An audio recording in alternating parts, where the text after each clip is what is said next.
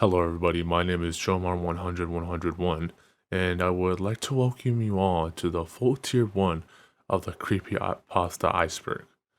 For those of you who may be new to this channel, for the past few months I have been reading stories from the first tier of the Creepypasta Iceberg in order, from Jeff the Killer to the Expressionless, although I did skip Slenderman, the Backrooms, SCP Foundation, and Marble Hornet because they don't originate from creepypastas or have creepypastas attached to them. I have read all of the stories on Tier 1 and have edited them all together into one 6-hour long video. So, without further ado, enjoy the complete Tier 1 of the Creepypasta Iceberg.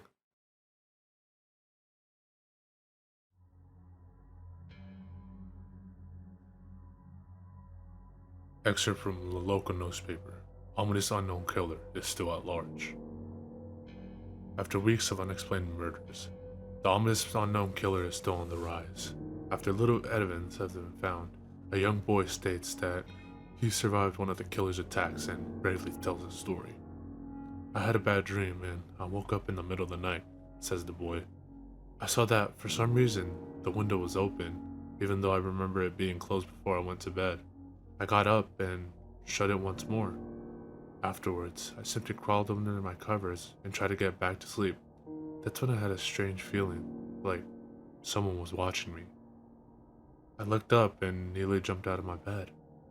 There, in a little ray of light, illuminating from between my curtains, there were a pair of eyes.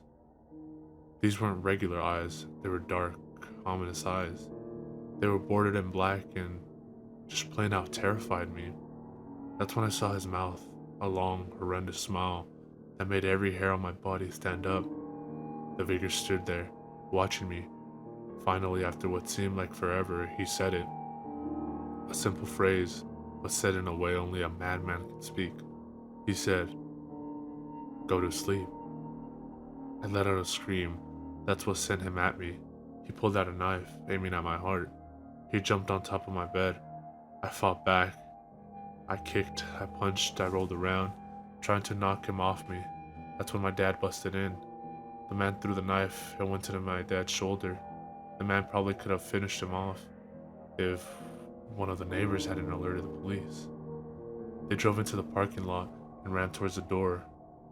The man turned and ran down the hallway. I heard a smash, like glass breaking. As I came out of my room, I saw the window that was pointing towards the back of my house was broken. I looked out it to see him vanish into the distance. I can tell you one thing. I will never forget that face. Those cold, evil eyes, and that psychotic smile. They will never leave my head.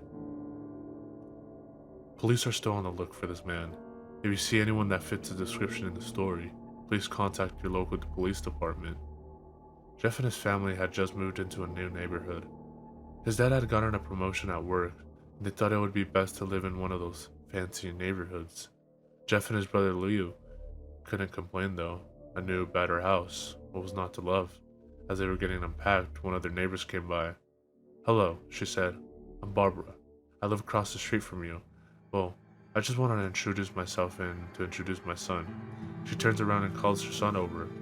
"Billy, these are new neighbors." Billy said hi and ran back to play in his yard. "Well," said Jeff's mom, "I'm Margaret. This is my husband Peter and my two sons Jeff and Lou." They each introduced themselves, and then Barbara invited them to her son's birthday. Jeff and his brother were about to object when their mother said that they would love to. When Jeff and his family are done packing, Jeff went up to his room. "Mom, why would you invite us to some kid's party? If you haven't noticed, I'm not some dumb kid." "Jeff," said his mother, "we just moved here. We should show that we want to spend time with our neighbors. Now, we're going to that party, and that's final." Jeff started to talk, but stopped himself, knowing that he couldn't do anything. Whenever his mom said something, it was final. He walked up to his room and plopped down on his bed. He sat there looking at his ceiling when suddenly, he got a weird feeling. Not so much pain, but a weird feeling. He dismissed it as just some random feeling. He heard his mother call him down to get his stuff, and he walked down to go get it. The next day, Jeff walked downstairs to get breakfast and got ready for school. As he sat there eating his breakfast, he once again got that feeling. This time, it was stronger. It gave him a slight tugging pain, but he once again dismissed it. As he and Lou finished breakfast, they walked down to the bus stop. They sat there waiting for the bus, and then, all of a sudden, some kid on a skateboard jumped over him, only inches above their laps. They both jumped back in surprise. Hey, what the hell? The kid landed and turned back to them. He kicked his skateboard up and caught it with his hands. The kid seemed to be about 12, 1 year younger than Jeff. He wears an Aeropostale shirt and ripped blue jeans. Well, it looks like we got some new meat. Suddenly, the other two kids appeared. One was super skinny and the other one was huge. Well, since you're new here, I'd like to introduce ourselves. Over there is Keith. Jeff and Lou looked over to the skinny kid. He had a dopey face that you would expect a sidekick to have. And he's Troy. They looked over at the fat kid. Talk about a tub of lard. This kid looked like he hadn't exercised since he was crawling. And I, said the first kid, am Randy. Now, for all the kids in this neighborhood, there's a small price for bus fare. You catch my drift. Lou stood up, ready to punch the lights out of the kid's eyes when one of his friends pulled a knife on him. I had hoped you would be more cooperative, but since we must do this the hard way. The kid walked up to Lou and took his wallet out of his pocket. Jeff got that feeling again. Now it was truly strong. A burning sensation. He stood up, but Lou gestured him to sit down. Jeff ignored him and walked up to the kid. Listen here, you little punk. Give back my bro's wallet or else. Randy put the wallet in his pocket and pulled out his own knife. Oh, and what will you do? Just as he finished the sentence, Jeff popped the kid in the nose. As Randy reached for his face, Jeff grabbed the kid's wrist and broke it. Randy screamed and Jeff grabbed the knife from his hand. Troy and Keith rushed Jeff, but Jeff was too quick. He threw Randy to the ground. Keith lashed out at him, but Jeff ducked and stabbed him in the arm. Keith dropped his knife and fell to the ground screaming. Troy rushed him too, but Jeff didn't even need the knife. He just punched Troy straight in the stomach and Troy went down. As he fell, he puked all over. Lou could do nothing but look in amazement at Jeff. Jeff, how'd you... was all he said. They saw the bus coming and knew they'd be blamed for the whole thing, so they started running as fast as they could. As they ran, they looked back and saw the bus driver rushing over to Randy and the others. As Jeff and Lou made it to school, they didn't dare tell what happened. All they did was sit and listen. Lou just thought of that as his brother beating up a few kids, but Jeff knew it was more. It was something scary. As he got that feeling, he felt how powerful it was. The urge to just hurt someone. He didn't like how it sounded, but he couldn't help feeling happy. He felt that strange feeling go away and stay away for the entire day of school. Even as he walked home due to the whole thing near the bus stop, and how now he probably wouldn't be taking the bus anymore, he felt happy. When he got home, his parents asked him how his day was, and he said, in a somewhat ominous voice, it was a wonderful day. Next morning, he heard a knock at his front door. He walked down to two police officers at the door, his mother looking back at him with an angry look. Jeff, these officers tell me that you attacked 3 kids, that it wasn't regular fighting, that they were stabbed. Stabbed, son. Jeff's gaze fell to the floor, showing his mother that it was true. Mom, they were the ones who pulled the knives on me and Lou. Son, said one of the cops, we found 3 kids, 2 stabbed, 1 having a bruise on his stomach, and we have witnesses proving that you fled the scene. Now, what does that tell us? Jeff knew it was no use. He could say him and Lou had been attacked, but there was no proof it was not them who attacked first. They couldn't say they weren't fleeing because, truth be told, they were. So Jeff couldn't defend herself or Lou. Son, call down your brother. Jeff couldn't do it since he was the one who beat up all the kids. Sir, it was me. I was the one who beat up the kids. Lou tried to hold me back, but he couldn't stop me. The cop looked at his partners and they both nod. Well, kid, looks like a year in juvie. Wait, says Lou. They all looked up to see him holding a knife. The officers pulled their guns and locked them on Lou. It was me. I beat up those little punks. Have the marks to prove it. He lifted up his sleeves to reveal cuts and bruises as he was in a struggle. Son, just put the knife down, said the officer. Lou held up the knife and dropped it to the ground. He put his hands up and walked over to the cops. No, Lou, it was me. I did it. Jeff had tears running down his face. Huh. Poor bro trying to take the blame for what I did.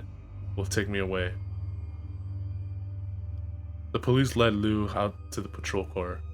Lou, tell them it was me. Tell them. I was the one who beat up those kids. Jeff's mother put her hands on his shoulders. Jeff, please. You don't have to lie. We know it's Lou. You can stop. Jeff watched helplessly as a cop car speeds off with Lou inside. A few minutes later, Jeff's dad pulled into the driveway, seeing Jeff's face and knowing something was wrong. Son, what is it? Jeff couldn't answer. His vocal cords were strained from crying. Instead, Jeff's mother walked his father inside to break the bad news to him, as Jeff wept in the driveway. After an hour or so, Jeff walked back into the house, seeing that his parents were both shocked, sad, and disappointed. He couldn't look at them. He couldn't see how they thought of Lou when it was his fault. He just went to sleep, trying to get the whole thing off his mind. 2 days went by, with no word from Lou at JDC, no friends to hang out with, nothing but sadness and guilt. That is until Saturday, when Jeff is woken up with his mother, with a happy, sunshiny face. Jeff, it's the day, she said as she opened up the curtains and light flooded into his room. What? What's today? Asked Jeff as he stirs awake. Why, it's Billy's party. He was now fully awake. Mom, you're joking, right? You don't expect me to go to some kid's party after... There was a long pause.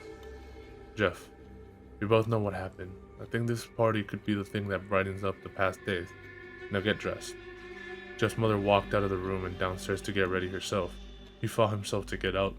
He picked up a random shirt and a pair of jeans and walked downstairs. He saw his mother and father all dressed up. His mother in a dress and his father in a suit. He thought, why would they ever wear such fancy clothes to a kid's party? Son, is that all you're going to wear? Said Jeff's mom. Better than wearing too much, he said. His mother pushed down the feeling to yell at him and hit it with a smile. Now, Jeff, we may be overdressed, but this is how you go if you want to make an impression, said his father. Jeff grunted and went back up to his room. I don't have any fancy clothes, he yelled downstairs. Just pick out something, called his mother. He looked around in his closet for what he would call fancy. He found a pair of black dress pants he had for special occasions and an undershirt. He couldn't find a shirt to go with it, though. He looked around and found only striped and patterned shirts, none of which go with dress pants. Finally, he found a white hoodie and put it on. You're wearing that? They both said. His mother looked at her watch. Oh, no time to change. Let's just go, she said, as she herded Jeff and his father out the door. They crossed the street over to Barbara and Billy's house. They knocked on the door, and as it appeared that Barbara, just like his parents, way overdressed. As they walked inside, all Jeff could see were adults, no kids. The kids are out in the yard, Jeff. How about you go meet some of them, said Barbara. Jeff walked outside to a yard full of kids. They were running around in weird cowboy costumes and shooting each other with plastic guns.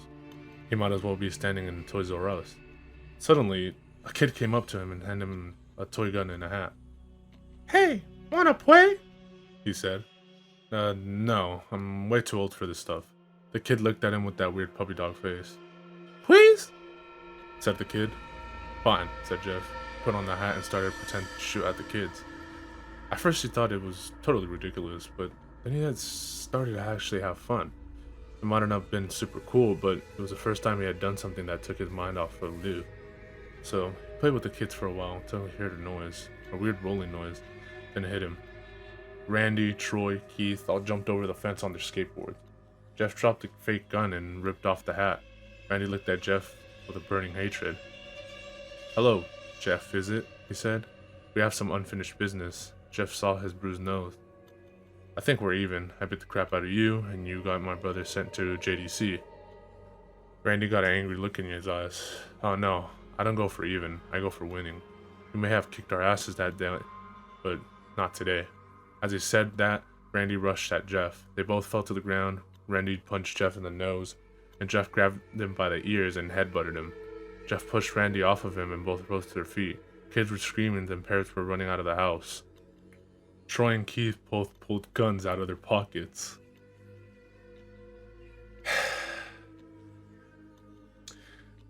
No one interrupts, your guts will fly, they said.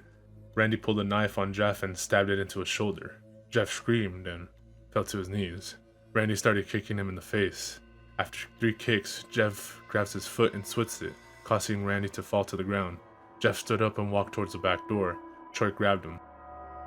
Need some help? He picked Jeff up by the back of his collar and throws him through the patio door. As Jeff tries to stand, he is kicked down to the ground. Randy repeatedly starts kicking Jeff until he starts to cough out blood. "Come on, Jeff, fight me." He picks up Jeff and throws him into the kitchen. Randy sees a bottle of vodka on the counter and smashes the glass over Jeff's head. "Fight." He throws Jeff back into the living room. "Come on, Jeff, look at me." Jeff glances up, his face riddled with blood. "I was the one who got your brother sent to JDC, and now you're just gonna sit here and let him rot in there for a whole year? You should be ashamed." Jeff starts to get up. "Oh, finally, you stand and fight." Jeff is now to his feet, blood and vodka on his face. Once again, he gets that strange feeling, the one in which he hasn't felt for a while. "Finally, he's up," says Randy as he runs at Jeff. That's when it happens. Something inside Jeff snaps. His psyche is destroyed. All rational thinking is gone. All he can do is kill. He grabs Randy and pile drives him into the ground. He gets on top of him and punches him straight in the heart. The punch causes Randy's heart to stop. As Randy gasps for breath, Jeff's hammered down on him, punch after punch. Blood gushes from Randy's body until he takes one final breath and dies. Everybody is looking at Jeff now. The parents, the crying kids, even Troy and Keith. Although they easily break from their gaze and point their guns at Jeff, Jeff sees the guns trained on him and runs for the stairs. As he runs, Troy and Keith let out fire on him, each shot missing. Jeff runs up the stairs. He hears Troy and Keith follow up from behind. As they let out their final round of bullets, Jeff ducks into the bathroom. He grabs a towel rack and rips it off the wall. Troy and Keith race in, knives ready.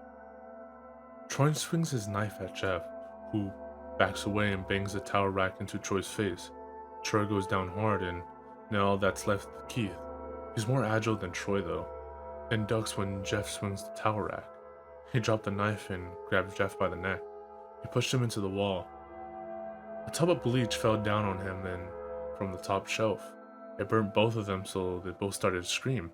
Jeff wiped his eyes as best as he could. He pulled back the towel rack and swung it straight into Keith's head. As he lay there, bleeding to death, he let out an ominous smile. "What's so funny?" asked Jeff. Keith pulled out a lighter and switched it on. "What's funny," he said, "is that you're covered in bleach and alcohol." Jeff's eyes widened as Keith threw the lighter at him. As soon as the flame made contact with him, the flames ignited the alcohol and the vodka. While the alcohol burned him, the bleach bleached his skin. Jeff let out a terrible screech as he caught fire. He tried to roll out the fire, but there was no use. The alcohol had made him into a walking inferno. He ran down the hall and fell down the stairs.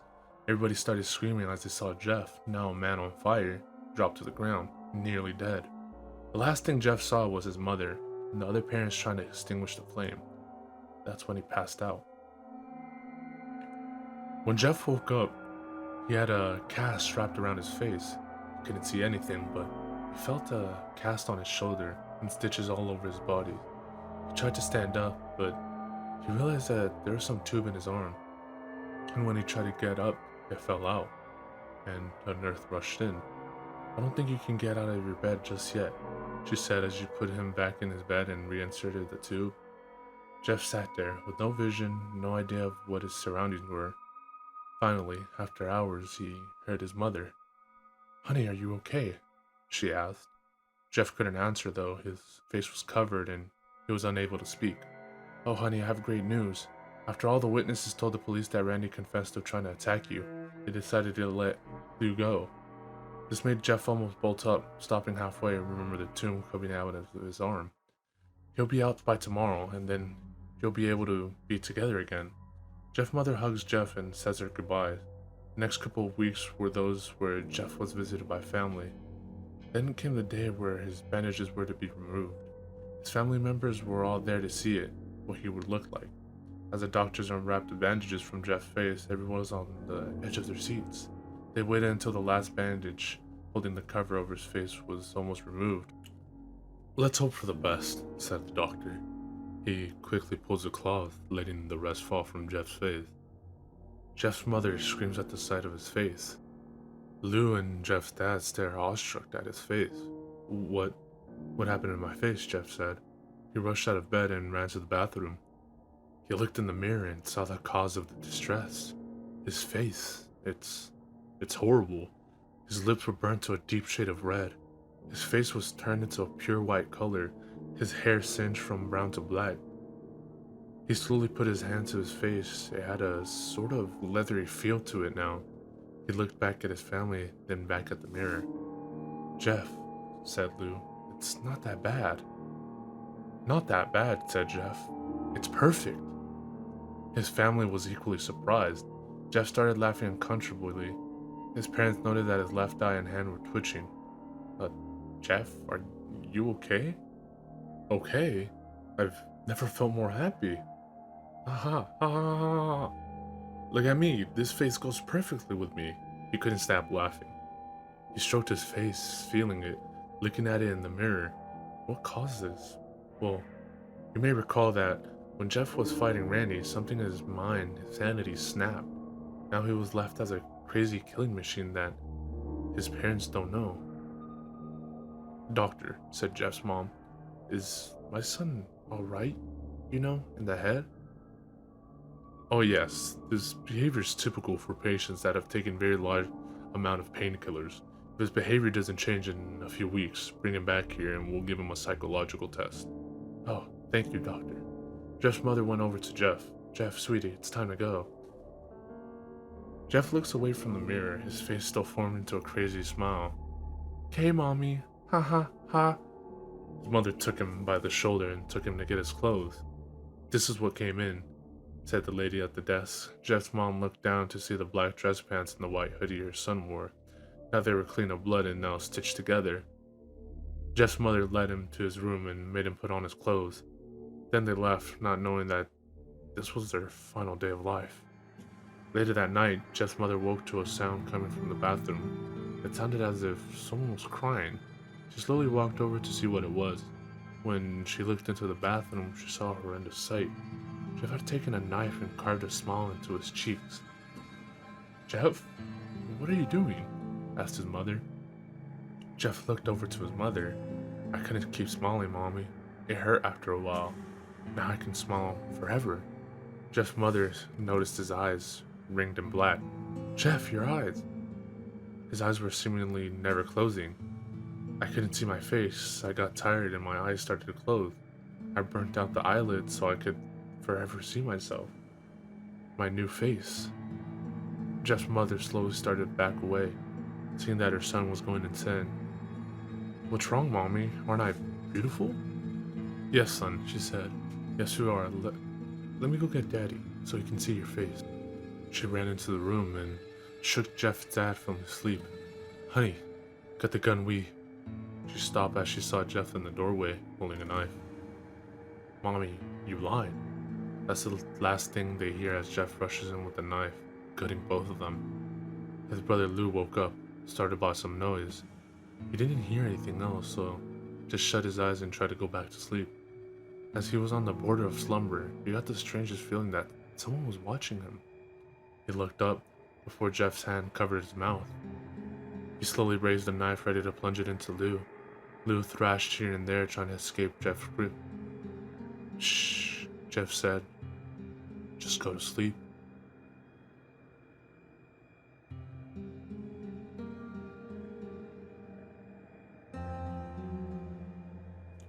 Hello, my name is Mitch. I'm here to tell you guys about an experience I had. I don't know if it was paranormal or whatever stupid words people use to describe supernatural phenomena, but after that thing visited me, I believe in the paranormal trash. Now. A week after I moved in with my brother Edwin, after my house was foreclosed, I finished unpacking. Edwin liked the idea of me moving in since we had not seen each other for 10 years, so I was excited too. I soon fell asleep after I moved in. After that first week, I heard rustling noises coming from outside at about 1 in the morning.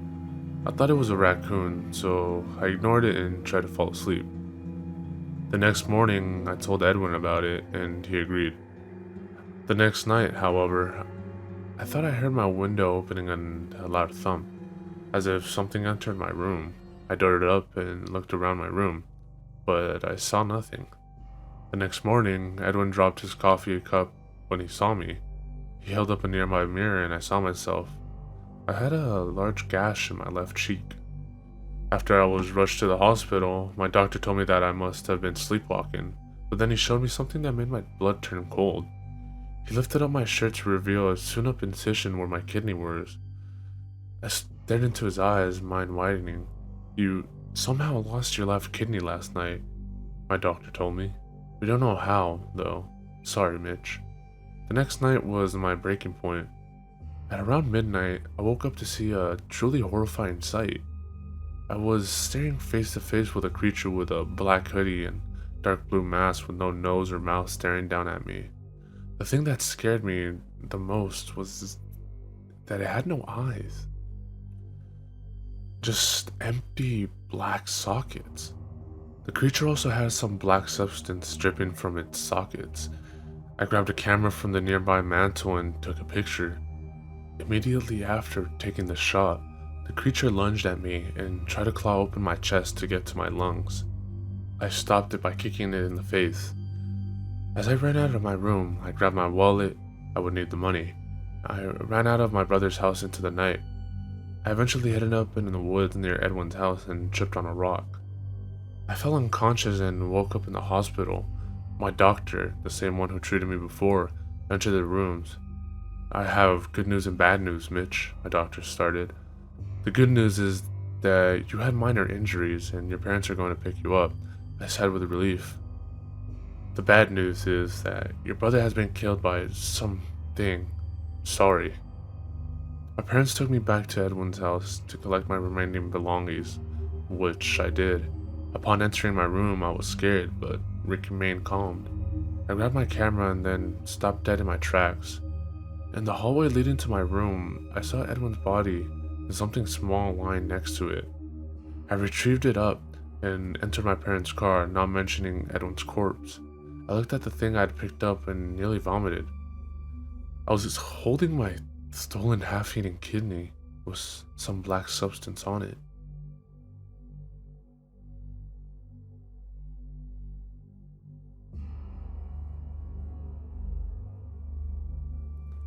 It was a nice summer day. My 5-year-old James was playing outside in the backyard of our suburban home. James has always been a quiet boy. He plays by himself mostly. He had never had many friends, but he has also always had a wild imagination. I was in the kitchen feeding our dog Fido when I heard what sounded like James talking to someone in the backyard. I'm not sure who it was he could be talking to, but could he have finally made a friend? Being a single mom, it's hard for me to always keep an eye on my son, so I decided to go outside and check on him. When I went into the backyard, I was a bit confused, because James was the only person back there. Was he talking to himself? I could have sworn I heard another voice. "James, it's time to come inside," I called out to him. He came inside and sat down at the kitchen table. It was about lunchtime, so I decided to make him a turkey sandwich. "James, who are you talking to out there?" I asked. James looked up for a moment.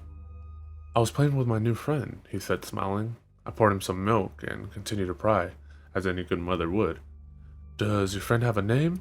Why didn't you ask him to have lunch with us?" I asked. James stared at me for a moment before replying. "His name is Laughing Jack." I was a bit taken aback by what he said. "Oh, that's a strange name. What does your friend look like?" I asked, a bit confused. "He's a clown. He has long hair and a big swirly cone nose. He's got long arms and baggy pants with stripy socks, and he always smiles." I realized my son was talking about an imaginary friend. I suppose it's normal for kids his age to have imaginary friends, especially when he has no real kids to play with. It's probably just a phase. The rest of the day went by as per usual, and it was starting to get late, so I put James to bed. I tucked him in, gave him a kiss, and made sure to turn on his nightlight before I closed the door. I was pretty tired myself, so I decided to go to bed not long after. I then had an awful nightmare. It was dark. I was in some kind of rundown amusement park. I was scared, running through an endless field of empty tents, broken down rides, and abandoned game huts. The whole place had a horrible look to it. Everything was black and white. The prized stuffed animals all hung from nooses in the game huts. all with sick grins stitched to their faces. It felt like the whole park was looking at me, even though there wasn't another living thing in sight. Then suddenly, I began to hear music play. The sound of Pop Goes the Weasel being played on a squeeze box echoed through the park. It was hypnotizing. I followed its tune to the circus tent almost in a trance, unable to stop my legs from moving forward. It was pitch black. The only light came from a single spotlight shining on the center of a big top. As I walked towards the light, the music slowed down, and I found myself singing along, unable to stop. All around the mulberry bush, the monkey chased the weasel. The monkey thought 'twas was all in fun. The music stopped right before its climax, and suddenly the lights shot on. The intensity of the lights was practically blinding. All I could see was a small dark silhouette shuffle towards me. Then another one appeared, and another, and another. There were dozens of them, all coming towards me.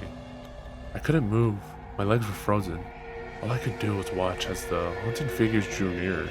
As they got closer, I could see they were children.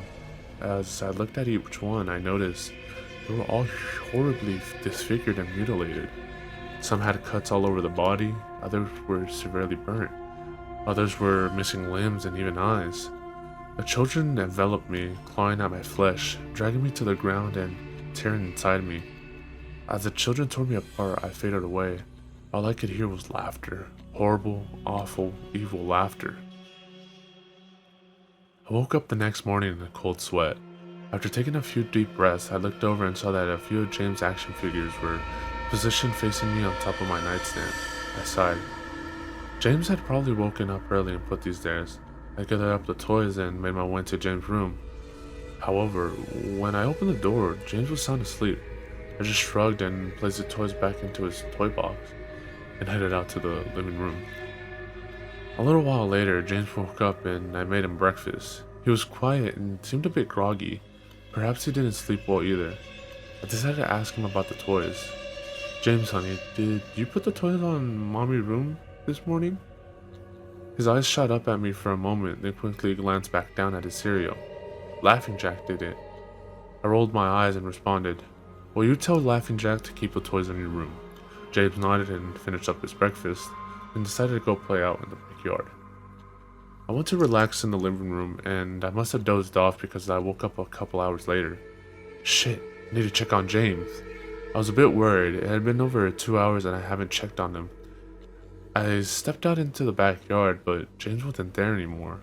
I was getting nervous, so I called out to him. James, where are you?" Just then, I heard a giggle come from the front yard. I rushed through the gate around to the front of the house. James was sitting on the sidewalk. I breathed a sigh of relief and walked over to him. "James, how many times have I told you to stay in the back?" "James, what are you eating?"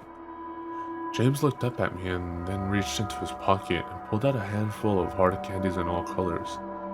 This made me very nervous. "James, who gave you that candy?" James just stared at me, not speaking. "James, please tell Mommy where you got that candy." James hung his head down and said, "Laughing Jack gave it to me." My heart sunk. I knelt down to him and looked him in the eye. "James, I've had enough of this damn Laughing Jack thing. He is not real. Now this is a very serious situation, and I need to know who gave you the candy." I could see my son's eyes tear up. "Mama, Laughing Jack did give me the candy." I closed my eyes and took a deep breath. James has never lied to me, but what he's telling me is impossible. I make him spit out the candy and I throw away the rest.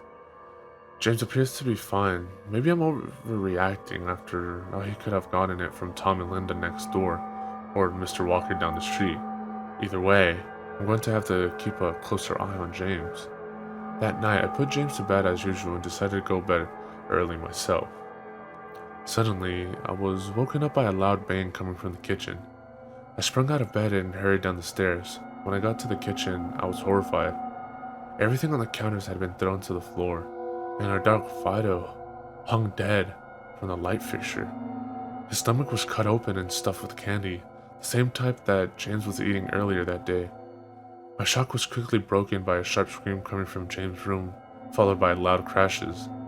I quickly grabbed a knife from the drawer and moved up the stairs with the speed that only a mother whose child is in danger could have. I burst through the door and flicked on the lights. Everything in the room was knocked over and tossed on the floor. My poor son was in his bed crying and shaking with fear, a pool of urine staining the sheets.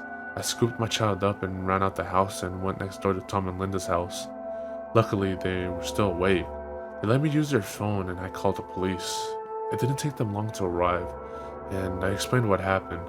They looked at me as if I were crazy. They searched the house, but all they found was a dead dog and 2 thrashed rooms. The officer told me that somebody had probably gone into the house and done this right before making a quick escape when they heard me coming up the stairs. I knew it wasn't true. All the doors were locked and none of the windows were open. Whatever was in my house didn't come from outside. The next day, James stayed inside. I didn't want him to leave my sight. I went into the garage and found his old baby monitor and set it up in his room. If anything comes into it tonight, I was going to be able to hear it. I went to the kitchen and grabbed my largest knife from the drawer and put it on my nightstand. Imaginary friend or not, I'm not letting anything hurt my little boy. Soon enough, night came. I put James to bed. He was afraid, but I promised him that I wasn't going to let anything happen to him. I tucked him in, gave him a kiss, and turned on the nightlight. Before closing the door, I whispered to him, "Good night, James. I love you." I tried to stay up as long as I could, but after a few hours, I felt myself drifting off. My baby would be safe for the night, and I needed to sleep. Just as I laid my head on the pillow, I heard a soft noise come from the baby monitor I had put on my nightstand. At first, it sounded like interference, the kind a radio would make. Then it turned into a soft moan. Was James asleep? Then I heard it, the laugh from my nightmare, that horrible laugh. I sprung up from the bed and grabbed the knife from under my pillow. I rushed over to James' room and creaked the door open. I tried the light switch, but it wouldn't come on. I took a step in, and I could feel the warm, thick liquid on my feet. Suddenly, James' nightlight came on, and I could see the absolute horror laid out in front of me. James' body was nailed up on the wall, the nails piercing through his hands and feet.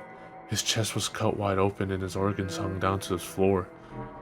His eyes and tongue had been removed along with most of his teeth. I was disgusted. I could hardly believe that this was my baby boy.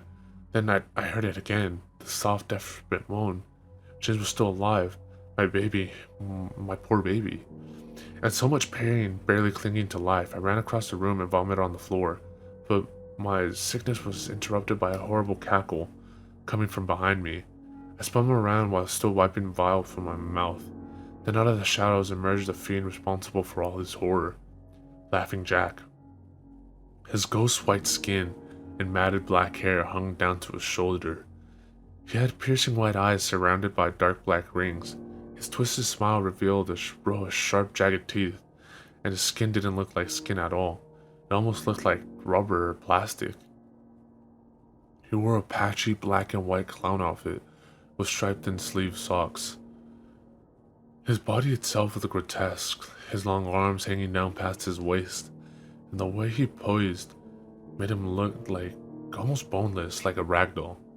He let out a sickening laugh as if to let me know he was pleased with my reaction to his work. He then turned around slowly in front of James and began to laugh even more at the horrific sight he has laid out. That was enough to shake me from my terror. I snapped, "Get away from him, you bastard." I rushed at the monster, raising the knife above my head and stabbed down at him. But as soon as the knife touched him, he disappeared in a cloud of black smoke. The knife passed right through him and pierced James' still beating heart, splashing the warm blood on my face. Oh, what have I done? My baby, I killed my baby. Immediately fell to my knees. I could hear sirens in the distance growing louder. My boy, my sweet baby boy. I promised mommy would protect you, but I failed. I'm sorry, James. I'm so sorry. Police soon arrived to find me in front of my son, still wielding the knife covered in my baby's blood. The trial was short. Insanity.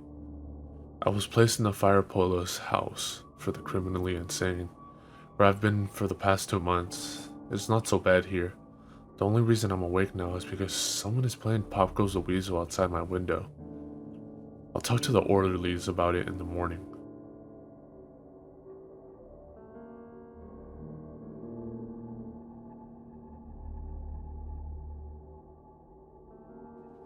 The long road home seemed to go on and on. The road continued to stretch in front of the vehicle endlessly. The light that shone through the branches of the tall, green trees danced across the window in random patterns, every once in a while obnoxiously shining in your eyes. The surroundings were full of deep green trees forming a forest around the road. The only sound was the sound of the car's engine as they traveled down the path. It was peaceful and left a serene feeling. Although the ride seemed like a nice one, it lacked every form of nice from its two passengers.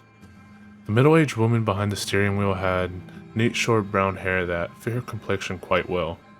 She wore a green v-neck t-shirt and a pair of blue jeans. Diamond-stud earrings decorated each of her ears, which partially showed from behind her haircut. She had deep green eyes, which her shirt brought out, and the lighting seemed to make them more noticeable.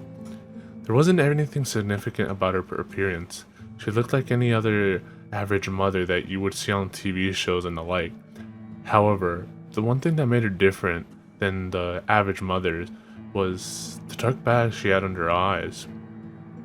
Her facial expression was gloomy and sad, although she genuinely looked like someone who smiled a lot. She would sniffle every once in a while, occasionally glance in the rearview mirror to look at her son in the back seat, who was hunched over partially with his arms held tight around his chest and his head pressed against the cold window. The boy lacked any normal appearance, and anybody could plainly see there was something wrong with him.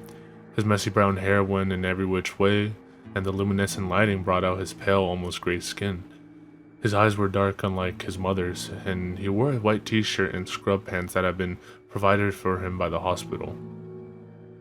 The clothes he had worn before were so shredded and bloodstained that they weren't wearable anymore.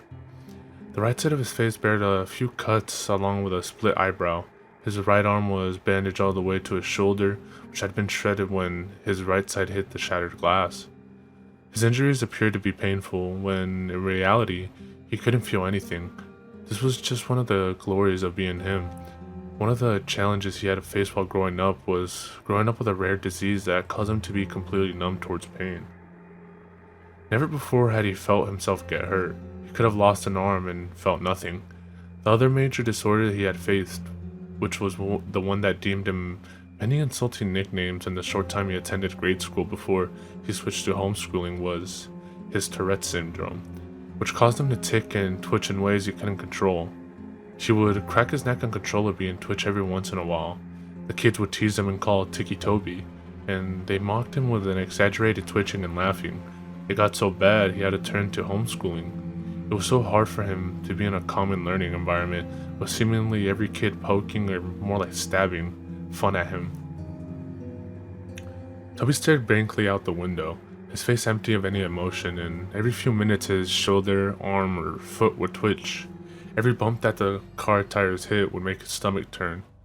Toby Rogers was the boy's name, and the last time Toby remembered riding in the car was when it crashed.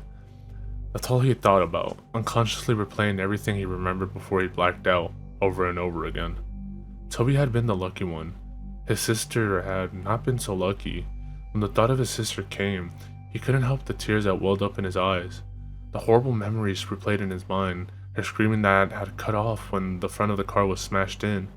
It all went blank for a moment before Toby opened his eyes to see his sister's body, her forehead pierced with glass shards, her hips and legs crushed under the force of the steering wheel, her torso pushed in from the too late inflated airbag. That was the last thing he had seen of his dear older sister. The road home continued on for what seemed like forever. It took so long to get home because his mom wanted to avoid the sight of the crash.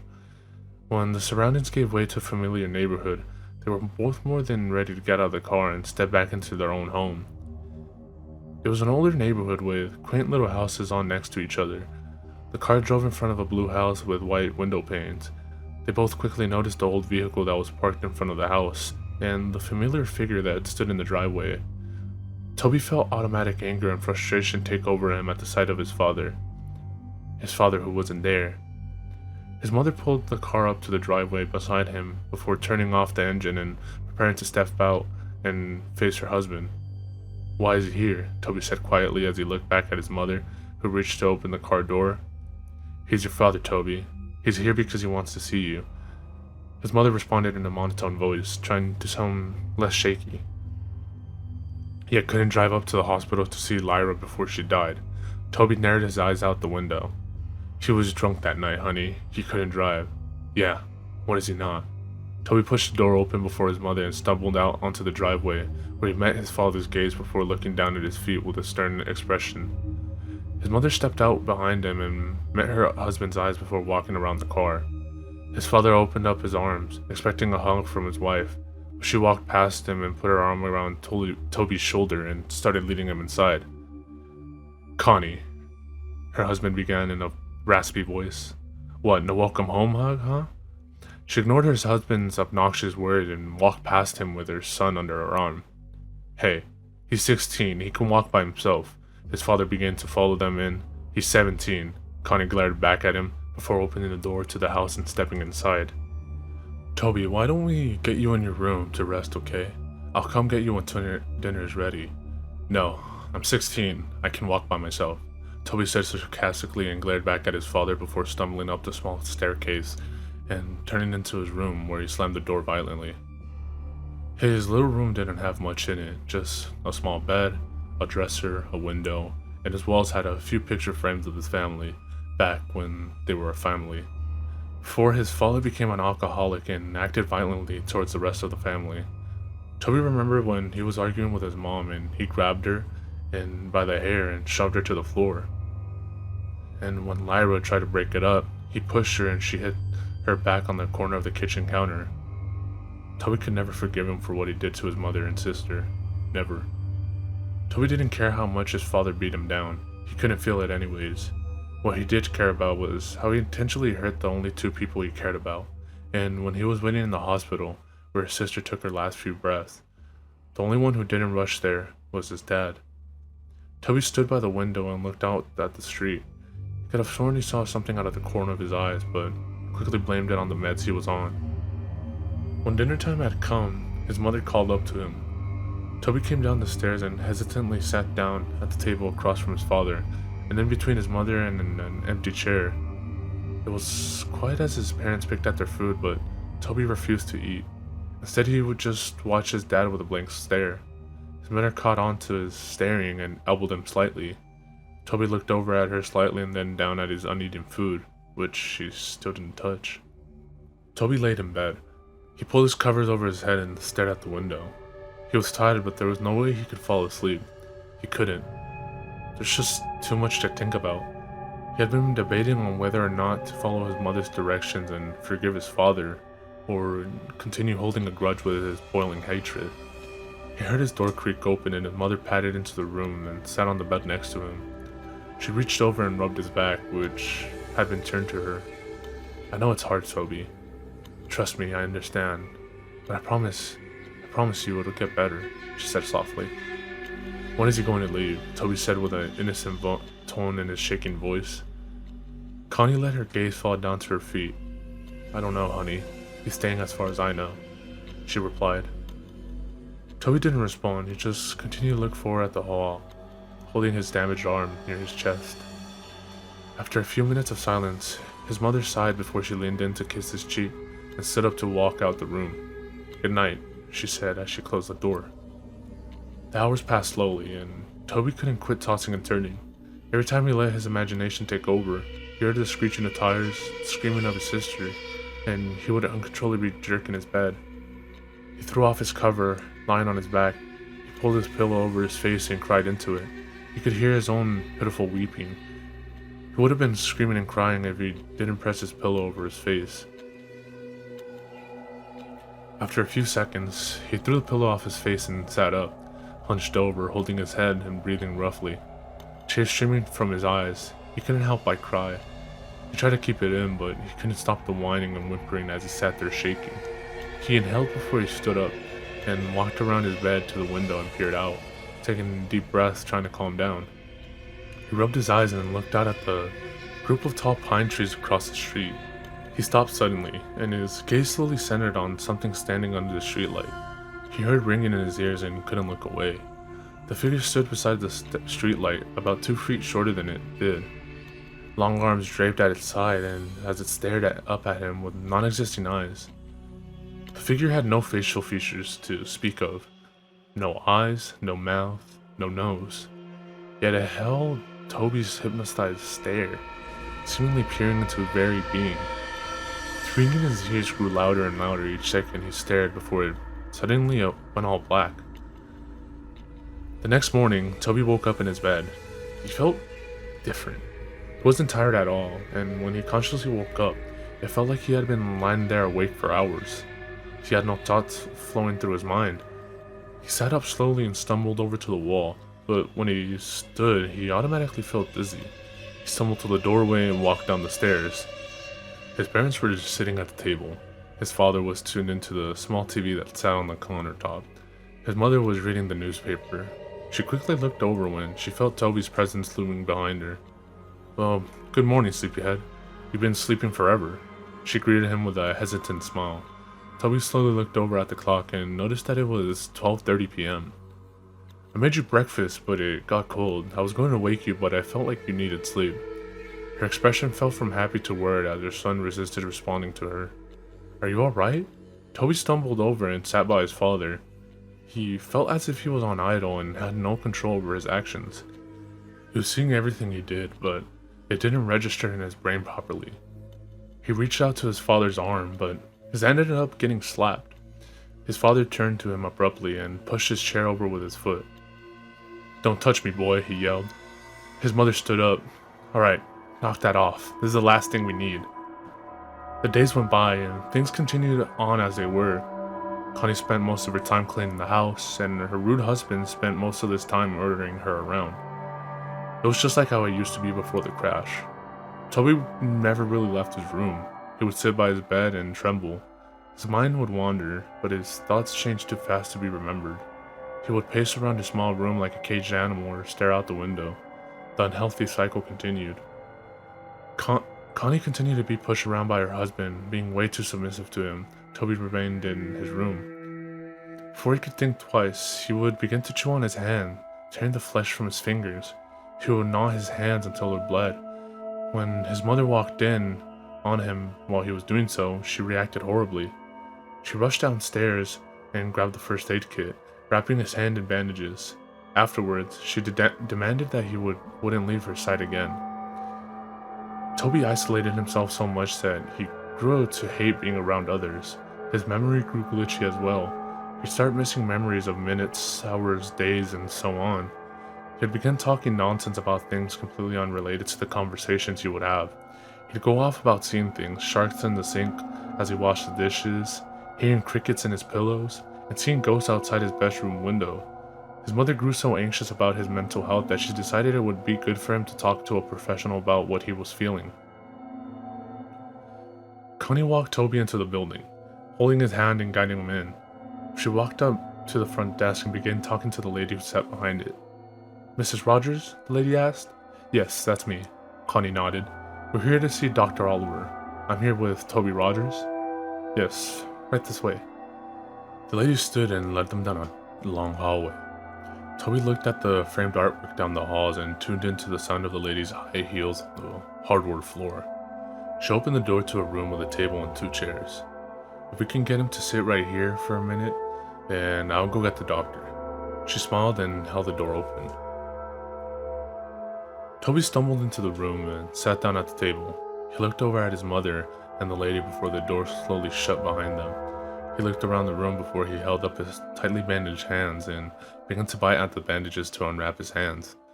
But he was interrupted as the door swung open and a young woman in a black and spotted dress with light blonde hair stepped in, holding a clipboard and a pen. "Toby?" she asked with a smile. Toby looked up at her and nodded. "Nice to meet you, Toby. My name is Dr. Oliver." She put her hand out for him to shake, but hesitantly pulled away when she noticed his bandaged hand. "Oh," she smiled nervously before clearing her throat and sitting in the chair across the table from him. "So, I'm going to ask you a few questions. Try to answer them as honestly as possible, okay?" She placed her clipboard down on the table. Toby nodded slowly and held his restrained hands in his lap. "How old are you, Toby?" 17, he responded quickly. She wrote that down on the paper that was clipped to the clipboard. "What is your full name?" "Toby Aaron Rogers." "When is your birthday?" "April 28th. Who's your immediate family? Toby paused for a minute before answering a question. My mom, my dad, and he stopped. My sister. I heard about your sister, dear. I'm really sorry. Her expression faded into a sad, pity-filled look. Toby nodded. Do you remember anything from the crash, Toby? Toby looked away from her. His mind went blank for a moment. He looked down at the lap and the surrounding area. He heard a faint ringing sound. His eyes widened and he froze in place. Toby? The counselor asked. Toby, are you listening? Toby felt a shiver go down his spine until he froze once again and slowly looked over out the little window through the door, where he saw it. A dark, featureless figure peering in at him. He stared, eyes widened, the ringing growing louder and louder until suddenly the loud voice of the counselor broke his trance. Toby! She yelled. Toby jumped and fell sideways out of his chair and backed into the corner. Dr. Oliver stood up, holding her clipboard to her chest, a surprised look in her eyes. Toby met her eyes again, his breath hitching as he twitched. That night, Toby lay in bed. His eyes were dazed as he staring straight up at his ceiling. He could feel himself beginning to doze off when he heard the scattering of footsteps down his hallway. He sat up and looked towards the doorway, his door wide open. There was no light.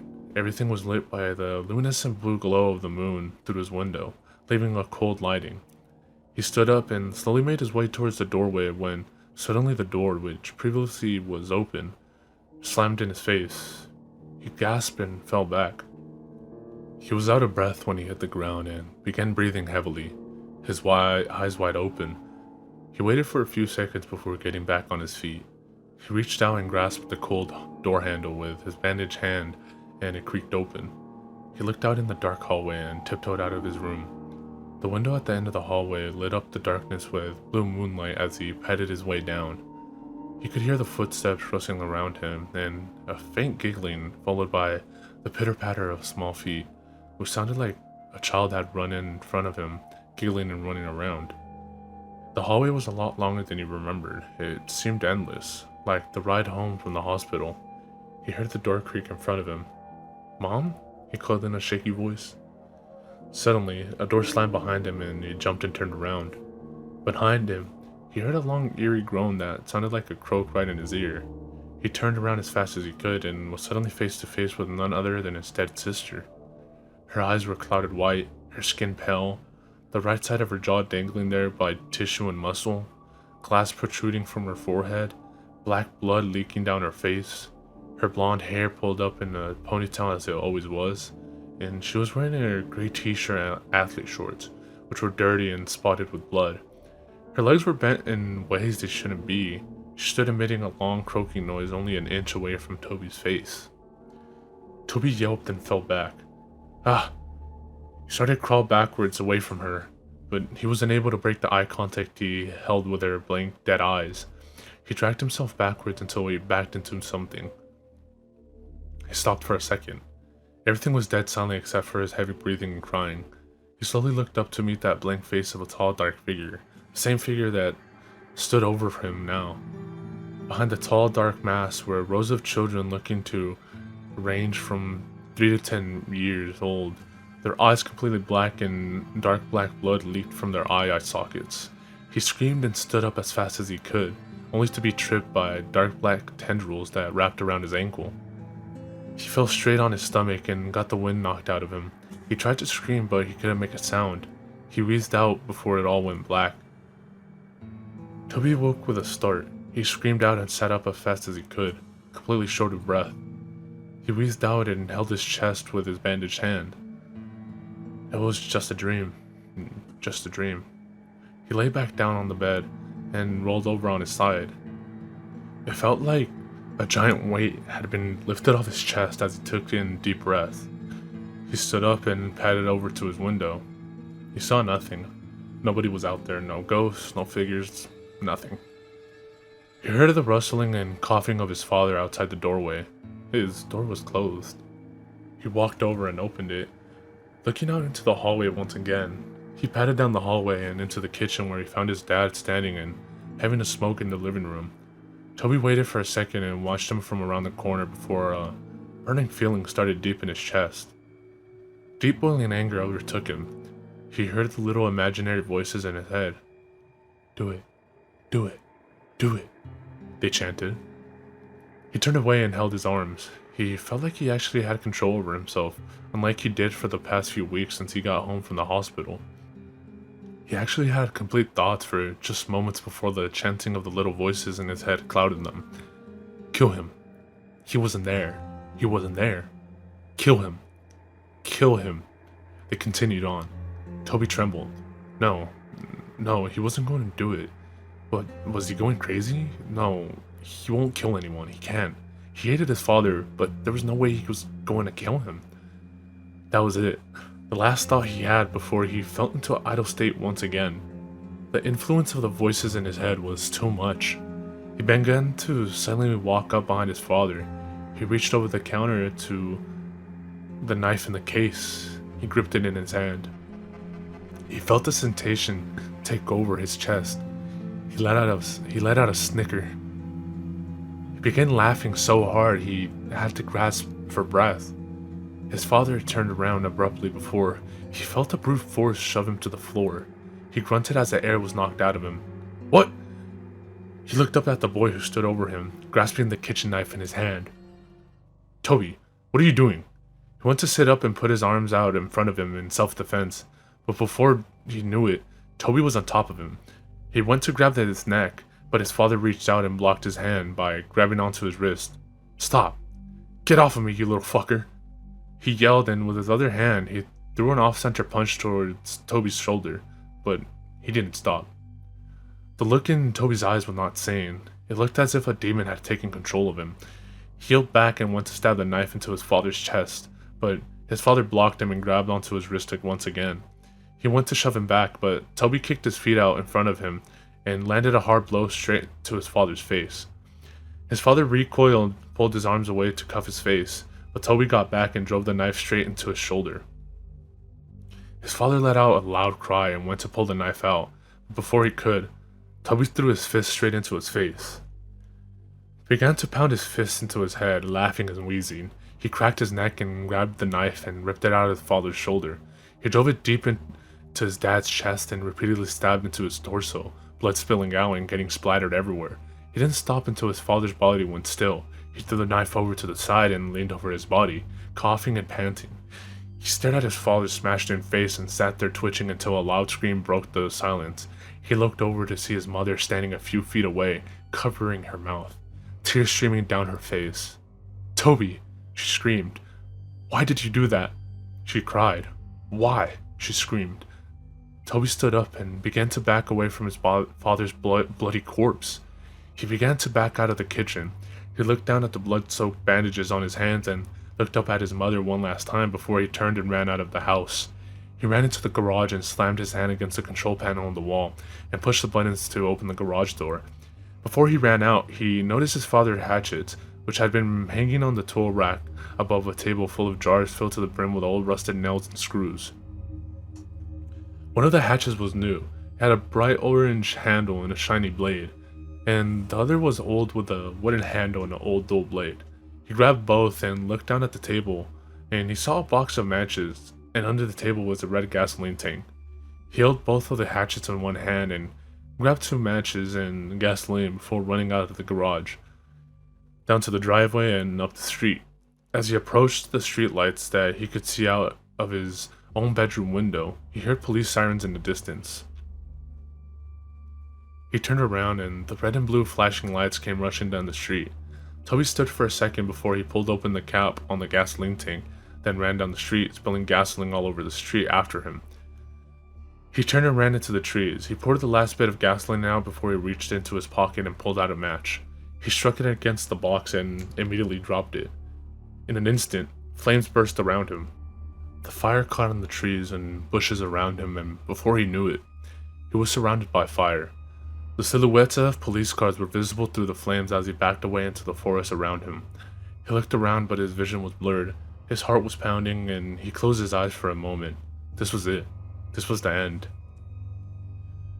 Toby felt a hand on his shoulder. He opened his eyes and looked over to see a large white hand with long bony fingers resting on his shoulder. He followed the arm that was attached to the hand up to a dark towering figure. It appeared to be wearing a dark black suit, and its face was completely blank. It towered over Toby's small frame as it looked down on him. Tendrils reached out from its back. Before Toby knew it, his vision blurred and he heard the sound of ringing in his ears. Everything went blank. That was it. That was the end. That was how Toby Rogers died. A few weeks later, Connie sat in her sister's kitchen. Her sister, Lori, sat next to her drinking a cup of coffee. About 3 weeks ago, Connie lost her husband and their son. A few weeks before that, she had lost her daughter to a car crash. Since then, she moved in with her sister. The police were keeping her busy. They had just finished cleaning up the case, and the story had been released 2 weeks ago. The focus of the world seemed to have shifted to a completely new story. Lori switched the TV onto a news broadcast, and the news reporter began introducing a new headline. We have breaking news. Last night there have been reported the murder of 4 individuals. There are no suspects yet, but the victims were a group of middle school kids who had been out in the woods late last night. The kids have been bludgeoned and stabbed to death. The investigators have discovered a weapon at the crime scene. It appears to be an old double-bladed hatchet, as you can see here. The picture changed to show snapshots of the weapon exactly as it was left at the crime scene.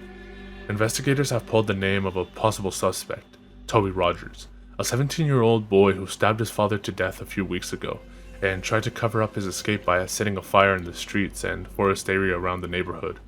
Although they believe the young boy had died in the fire, investigators suspect Rogers might still be alive due to the fact that his body was never found.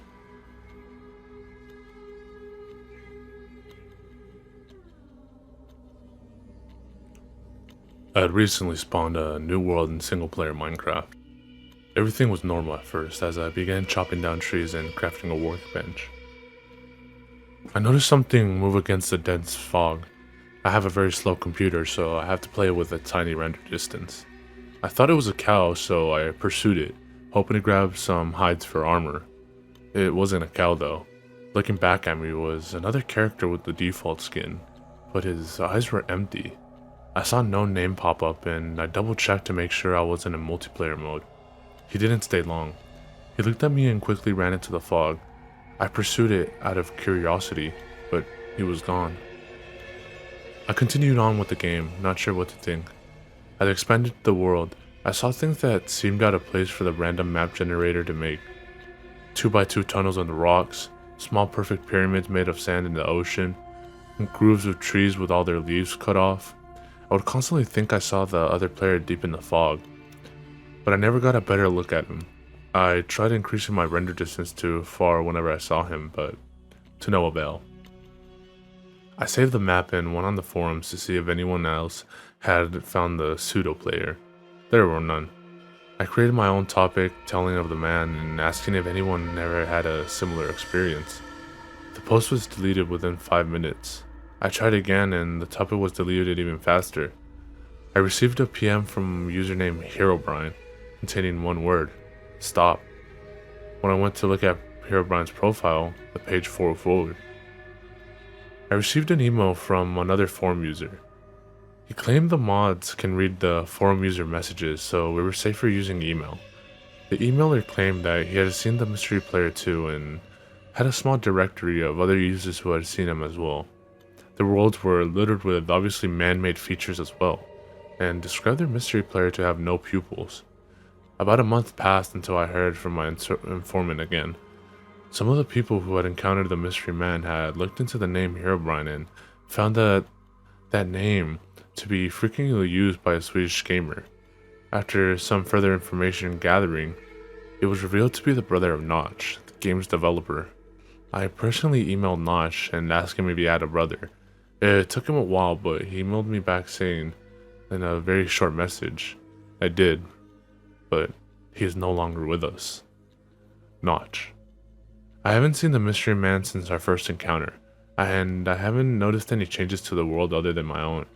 I was able to press print screen when I first saw him. Here's the only evidence of his existence.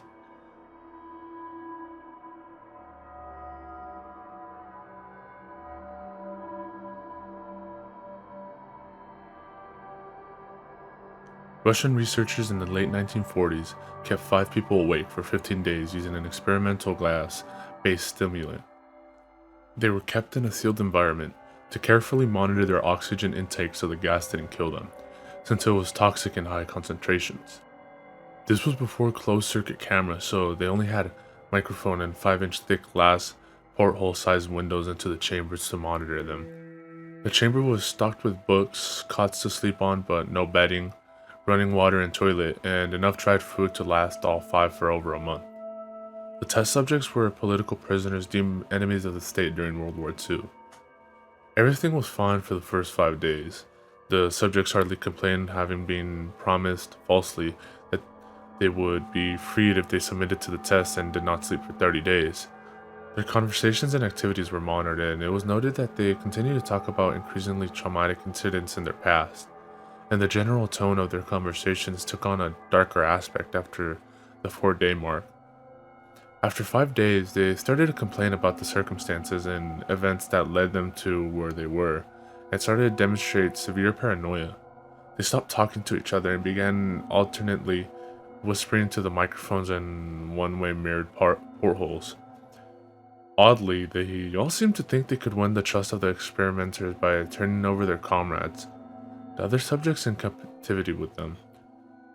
At first, the researchers suspected this was an effect of the gas itself. After 9 days, the first of them started screaming. He ran the length of the chamber repeatedly yelling at the top of his lungs for 3 hours straight. He continued attempting to scream, but was only able to produce occasional squeaks. The researchers postulated that he had physically torn his vocal cords. The most surprising thing about this behavior is how the other captives reacted to it, or rather, didn't react to it at all. They continued whispering to the microphones until the second of the captives started to scream. The 2 non-screaming captives took the books apart, smeared page after page with their own feces, and pasted them calmly over the glass portholes. The screaming promptly stopped. So did the whispering to the microphones. After 3 more days passed, the researchers checked the microphones hourly to make sure they were working, since they thought it was impossible that no sound could be coming with 5 people inside. The oxygen consumption in the chamber indicated that all 5 must still be alive. In fact, it was the amount of oxygen 5 people would consume at a very heavy level of strenuous exercise. On the morning of the 14th day, the researchers did something they said they would not do to get a reaction from the captives. They used the intercom inside the chamber, hoping to provoke any response from the captives they were afraid were either dead or vegetables. They announced, "We are opening the chambers to test the microphones. Step away from the door and lie flat on the floor or you will be shot. Compliance will earn one of you your immediate freedom." To their surprise, they heard a single phrase in a calm voice response, "We no longer want to be freed." Debate broke out among the researchers and the military forces funding the research. Unable to provoke any more response using the intercom, it was finally decided to open the chamber at midnight on the 15th day. The chamber was flushed of the stimulant gas and filled with fresh air, and immediately, voices from the microphone began to object. 3 different voices began begging, as if pleading for the life of loved ones to turn the gas back on. The chamber was opened and soldiers sent in to retrieve the test subjects. They began to scream louder than ever, and so did the soldiers when they saw what was inside. 4 of the 5 subjects were still alive, although no one could rightly call the state of any of them in life. The food rations past day 5 had not been so much as touched.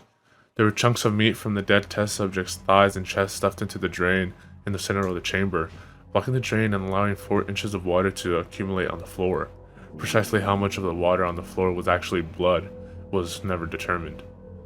All 4 surviving test subjects also had large portions of muscle and skin torn away from their bodies. The destruction of flesh and exposed bone on their fingertips indicated that the wounds were inflicted by hand, not with teeth as the researchers initially thought. Closer examination of the position and angles of the wounds indicated that most, if not all of them, were self-inflicted. The abdominal organs below the rib cage of all 4 test subjects had been removed, while the heart, lungs, diaphragm remained in place. The skin and most of the muscles attached to the ribs had been ripped off, exposing the lungs to the rib cage. All the blood vessels and organs remained intact. They had just been taken out and laid on the floor, fanning out around the eviscerated but still living bodies of the subjects. The digestive tract of all four could be seen to be working, digesting food. It quickly became apparent that what they were digesting was their own flesh that they had ripped off and eating over the course of the days. Most of the soldiers were Russian special operatives at the facility. Still, many of them refused to return to the chamber to review the test subjects. They continued to scream to be left in the chamber and alternately begged and demanded that the gas be turned back on, lest they fall asleep. To everyone's surprise, the test subjects put up a fierce fight in the process of being removed in the chamber. One of the Russian soldiers died from having his throat ripped out, and another was gravely injured by having his testicles ripped off and an artery in his leg severed by one of the subject's teeth. Another 5 of the soldiers lost their lives if you count ones that committed suicide in the weeks following the incident. In the struggle, one of the 4 living subjects had his spleen ruptured and he bled out almost immediately. The medical researchers attempted to sedate him, but this proved impossible. He was injected with more than 10 times the human dose of morphine derivative and still fought like a cornered animal, breaking the ribs and arm of one doctor. When heart was seen to beat for a full 2 minutes after he had bled out to the point there was more air in his vascular system than blood. Even after it stopped, he continued to scream and flail for another 3 minutes, struggling to attack anyone in reach and just repeating the word more over and over, weaker and weaker, until he fell silent. The surviving 3 test subjects were heavily restrained and moved to a medical facility. The 2 with intact vocal cords continuously begging for the gas, demanding to be kept awake. The most injured of the 3 was taken to the only surgical operating room the facility had. In the process of preparing the subject to have his organs placed back within his body, it was found that he was effectively immune to the sedative they had given him to prepare for the surgery. He fought furiously against his restraints when the anesthetic gas was brought out to put him under. He managed to tear most of the way through a 4-inch wide leather strap on one wrist, even though the weight of a 200-pound soldier holding that wrist as well. It took only a little more anesthetic than normal to put him under, and the instant his eyelids fluttered and closed, his heart stopped. In the autopsy of the test subject that died on the operating table, it was found that his blood had tripled the normal level of oxygen. His muscles that were still attached to his skeleton were badly torn, and he had broken 9 bones in his struggle to not be subdued. Most of them were from the force of his own muscles had exerted on him. The second survivor had been the first of the group of the 5 to start screaming. His vocal cords destroyed, he was unable to beg or object surgery, and he only reacted by shaking his head violently in disapproval when the anesthetic gas was brought near him. He shook his head, yes, when someone suggested, reluctantly, they try the surgery without the anesthetic, and did not react for this entire 6-hour procedure of replacing his abdominal organs and attempting to cover them with what remained of his skin. The surgeon presiding stated repeatedly that it shouldn't be medically possible for the patient to be still alive. One terrified nurse assisting the surgery stated that she had seen the patient's mouth curl into a smile several times whenever his eyes met hers. When the surgery ended, the subject looked at the surgeon and began to wheeze loudly, attempting to talk while struggling. Assuming this must be something of drastic importance, the surgeon had a pen and pad fetched so the patient could write his message. It was simple: keep cutting. The other 2 test subjects were given the same surgery, both without anesthetic as well, although they had to be injected with a paralytic for the duration of the operation. The surgeon found it impossible to perform the operation while the patients laughed continuously.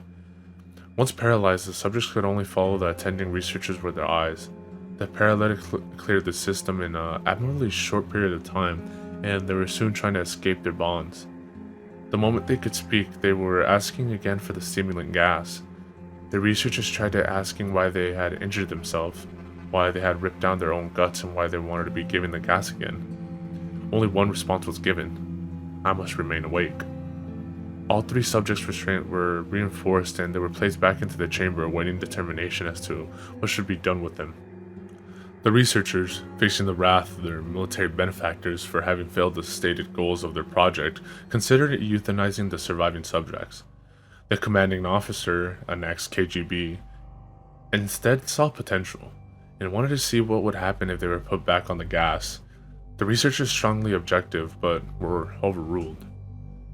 In preparation for being sealed in the chamber again, the subjects were connected to an EEG monitor and had their restraints padded for long-term confinement. To everyone's surprise, all three stopped struggling the moment it was let slip that they were going back on the gas. It was obvious that at this point all three were putting up a great struggle to stay awake. One of the subjects that could speak was humming loudly and continuously. The mute subject was straining his legs against the leather bonds with all his might, first left, then right, then left again, for something to focus on. The remaining subject was holding his head off in his pillow and blinking rapidly. Having been the first to be wired to the EEG, most of the researchers were monitoring his brainwaves in surprise. They were normal most of the time, but sometimes flatlined inexplicably. It looked as if he were suffering brain death before returning to normal. As they focused on papers scrolling out of the brainwave monitor, only one nurse saw his eyes slip shut at the same moment his head hit the pillow. His brainwaves immediately changed to that of a deep sleep, then flatlined for the last time as his heart simultaneously stopped. The only remaining subject that could speak started to scream to be sealed in now. His brainwaves showed the same flatlines as one who had just died from falling asleep. The commander gave the order to seal the chamber with both subjects inside, as well as 3 researchers. One of the named 3 immediately drew his gun and shot the commander point blank between the eyes, and then turned the gun on the mute subject and blew his brains out as well. He pointed his gun at the remaining subject, still restrained to a bed as the remaining members of the medical and the research team fled the room. "I won't be locked in here with these things, not with you," he screamed at the man strapped to the table. "What are you?" he demanded. "I must know." The subject smiled. "Have you forgotten so easily?" the subject asked. "We are you. We are the madness that lurks within you all, begging to be free at every moment in your deepest animal mind. We are what you hide from in your beds every night. We are what you sedate into silence and paralysis when you go into the nocturnal haven where we cannot tread." The researcher paused, then aimed at the subject's heart and fired.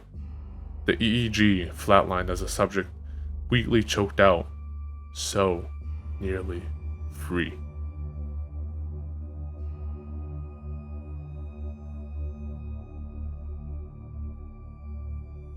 About 5 years ago, I lived downtown in a major city in the US.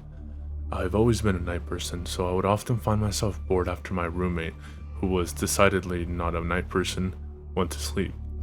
To pass the time, I used to go on long walks and spend the time thinking. I spent 4 years like that, walking alone at night, and never had a reason to feel afraid. I always used to joke with my roommate that even the drug dealers in the city were polite.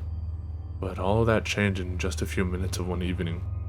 It was Wednesday, somewhere between 1 or 2 in the morning. I was walking near a police patrol park quite a few ways from my apartment. It was a quiet night, even for a weeknight. Very little traffic and almost no one on foot. The park, as it was most nights, was completely empty. I turned down a short side street in order to loop back to my apartment when I first noticed him. At the far end of the street, on my side, was the silhouette of a man dancing. It was a strange dance, similar to a waltz, but he finished each box with an odd forward stride. I guess you could say he was dance walking, headed straight for me. Deciding he was probably drunk, I stepped as close as I could to the road to give him the majority of the sidewalk to pass me by. The closer he got, the more I realized how gracefully he was moving. He was very tall and lanky and wearing an old suit. He danced closer still, until I could make out his face. His eyes were open and wild, head tilted back slightly looking off at the sky. His mouth was forming a painfully wide cartoon of a smile. Between the eyes and the smile, I decided to cross the street before he danced any closer. I took my eyes off him to cross the empty street. As I reached the other side, I glanced back, and then stopped dead in my tracks. He had stopped dancing, was standing with one foot in the street, practically parallel to me.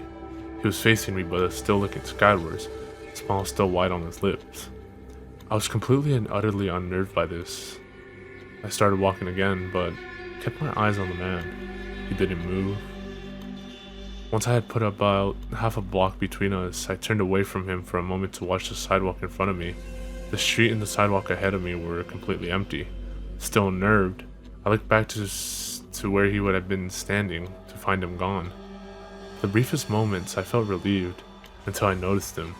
He had crossed the street and was now slightly crouched down. I couldn't tell for sure due to the distance in the shadows, but I was certain he was facing me. I had looked away from him for no more than 10 seconds, so it was clear that he had moved fast.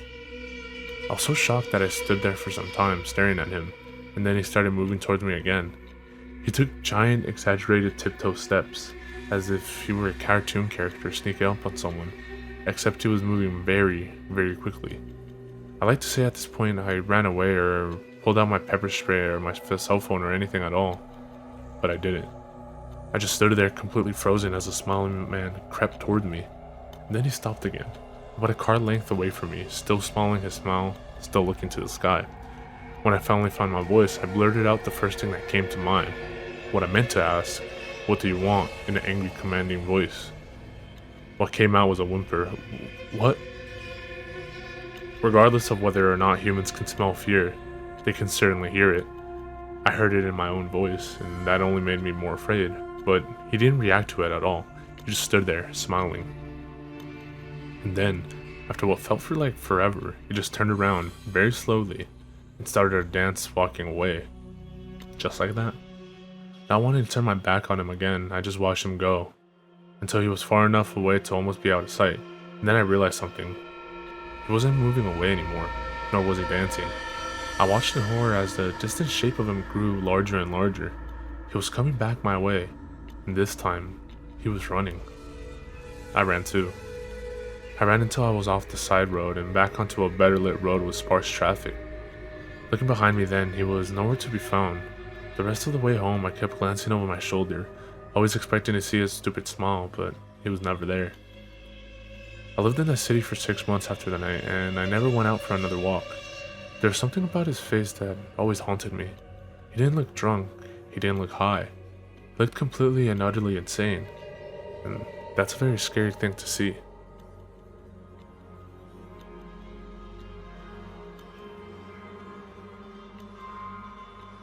You know how Fox has a weird way of counting Simpsons episodes? They refuse to count a couple of them, making the amount of episodes inconsistent. The reason for this is a lost episode from season 1. Finding details about this missing episode is difficult. No one who was working on the show at the time likes to talk about it. From what has been pieced together, the lost episode was written entirely by Matt Groening. During production of the first season, Matt started to act strangely. He was very quiet, seemed nervous and morbid. Mentioning this to anyone who was present resulted in them getting very angry and forbidding you to ever mention it to Matt. I first heard of it at an event where David Silverman was speaking. Someone in the crowd asked about the episode, and Silverman simply left the stage, ending the presentation hours early. The episode's production number was 7G06. The title was Dead Bart. The episode labeled 7G06, Moaning Lisa, was made later and given Dead Bart's production code to hide the latter's existence. In addition to getting angry, asking anyone who was on the show about this would cause them to do anything they can do to stop you from directly communicating with Matt Groening. At a fan event, I managed to follow him after he spoke to the crowd, and eventually had a chance to talk to him alone as he was leaving the building.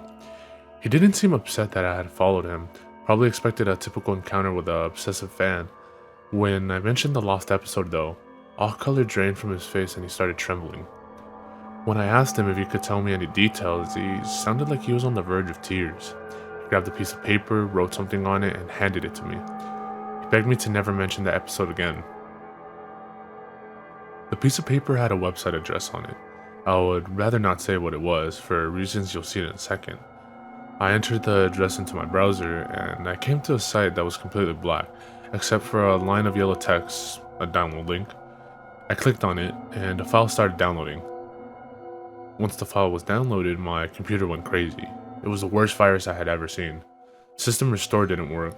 The entire computer had to be rebooted. Before doing this though, I copied the file onto a CD. I tried to open it on my now empty computer, and as I suspected, there was an episode of The Simpsons on it. The episode started off like any other episode, but had very poor quality animation. If you've seen the original animation for Some Enchanted Evening, it was similar, but less stable. The first act was fairly normal, but the way the characters acted was a little bit off. Homer seemed angrier, Marge seemed depressed, Lisa seemed anxious, Bart seemed to have a genuine anger and hatred for his parents. The episode was about the Simpsons going on a plane trip. Near the end of the first act, the plane was taking off. Bart was fooling around as you'd expect. However, as the plane was about 50 feet off the ground, Bart broke a window on the plane and was sucked out. At the beginning of the series, Matt had an idea that the animated style of the Simpsons world represented life, and that death turned things more realistic.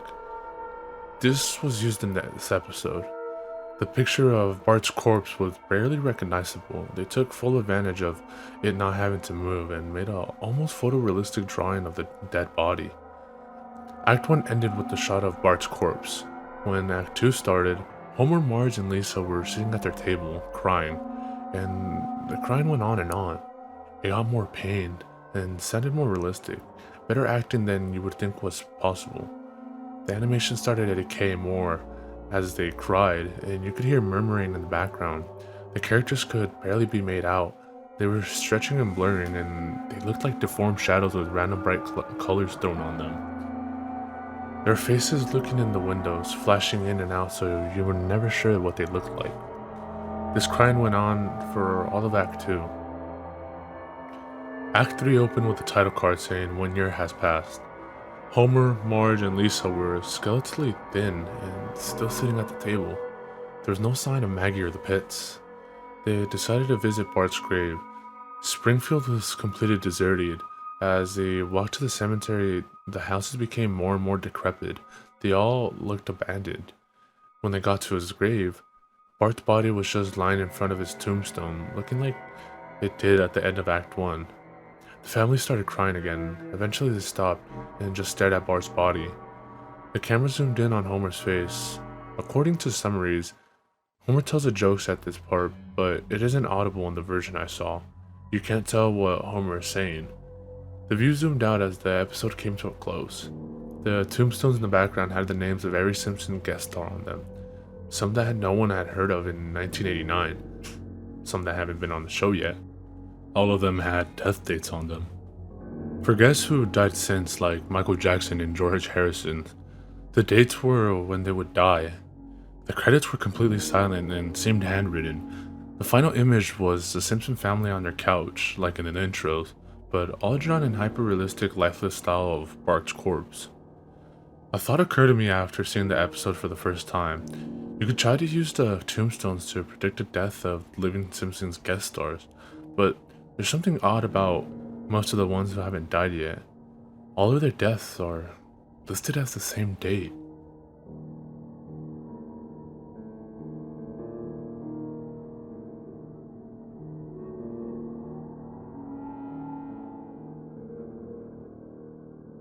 Some of you may have heard that the Disney Corporation is responsible for at least one real, live ghost town.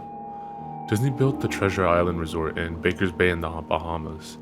It didn't start as a ghost town. Disney's cruise ship would actually stop at the resort and leave tourists there to relax in luxury. This is a fact. Look it up. Disney blew $30 million on the place. Yes, $30 million. Then they abandoned it. Disney blamed the shallow waters, too shallow for the ships to safely operate, and there was even blame cast on the workers, saying that since they were from the Bahamas, they were too lazy to work a regular schedule. That's where the factual nature of their story ends. It wasn't because of sand, and it obviously wasn't because of foreigners are lazy. Both are just convenient excuses. No, I sincerely doubt those reasons were legitimate. Why don't I buy the official story? Because of Mowgli's Palace. Near the beachside city of Emerald Isle in North Carolina, Disney began construction of Mowgli's Palace in the late 1990s. The concept was a jungle-themed resort with a large, you guessed it, palace in the center of the whole thing. If you're unfamiliar with the character of Mowgli, then you might better remember the story The Jungle Book. If you haven't seen it anywhere else, you know it as the Disney cartoon from the decades past. Mowgli is an abandoned child in the jungle, essentially raised by animals and simultaneously threatened and pursued by other animals. Mowgli's palace was a controversial undertaking from the start. Disney bought up a ton of high-priced land for the project, and there was actually a scandal surrounding some of the purchases. The local government claimed eminent domain on people's homes, then turned around and sold the properties to Disney. At one point, a home that had just been constructed was immediately condemned with little to no explanation. The land grab by the government was supposedly for some fictional highway project. Knowing full well that what was going on, people started calling the Mickey Mouse Highway. Then there was the concept art. A group of stuffed shirts from Disney Co. actually held a city meeting. They intended to sell everyone on how lucrative this project was going to be for everyone. When they showed the concept art, this gigantic Indian palace surrounded by jungle, staffed with men and women in loincloths and tribal gear, well, suffice to say, everybody flipped their shit.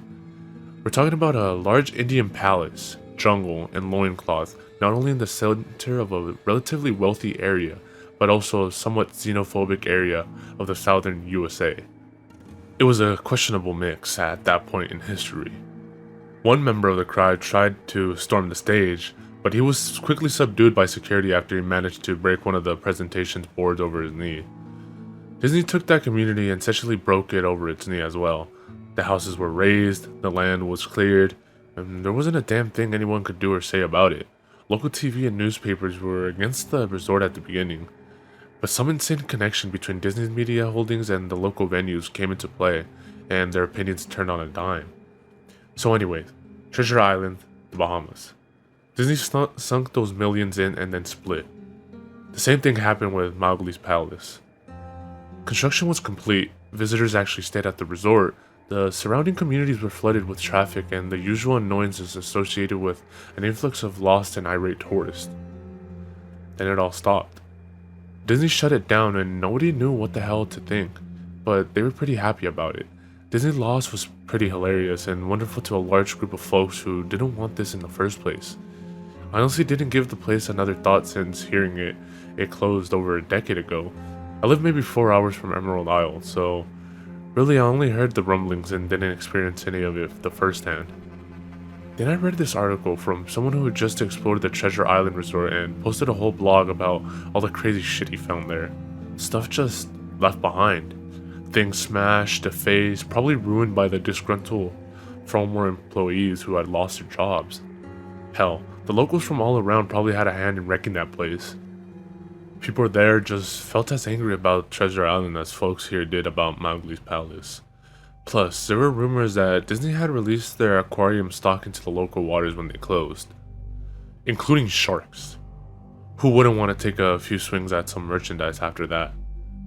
Well, what I'm getting at is that this blog about Treasure Island got me thinking. Even though many years had passed since its closing, I figured it might be cool to do some urban exploration at Mowgli's palace. Take some photos, write about my experience, probably see if there was anything I could take home as a memento. I'm not going to say I wasted no time in getting there, because honestly it took me another year after I first found that Treasure Island article to get around to going to Emerald Isle. Over the course of that year, I did a lot of research on that palace resort, or rather, I tried to. Naturally, no official Disney site or resource made any mention of the place.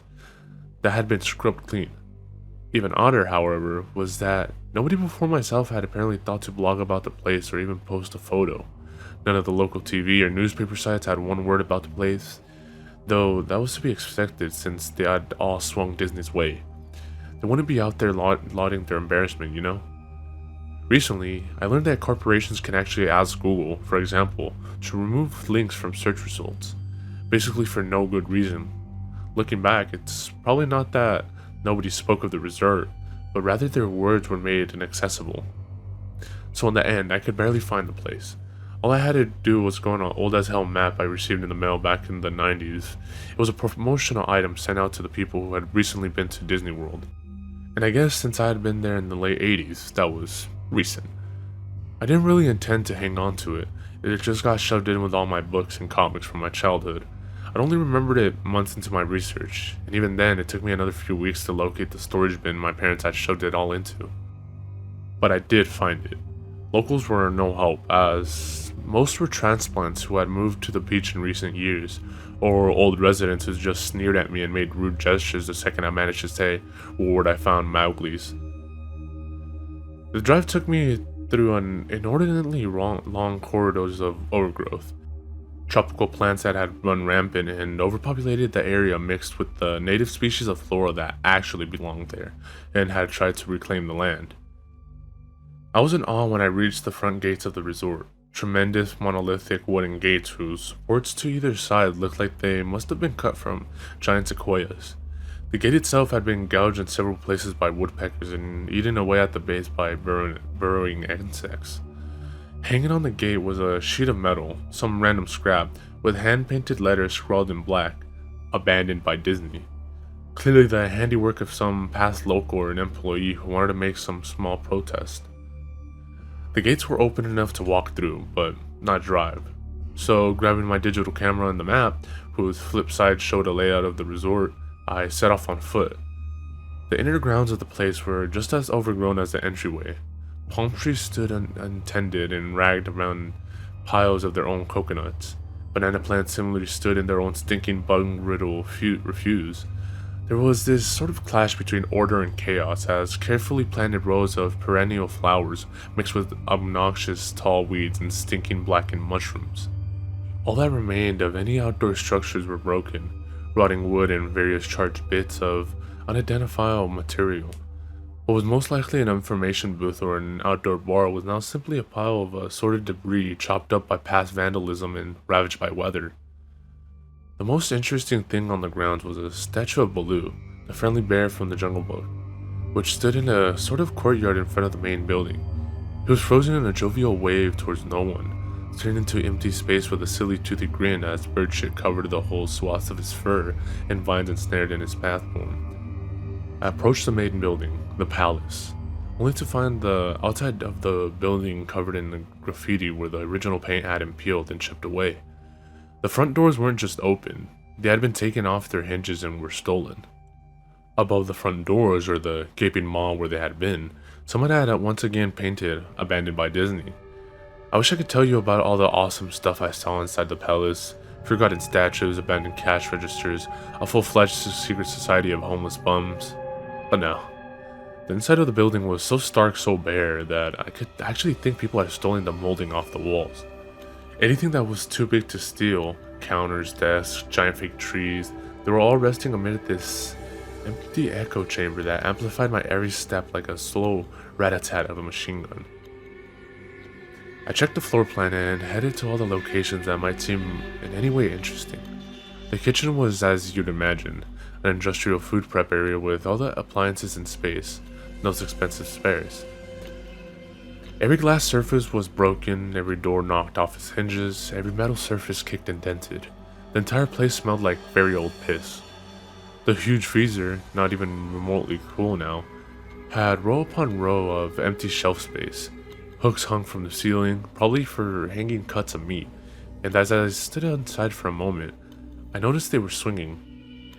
Each hook swung in a random direction, but their movements were so slow and small that it was almost impossible to see. I figured it had been caused by my footsteps, so I stopped one from swinging by clutching it in my face, then carefully letting it go. But within seconds, it started swinging once more. The bathrooms were in much the same state as the rest of the place. Just like the Treasure Island resort, someone had methodically smashed every porcelain commode with coconuts and other implements. There's about a half-inch rancid, stinking, stagnant water on the floor, so I didn't stay there very long. What's odd is that the toilets and the sinks, and the bidets in the ladies' room, yes, I went in there, all dripped, leaked, or just ran freely.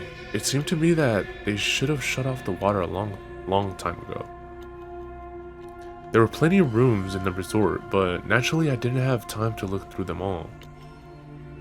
The few I did peer into were similarly wrecked, and I didn't expect to find anything there. I thought there was actually a television or a radio in one room, as I really think I heard a quiet conversation coming out. Though it was like a whisper, probably my own breathing echoing in the silence, or just another case of sounds of flowing water playing tricks on the mind. This is what it sounded like. I didn't believe it. Short unknown reply. I didn't know that. Your father told you. Unknown reply, or possibly just weeping. I know, that sounds ridiculous. I'm just telling you what I experienced. Why I thought there might have been something running in that room, or worse, some vagrants who had holed up in there and probably would have just knifed me. At the front doors of the palace, I figured I hadn't found anything of note, and I just wasted the trip up. As I looked out the door, I noticed something interesting in the courtyard that I had just apparently missed. Something that would give me at least one thing to show for all my trouble, even if it was just a photograph. There was a lifelike statue of a python, maybe 80 feet long, coiled up and sunning itself on the pedestal right in the center of the area. It was almost time for the sun to start setting, so the light fell onto the object in the perfect way for a photograph. I approached the python and snapped a photo, then I stood on my toes and snapped another. I moved closer again to get the detail of its face. Slowly, casually, the python lifted its head, looked directly into my eyes, turned, and slithered off the pedestal, across the grass, and into the trees. All 80 feet of it. Its head long disappeared into the woods before its tail even left the sunning spot. Disney had released all their exotic animals onto the grounds. Right there on my floor plan map was the reptile house. I should have known. I read about the sharks at the treasure isle, and I should have known they'd done this. I was dumbfounded, just utterly stupefied. My mouth must have been hanging open for the longest time before I came back to Earth and snapped it shut. I blinked a few times and backed away from where the snake had been, back towards the palace. Even though it was totally gone, I still wasn't taking any chances and backed my way into the building. I took a few deep breaths and slaps to my own face to get myself right in the head after that. I looked for a place to sit down as my legs were feeling a bit like jelly at this point. Of course, there was no place to sit down unless I wanted to recline in the broken glass and dead leaf carpet or haul myself onto a desk of questionable reliability. I had seen some stairs near the palace lobby and decided to go have a seat there until I felt better. The staircase was far enough away from the front of the building to be relatively clean, save for a startling accumulation of dust. I pulled a wedge of metal off the wall, once again painted with the abandoned by Disney motto I'd become accustomed to. I placed the wedge on the stairs and sat on it to keep at least somewhat clean. The stairway led downwards below ground level. Using my camera flash as a sort of improvised flashlight, I could see that the staircase ended in a metal mesh door with a padlock. A sign on the door, a real sign, read, "Mascots only, thank you." This perked up my spirits a little bit, for two reasons. One, a mascots only area would have definitely had some interesting stuff back in the day. Two, the padlock was still in place. Nobody had gone down there. Not the vandals, not the looters, nobody. This was one of the places I could actually explore and perhaps find something interesting to photograph or want to only steal. I had come to the palace essentially agreeing with myself that it was okay to take anything I wanted because, hey, abandoned. It didn't take much to bust a lock. Well, that was actually wrong. It didn't take much to bust a metal plate on the wall that the padlock was hooked to. Time and decay had done most of the work for me, and I was able to bend the metal plate enough to pull the screws out of the wall, something nobody else had apparently thought of, or hadn't been able to do at the time. The mascots only area was startling and very welcoming in change from the rest of the building I'd seen. For one, every second or third fluorescent light overhead was illuminated, even though they flickered and faded randomly. Also, nothing had been stolen or broken, even if age and exposure were definitely taking their toll. The table had notepads and pens, there were clocks, even a punching clock on the wall complete with filled out time cards. Chairs were scattered around, and there was even a small break room with an old static-filled television and long rotted out food and drinks on the counter. It was like one of those post-apocalyptic movies where everything is just left in the state of evacuation. As I walked the maze-like sub-basement hallways of the mascots-only area, the sights just became more and more interesting. As I went further, desks and tables were knocked over, papers scattered and almost melded with the damp floor. And a large carpet of mold was slowly overtaking the real rotting crimson floor covering. Everything was just sort of squishy. Anything wood disintegrated into mush when I applied even the least amount of force, and clothing items hanging on hooks in one of the rooms simply fell to moist threads if I tried to unhook them. One thing that annoyed me was the light was becoming more sparse and unreliable as I went further into the dank, suffocating depths of the place. Eventually, I reached black and yellow striped doors with the words, "Character Prep 1" stenciled on it. The door wouldn't open at first. I figured this was probably where the costumes were kept. I definitely wanted a photograph of what twisted, sinking mess was in there. Try as I might, whatever angle or trick I tried, the door wouldn't budge. That is, until I gave up and started to walk away. That was when there was a slight popping sound at the door, and it creaked open slowly. Inside, the room was completely dark, pitch black. I used the camera flash to look for a light switch in the wall by the door, but there was nothing. As I made my search, I was jarred out of my sense of excitement by a loud electrical buzz. Rows of light overhead suddenly flashed to life, flickering and fading in and out like the rest I had passed. It took a second for my eyes to adjust, and it seemed like the light was going to keep getting brighter until all the bulbs exploded.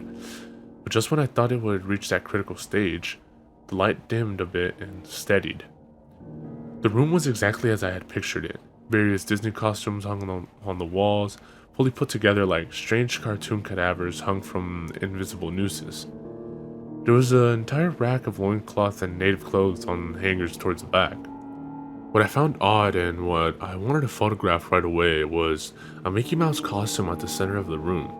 Unlike the other costumes, it was lying on its back in the center of the floor like a murder victim. The fur on the costume was rotting and shedding, creating bare patches. What was even odder, however, was the coloring of the costume.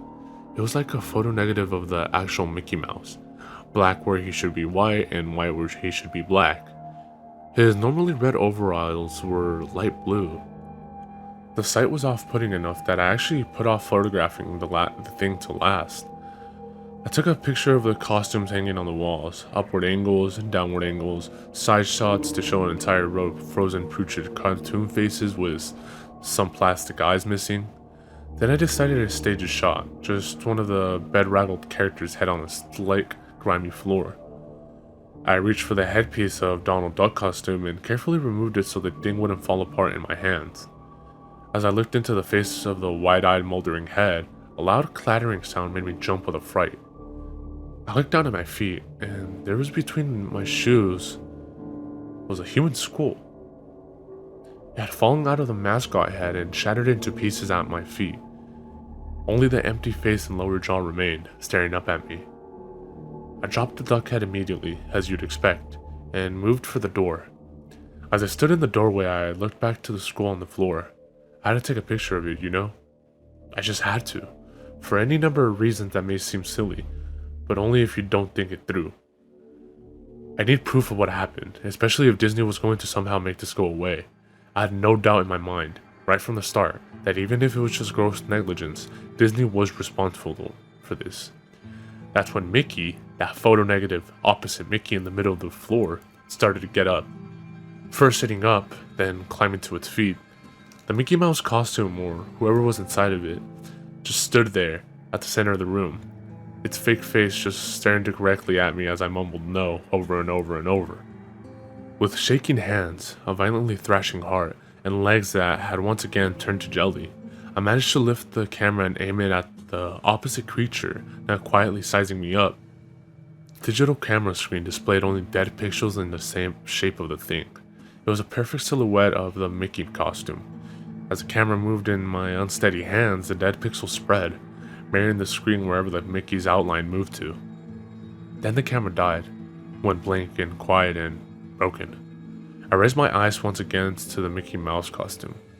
"Hey," I said in a hushed, perverted but exactly executed Mickey voice. "Want to see my head come off?" It started to pull at its own head, working its clumsy, glove-clad fingers around its neck with clawing, impatient movements similar to a wounded man trying to pull himself free of a predator's jaw. As it worked its digits into its necks. So much blood. So much thick, chunky yellow blood. I turned away as I heard a sickening tearing of cloth and flesh. Only cared about getting away. Above the doorway out of this room, I saw the final message clawed into the metal with bone or fingernails. Abandoned by God. I never got the pictures out of the camera. I never wrote the blog entry about it. After I ran from that place, fled for my sanity, if not my very life, I knew why Disney didn't want anyone to know about this place. They didn't want anyone like me getting in. They didn't want anything like that getting out.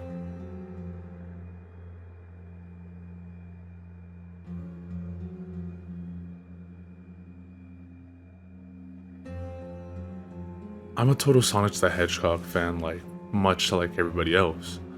I like the newer games, but I don't mind playing the classics. I don't think I've ever played glitchy or hacked games before though I don't think I want to play any after the experience I had. It started on a nice summer afternoon. I was playing Sonic Unleashed. I liked how you get to explore the towns in it, until I noticed, out of my peripheral vision, that the mailman had arrived and put something in my mailbox as usual and left. I paused my game to go see what I got in the mail. The only thing inside the mailbox was a CD case for computers and a note. I took it inside. I looked at the note first and realized it was from my dear friend Kyle, let's just call him that, whom I hadn't heard from in 2 weeks. I know that because I recognized his handwriting, though what was weird is how it looked.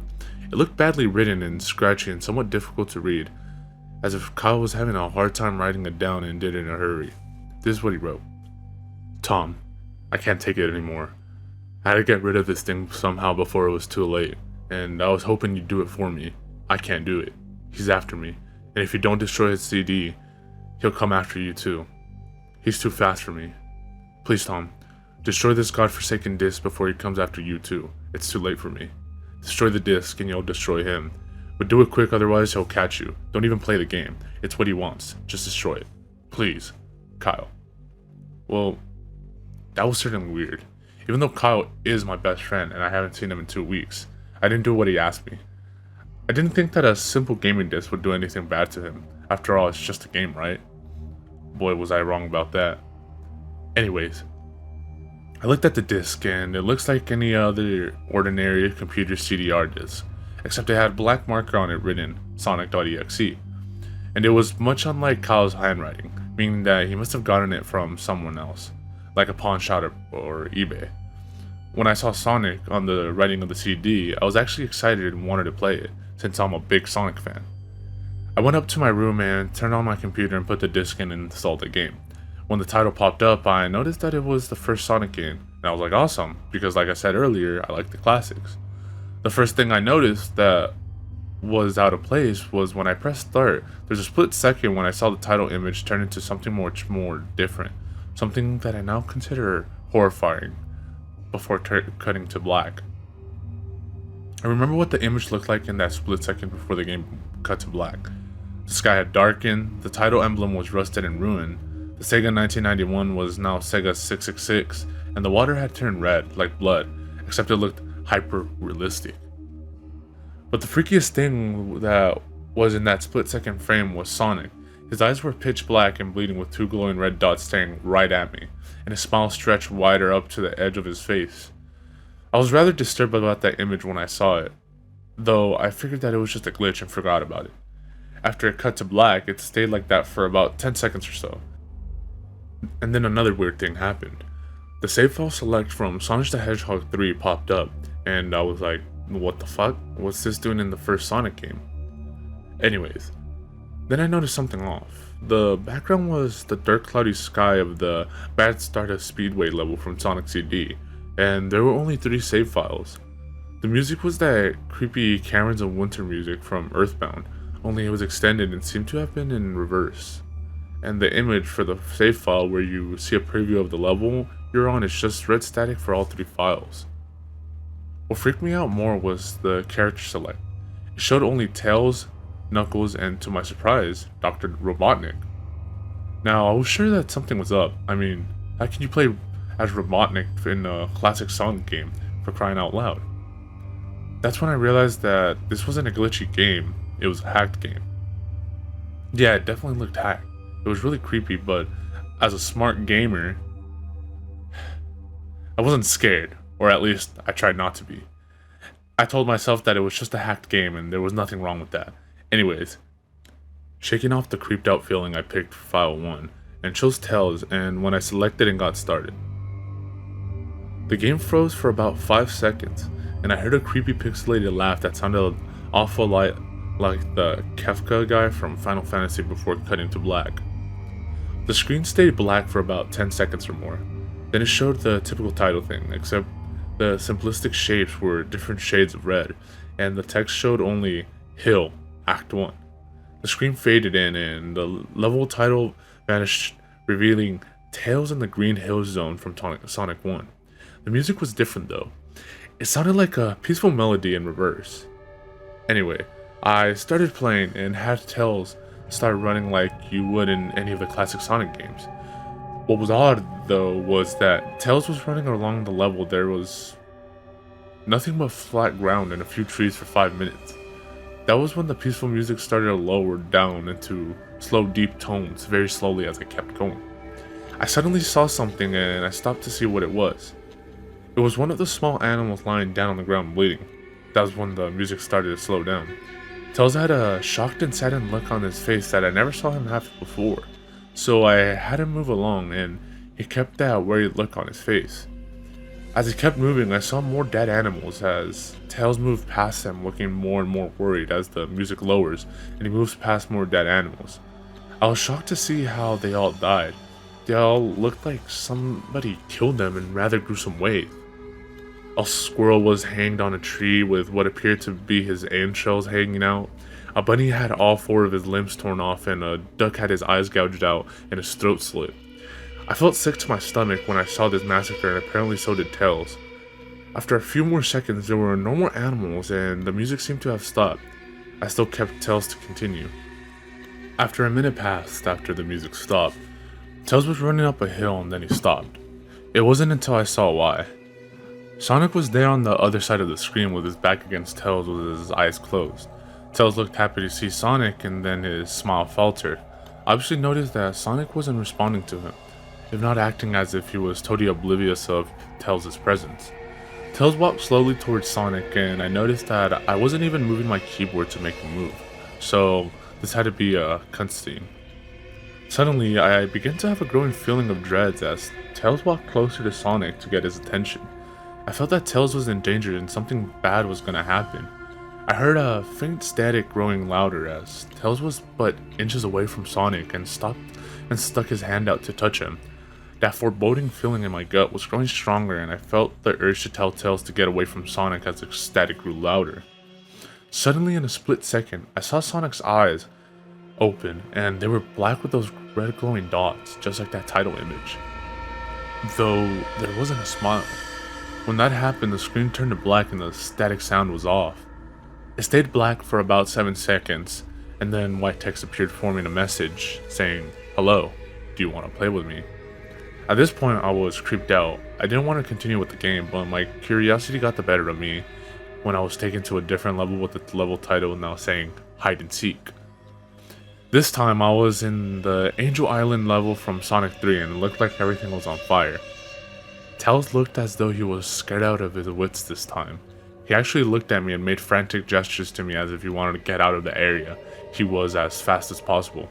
I was starting to get freaked out by this. I mean, Tails was actually breaking the 4th wall, trying to tell me to get him out of there. So I pressed down the arrow key as hard as I could and made him run as fast as he could. A pixelated version of that creepy theme when you meet Shadow at the Ark as Robotnik from SA2 was playing as I made Tails trek through the desolate forest, trying to help him escape from whatever he was trying to run from. Suddenly I heard that creepy laugh again, that awful Kefka laugh. Right after 10 seconds have passed as I helped Tails run through the forest, and then I started seeing flashes of Sonic popping up everywhere on the screen, again with those black and red eyes. The music changed to that suspenseful drowning jingle as I see Sonic behind Tails slowly gaining up on him flying. Sonic wasn't running, he was actually flying. That flying pose his sprite was making looked very similar to Metal Sonic's flying pose in Sonic CD, except it was just Sonic and he had the black and red eyes, again, only this time, he had the most deranged looking grin on his face. He looked as though he was enjoying the torment he was giving the poor little fox as he gained on him. Suddenly, when Tails tripped, another cutscene, the music stopped and Sonic vanished. Tails laid there and started crying for 15 seconds. The scene was rather upsetting to watch and I kinda teared up myself. But then Sonic appeared right in front of Tails and Tails looked up in horror. Blood started to come down those blackened eyes of Sonic as a grin slowly grew from his face as he looked down at the horrified fox. I could do nothing but watch. Just in a split second, Sonic lunged at Tails right before the screen went black. There was a loud screeching noise that only lasted 5 seconds. The text returned only this time, and it said, "You're too slow. Want to try again?" And then that god-awful laugh came with it. I was so shocked by what had happened. Did Sonic murder Tails? No, he couldn't have. He and Tails are supposed to be best friends, right? Why did Sonic do that to him? I shook the shock off as I was brought back to the character select. The save file that had Tails was different. Tails was no longer in the box itself, but in the TV screen itself, which was flickering with that red static. Tails' expression scared me. His eyes were black and bleeding. His orange fur had gone black, and he had an expression of anguish on his face. Trying to ignore it, I picked Knuckles next. The laugh came again, and the screen cut to black and stayed there for another 10 seconds. This time the level said, "You can't run." I was really freaked out by now. I couldn't really tell if this was a glitch, or a hack, or some kind of sick twisted joke, or anything really. But despite my fear of what happened next, I kept playing. The next level looked much different. It had the ground of the Scrap Brain Zone, but the sky background looked like the main menu. It had the dark reddish cloudy sky, but it was the music that creeped me out the most. It sounded like Giga's theme right after you beat Pokey and Earthbound. I also noticed that Knuckles looked afraid just like Tails did, though not as much, more rather he looked a little unnerved. He broke the fourth wall just like Tails and looked as if he wasn't sure about going on, but I made him move anyways. He ran down the straight pathway in this dark level. As he did, the screen started to flicker red static a couple of times, and then that maddeningly laugh came again. Then after a few seconds of running, I noticed several bloodstains on the metallic ground. I felt a growing sense of fear again, thinking something as horrible was going to happen to Knuckles. He looked nauseated walking down this bloodstained road, and I still kept him going. Suddenly, as Knuckles ran, Sonic appeared right in front of him with those black and red eyes, and then red static appeared again. When the static vanished, showing nothing but black screen with the text saying, "Found you," I was now scared. Sonic found Knuckles already? What was going on? Anyways, red static came again, and then I was back to the level. Knuckles looked like he was panicking, and Sonic was nowhere to be found. And this time that high-pitched squealing from the Silent Hill one's final boss was playing. Was this some kind of boss battle with Sonic? I hope to God it wasn't, honestly. Suddenly, Sonic appeared right behind Knuckles in what appeared to be a pixelated black smoke. I made Knuckles turn and then punch Sonic, but Sonic vanished in black pixelated smoke before I could even land a hit, and that terrible laugh went off again. Then Sonic appeared behind Knuckles again, and then I made him punch again, and Sonic vanished again, laughing. Knuckles was panicking even more, and even I felt like I was going crazy. Sonic was practically playing with us. He was playing a sick, twisted little mind game with me and Knuckles. Another cutscene played as Knuckles fell to his knees and clutched his head, sobbing. I felt his agony. Sonic was actually driving us both crazy. And then in a split second, Sonic lunged at Knuckles and the screen went black, with another distorted screeching noise that lasted for like 3 seconds. Another text message appeared. So many souls to play with, so little time. Would you agree? What the hell? Just what is going on? I started to think Sonic was actually trying to talk to me through the game, but I was too scared to think that. I was brought back to the main menu, and this time the second file box had Knuckles in the TV screen. His red fur had darkened to a reddish gray. His dreadlocks were dripping with blood and his eyes were black and bleeding too. And he had the look of sadness on his face. I began to think that those are the actual characters trapped in those TV screens on the save files, but I couldn't believe it. I didn't want to believe it. So I shut off the game and took a break. I took a nap, which I wish I hadn't, because then I began to have the most disturbing nightmare. I was in pitch black darkness, though I was under the light given off by a lamp that was hung high above my head. I could hear the cries of Knuckles and Tails nearby. They were saying stuff like, "Help us," and "Why did you give us to him?" and "Run away before he gets you too." The cries died out, and then I heard Sonic laugh. His laugh sounded a lot like the distorted Kefka laugh. "You're a lot fun to play with, kid, just like your friend Kyle," though he didn't last long. I was scared and looking around for the source of his voice. Won't be long until you join him and all my other friends. I saw him walking towards me, flickering in and out in several directions. "You can't run, kid. You're in my world now, just like the others." When he grabbed me and I saw his bleeding black and red eyes, grinning face, I woke up with a fright. After a couple of hours, I decided to continue playing the game. I don't know why, but I had to know.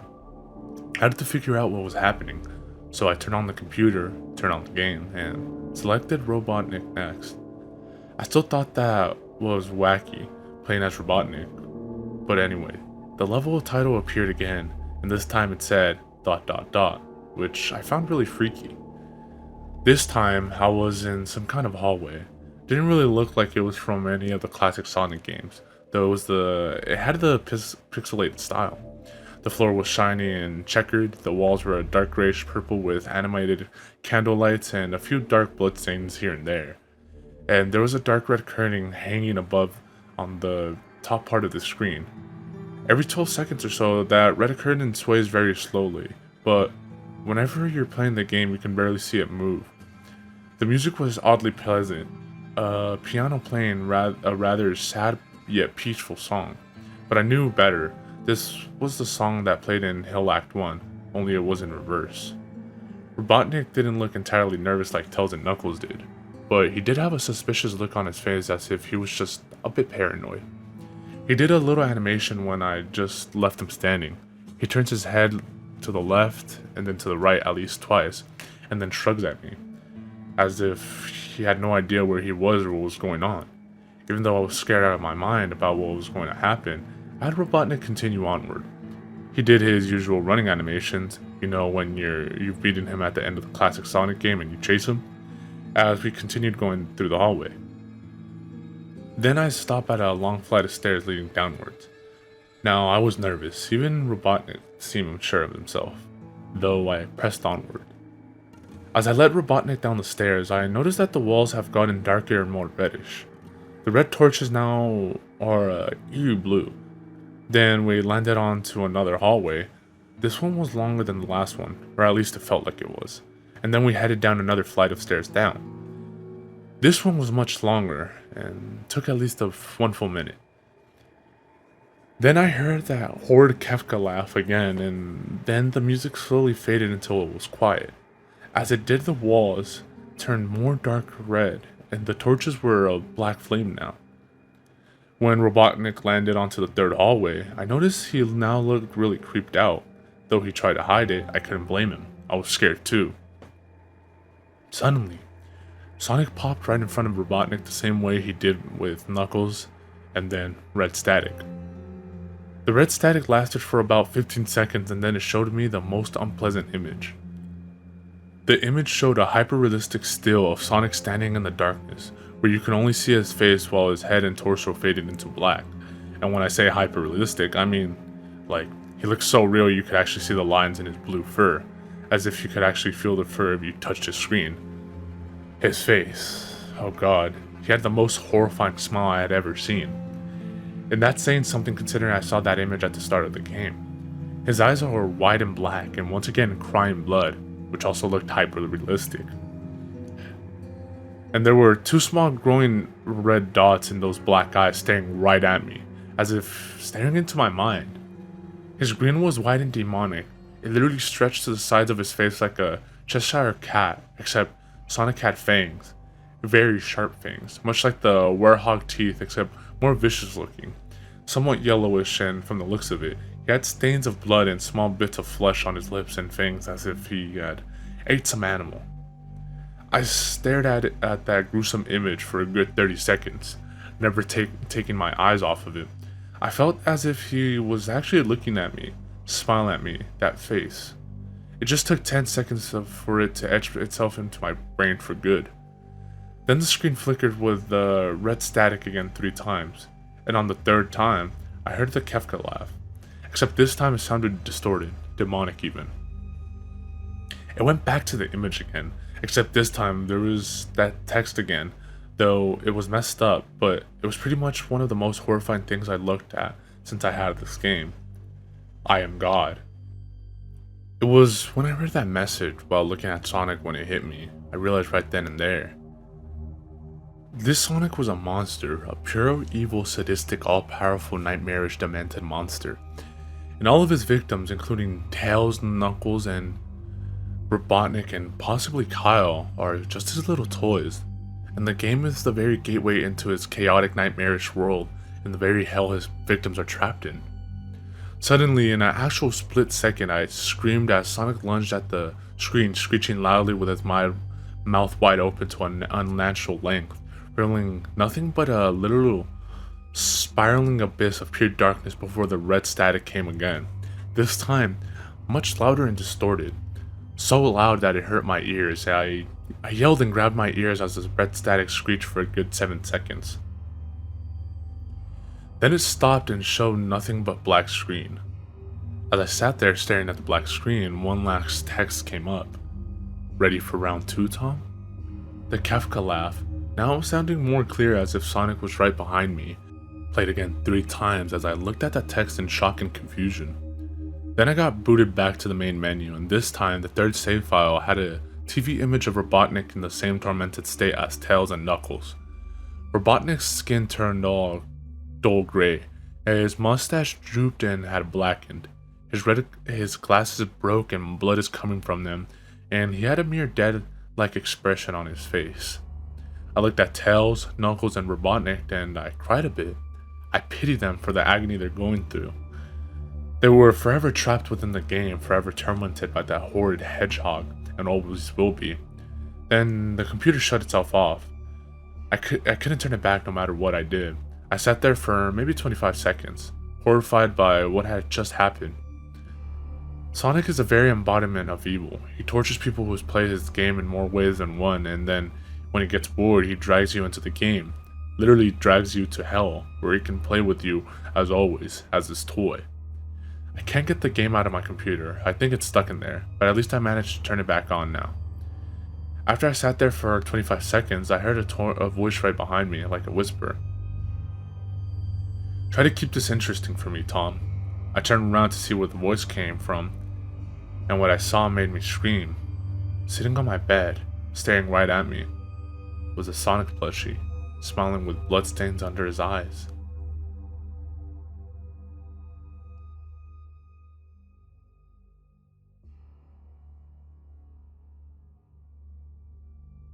I just want to start off by saying that if you want an answer at the end, prepare to be disappointed.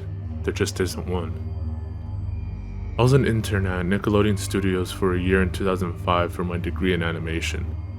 It wasn't paid, of course, most internships aren't, but it did have some perks beyond education. To adults it might not seem like a big one, but most kids at the time would shit themselves over it. Now, since I worked directly with the editors and animators, I got to view the new episodes the day before they aired. I'll get right to it without giving too much unnecessary details. They had very recently made the SpongeBob movie, and the entire staff was somewhat sapped of creativity, so it took them longer to start up the season. But the delay lasted longer for more upsetting reasons. There was a problem with the Series 4 premiere that set everyone and everything back for several months. Me and 2 other interns were in the editing room along with the lead animators and sound editors for the final cut. We received the copy that was supposed to be Fear of a Krabby Patty and gathered around the screen to watch. Now, given that it isn't final yet, animators often put up a mock title card, sort of an inside joke for us, with phony, oftentimes lewd titles, such as How Sex Doesn't Work, instead of Rockabye Bivalve, when SpongeBob and Patrick adopt a sea scallop. Nothing particularly funny, but work-related chuckles, so when we saw the title card, Squidward Suicides, we didn't think more of it than a morbid joke. One of the interns did a small throat laugh at it. The happy-go-lucky music plays as normal. The story began with Squidward practicing on his clarinet, hitting a few sour notes not like normal. We hear SpongeBob laughing outside and Squidward stops yelling at him to keep it down as he has a concert that night and needs to practice. SpongeBob says okay and goes to see Sandy with Patrick. The bubble splash screen comes up and we see the ending of Squidward's concert. This is when things begin to seem off. While playing, a few frames repeat themselves, but the sound doesn't. At this point, sound is synced up with animation, so yes, that's not common. But when he stops playing, the sound finishes as if the skip never happened.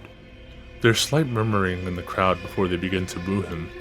Not normal cartoon booing that is common in the show, but you could very clearly hear malice in it.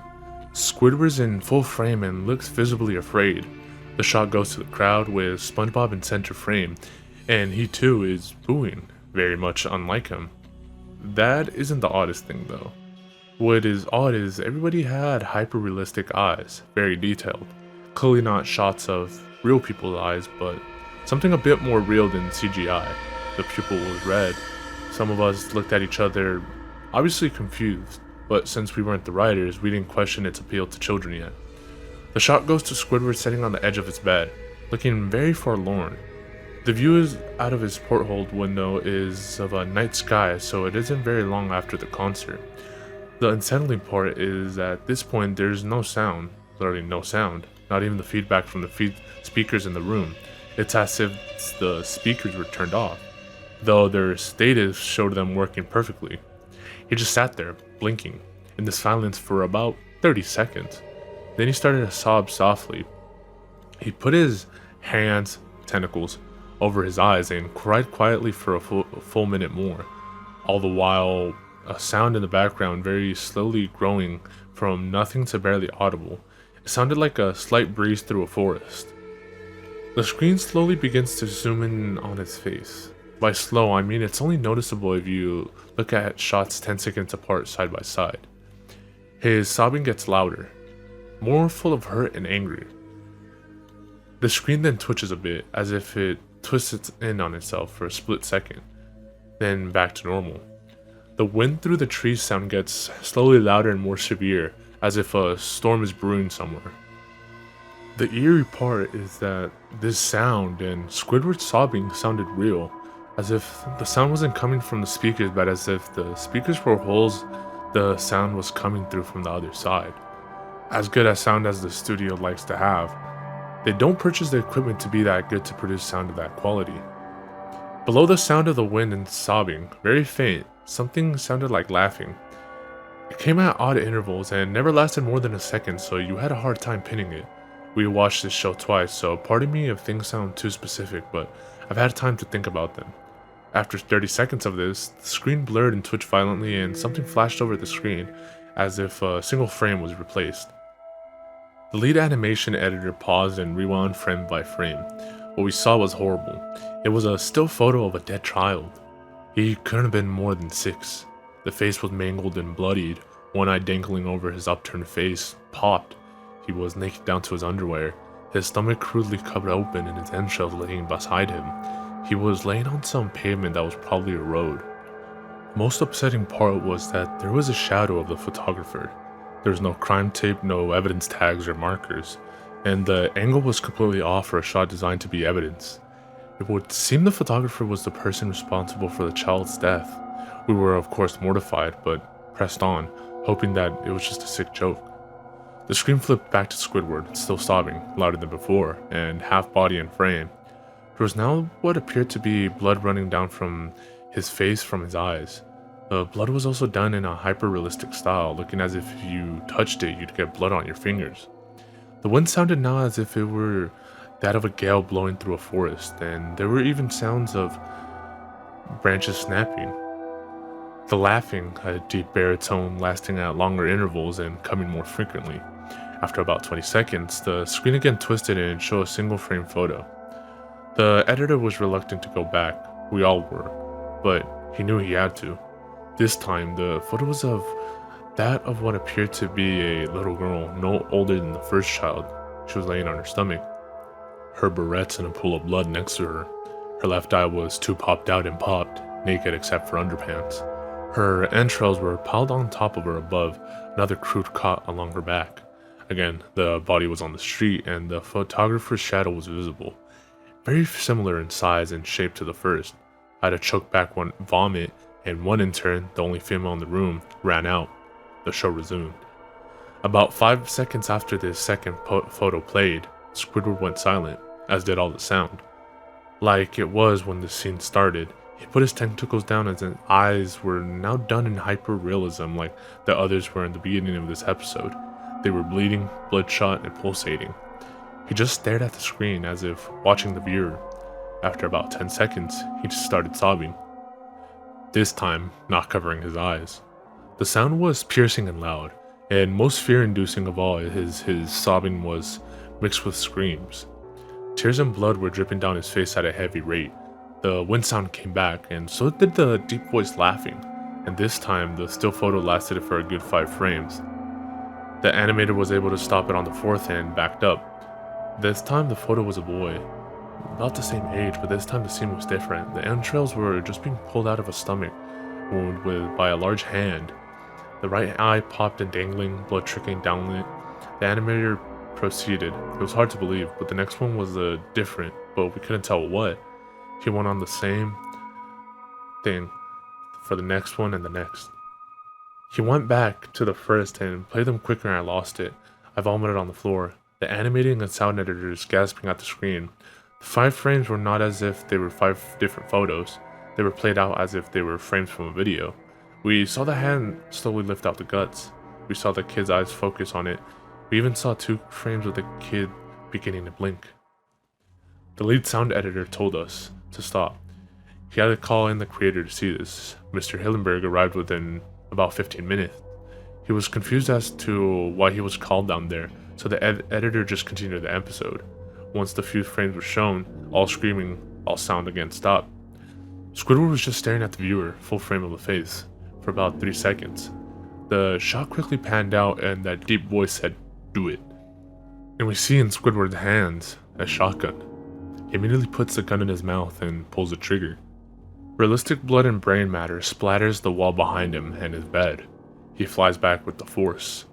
The last 5 seconds of this episode show his body on the bed, on his side, one eye dangling on what's left of his head above the floor, staring blankly at it. Then, the episode ends. Mr. Hellenberger is obviously angry at this. He demanded to know what the hell was going on. Most people left the room at this point, so it was just a handful of us to watch it again. Viewing the episode twice only served to imprint the entirety of it in my mind because it caused me horrible nightmares. I'm sorry I stayed. The only theory we could think of was the file was edited by someone in the chain from the drawing studio to here. The CTO was called in to analyze when it happened. The analysis of the file did show it was edited over by new material. However, the timestamp of it was a mere 24 seconds before we began viewing it. All equipment involved was examined for foreign software and hardware as well as glitches, if the timestamp may have glitched and showed the wrong time, but everything checked out fine. We don't know what happened, and to this day, nobody does. There was an investigation due to the nature of the photos, but nothing came of it. No child scene was identified and no clues were gathered from the data involved nor physical clues in the photos.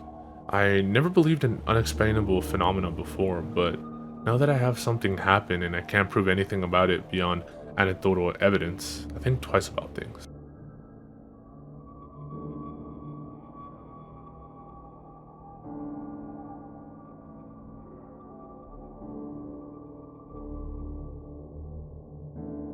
YouTube is a remembered piece of history. Back then, in 2006, Not much was known, and all you can see in the community were just people uploading cat videos. But one particular user has caused enough controversy to be called. The channel had posted a ton of gore porn and blood fetish that the user was recently removed for playing with the TOS, but it can still be accessed. One day, a person on YouTube had posted their experience with the channel from a defunct blogging website. I worked for YouTube during 2006.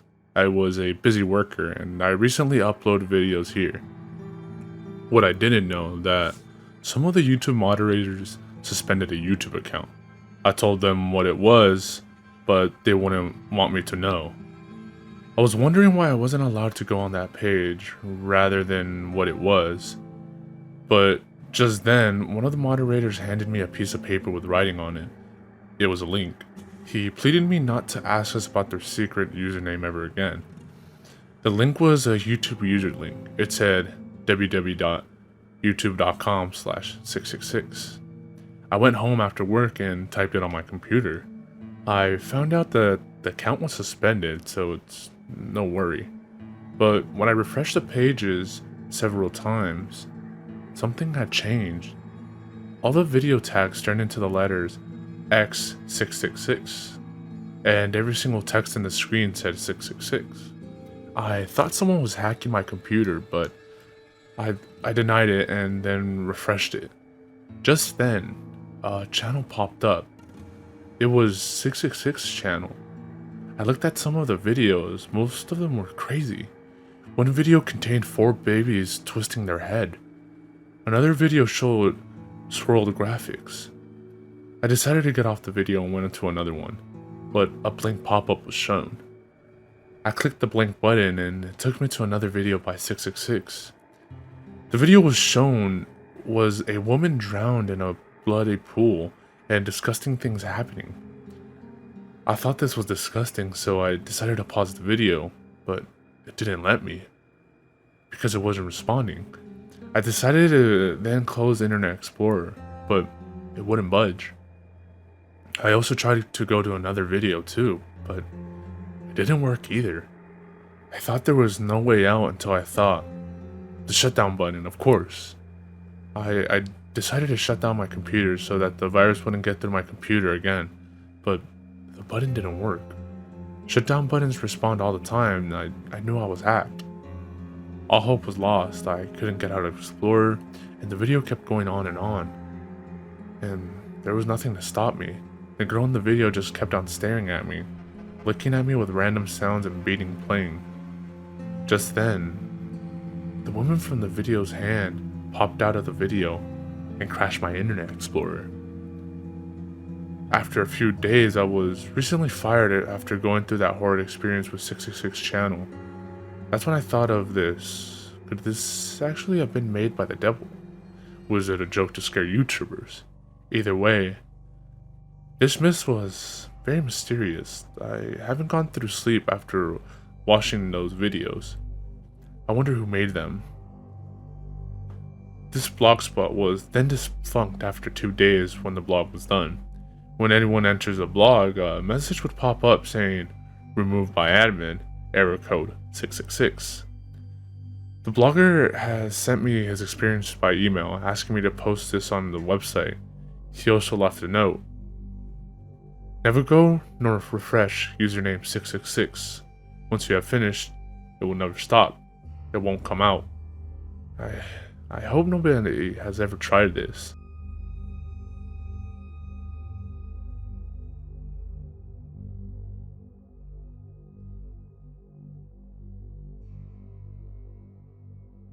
During the summer of 2003, events in the northeastern United States involving a strange human-like creature sparked brief local media interest before an apparent blackout was enacted. Little or no information was left intact, as most online and written accounts of the creature were mysteriously destroyed. Primarily focused in rural New York State and once found in Idaho, self-proclaimed witnesses told stories of their encounters with a creature of unknown origin.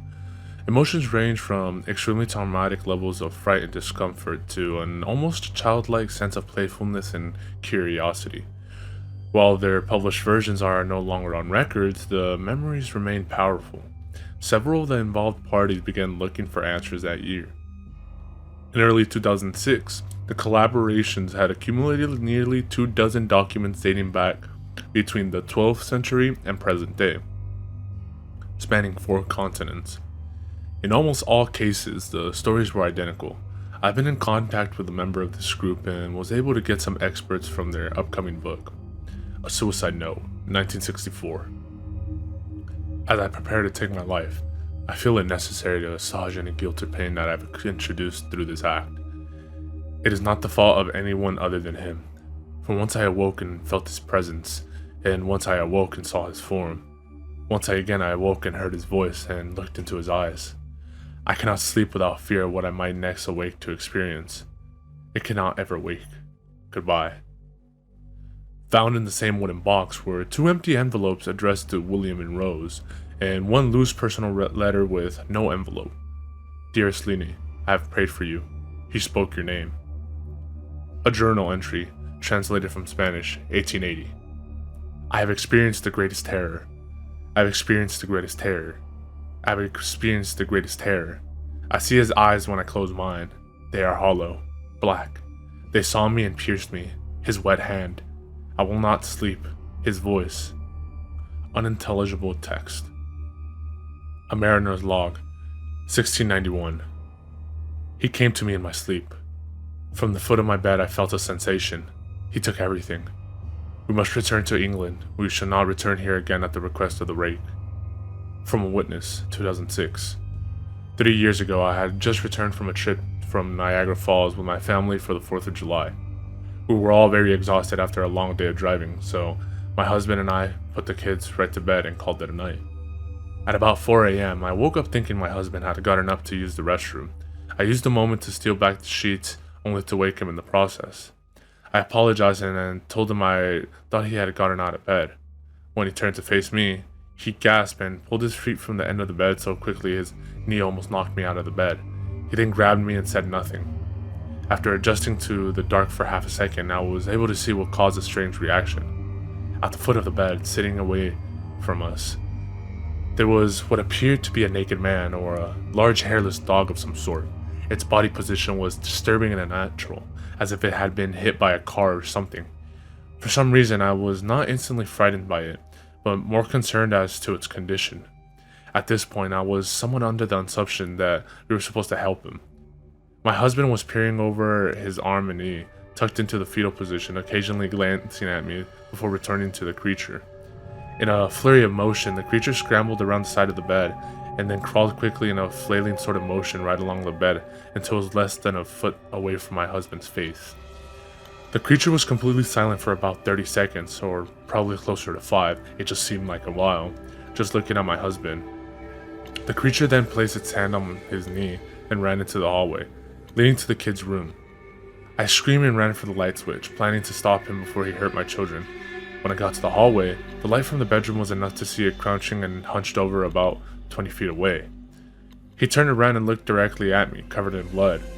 I flipped the switch on the wall and saw my daughter Clara. The creature ran down the stairs while my husband and I rushed to help our daughter. She was very badly injured and spoke only once more in her short life. She said, "He is the rake." My husband drove his car into a lake that night while rushing our daughter to the hospital. They did not survive. Being a small town, news got around pretty quickly. The police were helpful at first, and the local newspaper took a lot of interest as well. However, the story was never published and the local television news never followed up either. For several months, my son Justin and I stayed away in a hotel near my parents' house. After we decided to return home, I began looking for answers myself. I eventually located a man in the next town over who had a similar story. We got in contact and began talking about our experiences. He knew of 2 other people in New York who had seen the creature we now referred to as the rake. It took the 4 of us about 2 solid years of hunting on the internet and writing letters to come up with a small collection of what we believed to be accounts of the rake. None of them gave any detailed history or follow-up. One journal had an entry involving the creature in its first 3 pages and never mentioned it again. A ship's log explained nothing of the encounter, saying only that they were told to leave by the rake. That was the last entry in the log. There were, however, many instances where the creature's visit was one of a series of visits with the same person. Multiple people also mentioned being spoken to, my daughter included. This led us to wonder if the rake had visited any of us before our last encounter. I set up a digital recorder near my bed and left it running all night, every night for 2 weeks. I would tediously scan through the sounds of me rolling around in my bed each day when I woke up. By the end of the second week, I was quite used to the occasional sound of sleep while blurring through the recording at 8 times the normal speed. This still took almost an hour every day. On the first day of the third week, I thought I had heard something different. What I found was a shrill voice. It was a rake. I can't listen to it long enough to even begin to transcribe it. I haven't let anyone listen to it yet. All I know is that I've heard it before, and I now believe that it spoke when it was sitting in front of my husband. I don't remember hearing anything at the time, but for some reason, the voice on the recorder immediately brings me back to that moment. The thoughts that must have gone through my daughter's head make me very upset. I have not seen the rake since he's ruined my life, but I know that he's been in my room while I slept. I know in fear that one night I'll wake up to see him staring at me.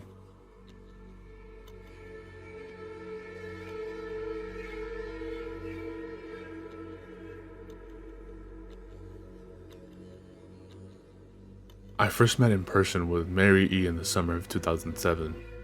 I had arranged with her husband of 15 years, Terrence, to see her for an interview. Mary had initially agreed since I was not a newsman but rather an amateur writer, gathering information for a few early college assignments and, if all went according to plan, some pieces of fiction. We scheduled the interview for a particular weekend when I was in Chicago on unrelated business. But at the last moment, Mary changed her mind and locked herself in the couple's bedroom, refusing to meet with me.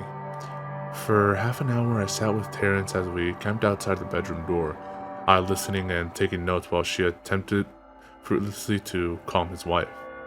The things Mary said made little sense but fit with the pattern I was expecting, though I could not see her. I could tell from her voice that she was crying, and more often than not, her objections to speaking with me centered around an incoherent diatribe on her dreams, her nightmares. Terrence apologized profusely when we ceased the exercise, and I did my best to take it in stride. Recall that I wasn't a reporter in search of a story, but merely a curious young man in search of information. Besides, I thought at the time I could perhaps find another similar case if I put my mind and resources to it. Mary E. was the sysop for a small Chicago-based bulletin board system in 1992 when she first encountered Smile.jpg, and her life changed forever. She and Terrence had been married for only 5 months. Mary was one of an estimated 400 people who saw the image when it was posted as a hyperlink on the BBS, though she is the only one who has spoken openly about the experience. The rest have remained anonymous or are perhaps dead. In 2005, when I was only in the 10th grade, Smile.jpg was first brought to my attention by my burgeoning interest in web-based phenomenon. Mary was the most often cited victim of what is sometimes referred to as the Smile.dog. The being Smile.jpg is reputed to display. What caught my interest, other than the obvious macabre elements of the cyber legend and my proclivity towards such things, was the sheer lack of information, usually to the point that people don't believe it exists other than as a rumor or hoax. It is unique because, though the entire phenomenon centers on a picture file, that file was nowhere to be found on the internet. Certainly many photo-manipulated simulacra litter the web, showing up with the most frequency on sites such as the image board 4chan, particularly the X-focused paranormal subboard. It is suspected that these are fakes because they do not have the effect the true Smile.jpg is believed to have, namely sudden onset temporal lobe epilepsy and acute anxiety. This purported reaction in the viewer is one of the reasons the phantom-like Smile.jpg is regarded with such disdain, since it's patently absurd, though depending on whom you ask, the reluctance to acknowledge Smile.jpg's existence might just be as much out of fear as it is out of disbelief.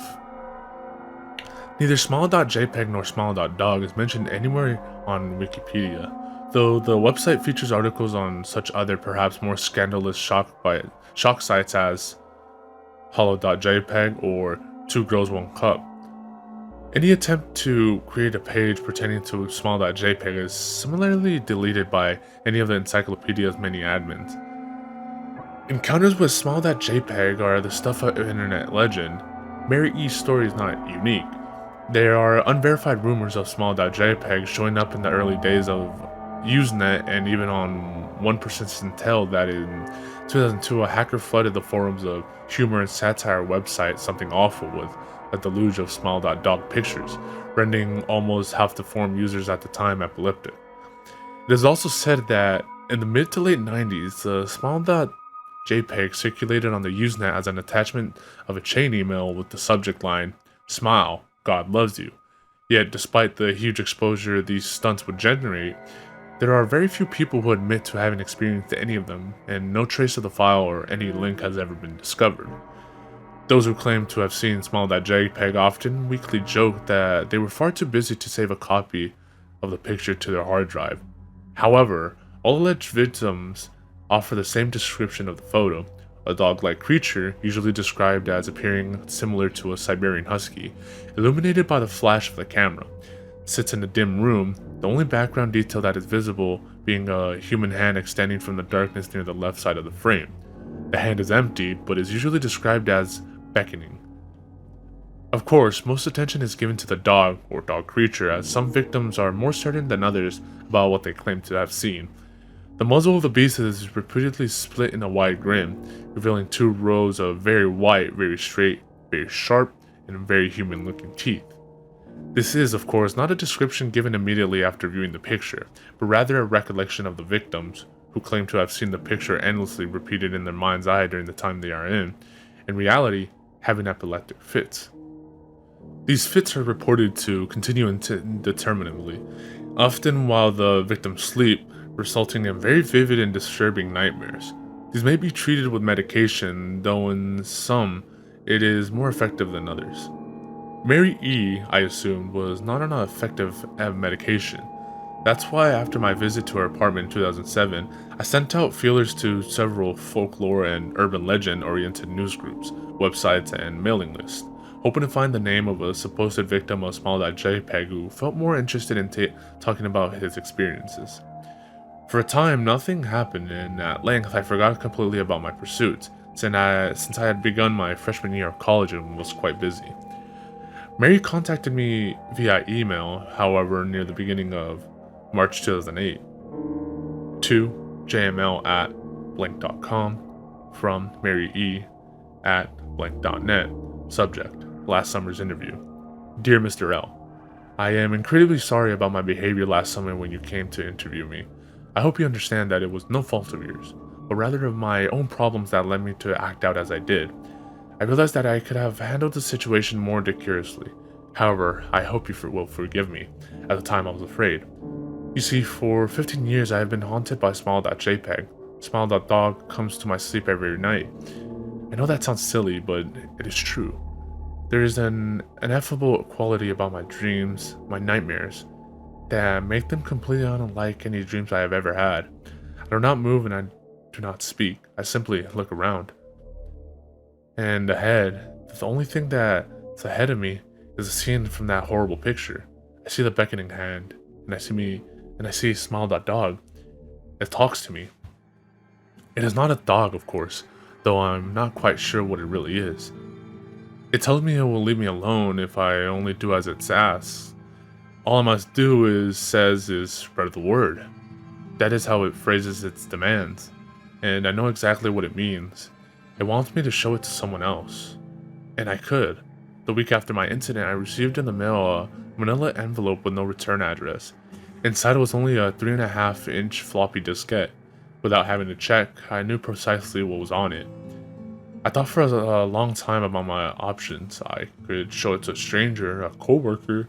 I could even show it to Terrence, as much as the idea disgusted me. And what would happen to them? Well, if small.dog kept its word, I could sleep. Yet if it lied, what would I do? And who was to say something worse could not come from me if I did as the creature asked?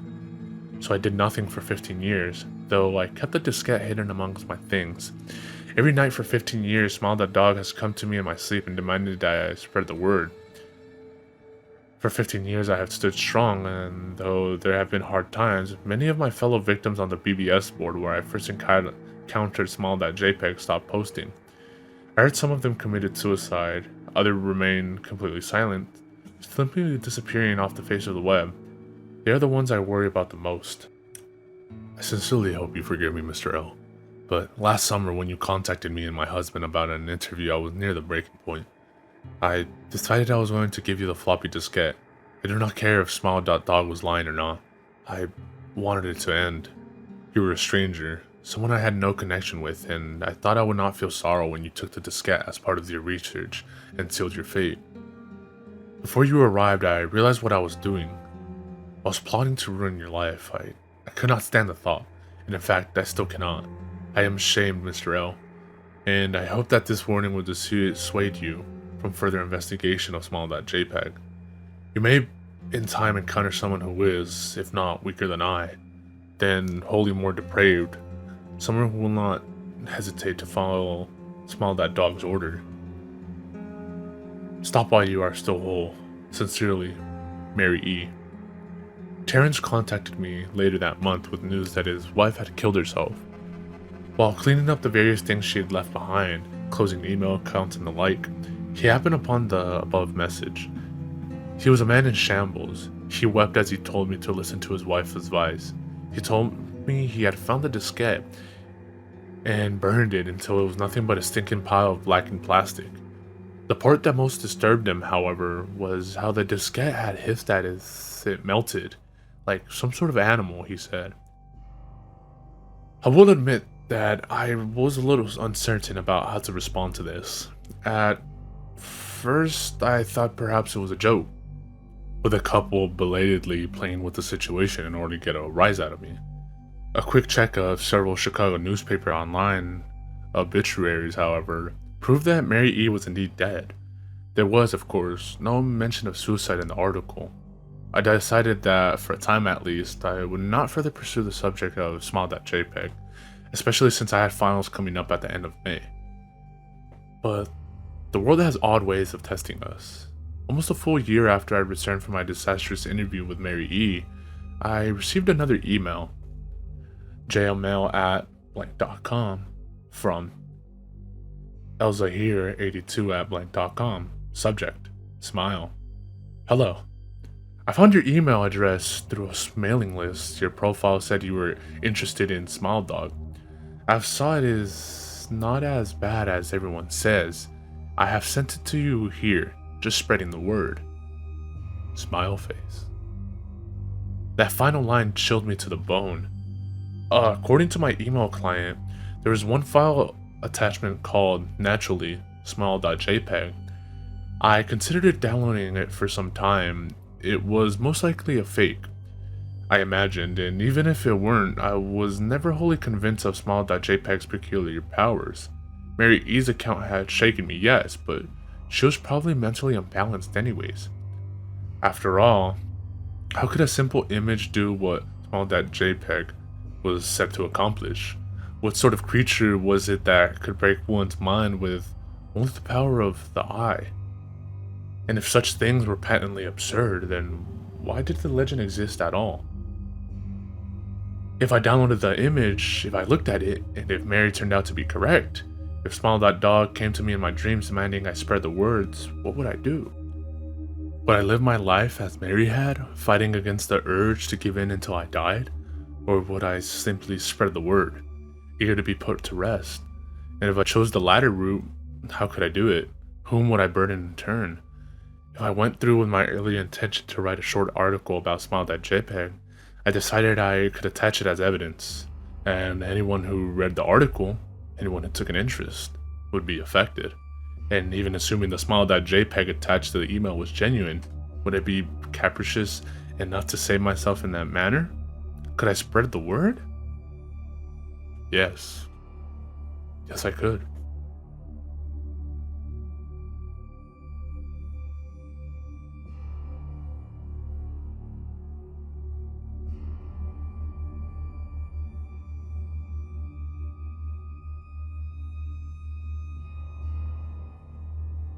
B and I decided to get in one more caving trip before the new year, so we set our sights on the mystery cave. Not a spectacular cave, but since neither of us had been caving in a while, it would be nice to go in any cave. There was a bit of excitement to this trip. There was a small passage in the lower portion of the cave that I wanted to check out to see if it was possible to get past it. It had a small opening, but lots of air blowing out of it. Even though it is way too small to climb through, I had never even checked to see what was inside the passage. We got our gear loaded up and hit the road by 3 p.m. We got to the cave in great time since B likes to drive fast. We anchored from the usual tree and began to rappel into the cave. I went down first and got my gear together while B came down. I will refer to B many times. We have been caving together for many months now. He was injured in a caving accident a few years ago and was told he'd never walk again. Through hard work and perseverance, he not only walks but can get around very well in caves. The trickier parts of a cave might slow him down a bit, but he can make it. He patiently works through on an obstacle until he gets past it. As for the reference to the small opening in the cave, there is a saying among cavers, if it blows, it goes. Meaning if a passage has a good flow of air, it's probably worth investigating. After we explored all of the usual passages, we climbed down to check out the hole. The hole is located deep in the cave, near the lowest part of the cave. It is on the side of a cave wall, about 3 feet from the floor. To look inside the hole, I had to kneel down to duck under an overhang of a rock. I used my backup mini-mag light and held it inside the hole to see what I could see. I was excited by what I saw. The wall around the hole was about 3 to 5 inches thick.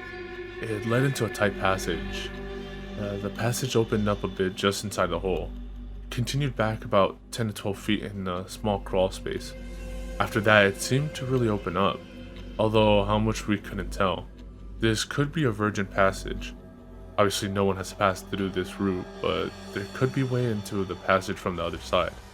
To even get to the crawl space, we would have to enlarge the opening. Currently, it's about the size of my fist. Once we get past the opening, we could have a tight crawl back to where it opened up. It would take some work, but we thought we could do it. We sat down for a few minutes to rest and contemplate our plan of attack. While we sat there in the darkness, we could hear the wind howling from the other side of the passage. There was a low, eerie noise. We could also hear a low rumble from time to time. No big deal though. The cave is in the vicinity of a highway that has heavy trucks drive on it.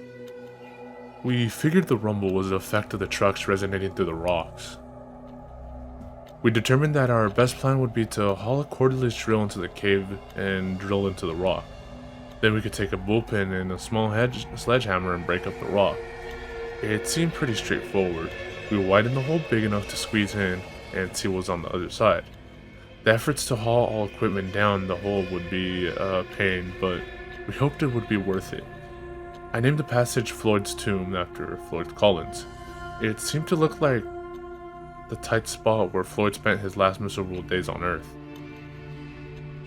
Floyd Collins was a caver back in the early 1900s. He got stuck in a tight crawl space and was unable to free himself. It's an amazing story that is detailed in a book called Trapped, the story of Floyd Collins. I think that was the title, I don't recall the author. Calling our passage Floyd's Tomb was not only a tribute to Floyd, but a commentary on the size of the passage. In retrospect, it's funny how simple I thought it was going to be.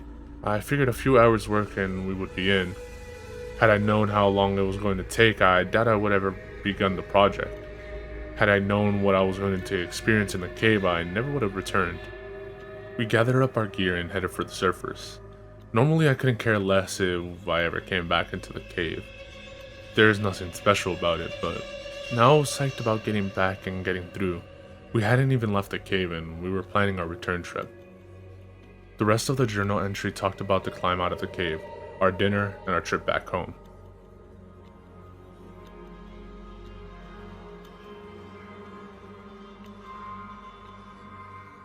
B and I were both excited to get back into the cave and get to work.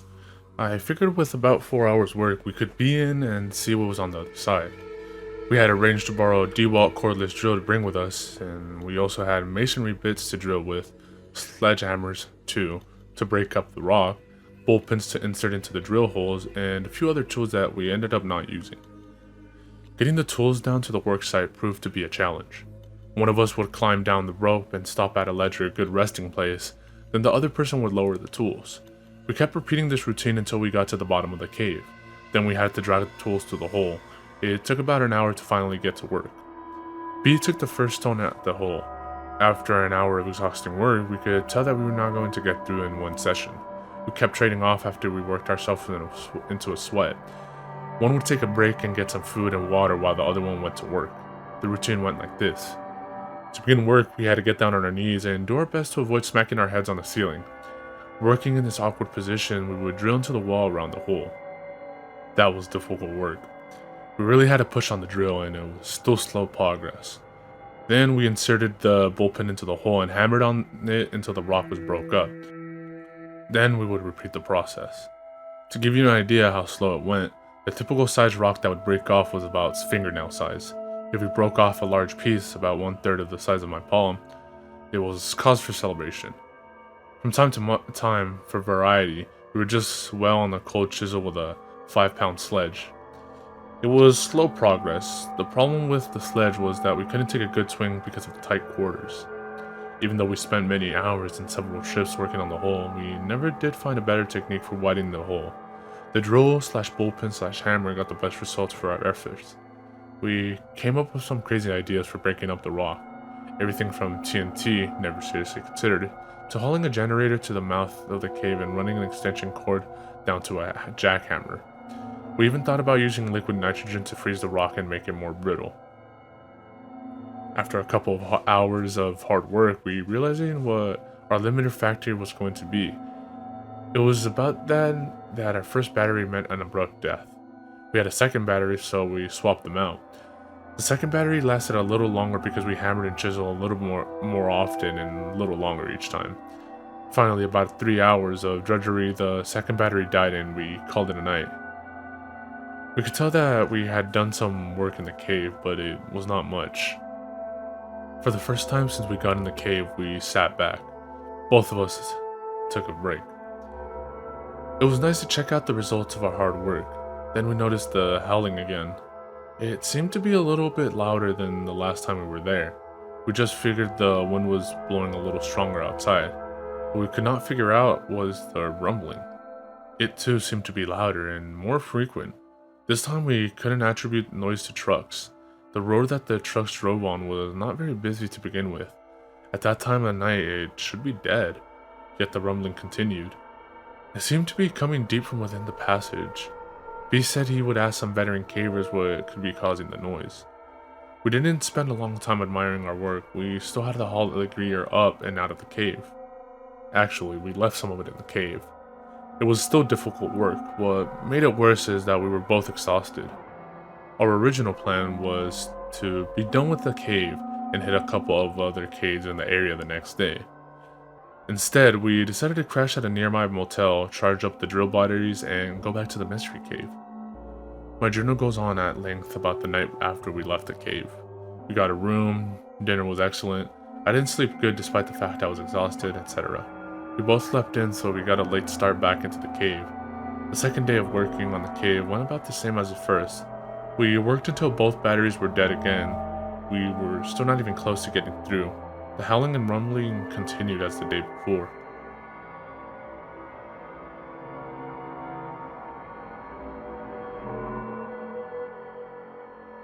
Before I continue with the next journal entry, I thought it might be helpful to the reader to explain a little bit about caving and about the atmosphere in the cave. As I reread and think of my description of the cave, I noticed that much of the language I was using in my caving journal and the descriptions, or lack thereof, assume the reader has a knowledge of caving and what it is inside in a cave. In other words, I write the journals for me. I will take this time to give a more detailed description of the cave. I will tell about what it was like when we worked in the cave, and I will summarize our feelings up to this point. The cave was discovered several decades ago when construction in the area unearthed its entrance. From that time to the present, it has been visited by mostly locals in the area and avid cavers in the region. Beer cans can be found intermittently in the cave, mostly in the upper half. When the cave was first entered, it was probably beautiful. Dust, graffiti, vandals, pigeons, and regular use have diminished appeal. There are still places in the cave where small formations remain undisturbed, as a reminder of what the rest of the cave used to look like. To enter the cave, one must have a good length of rope in order to rappel down into the rock. A nearby tree serves as a good anchor point. Once the rope is tied to the tree, about 20 feet away from a small cliff, it can be tossed over the edge to the cliff to a small ledge 15 feet below. Cavers can then descend the short distance to the entrance.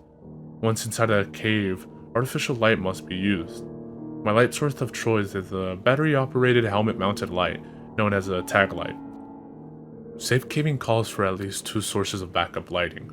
For my backup lighting, I have a mini-mag light mounted to my helmet and another helmet-mounted light in my pack, which I always carry with me. I also have glow sticks that I can carry with me. These are not considered good sources of backup light by some, but they're good to use for taking lunch breaks, and they could be used to get out of cave if the other sources fail. After a short climb over large rocks, the caver comes to a large pit.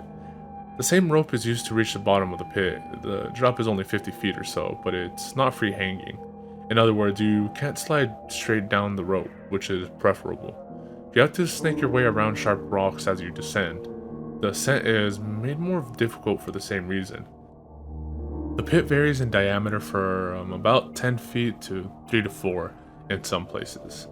The walls are lined with sharp white rock called popcorn. Let me correct that.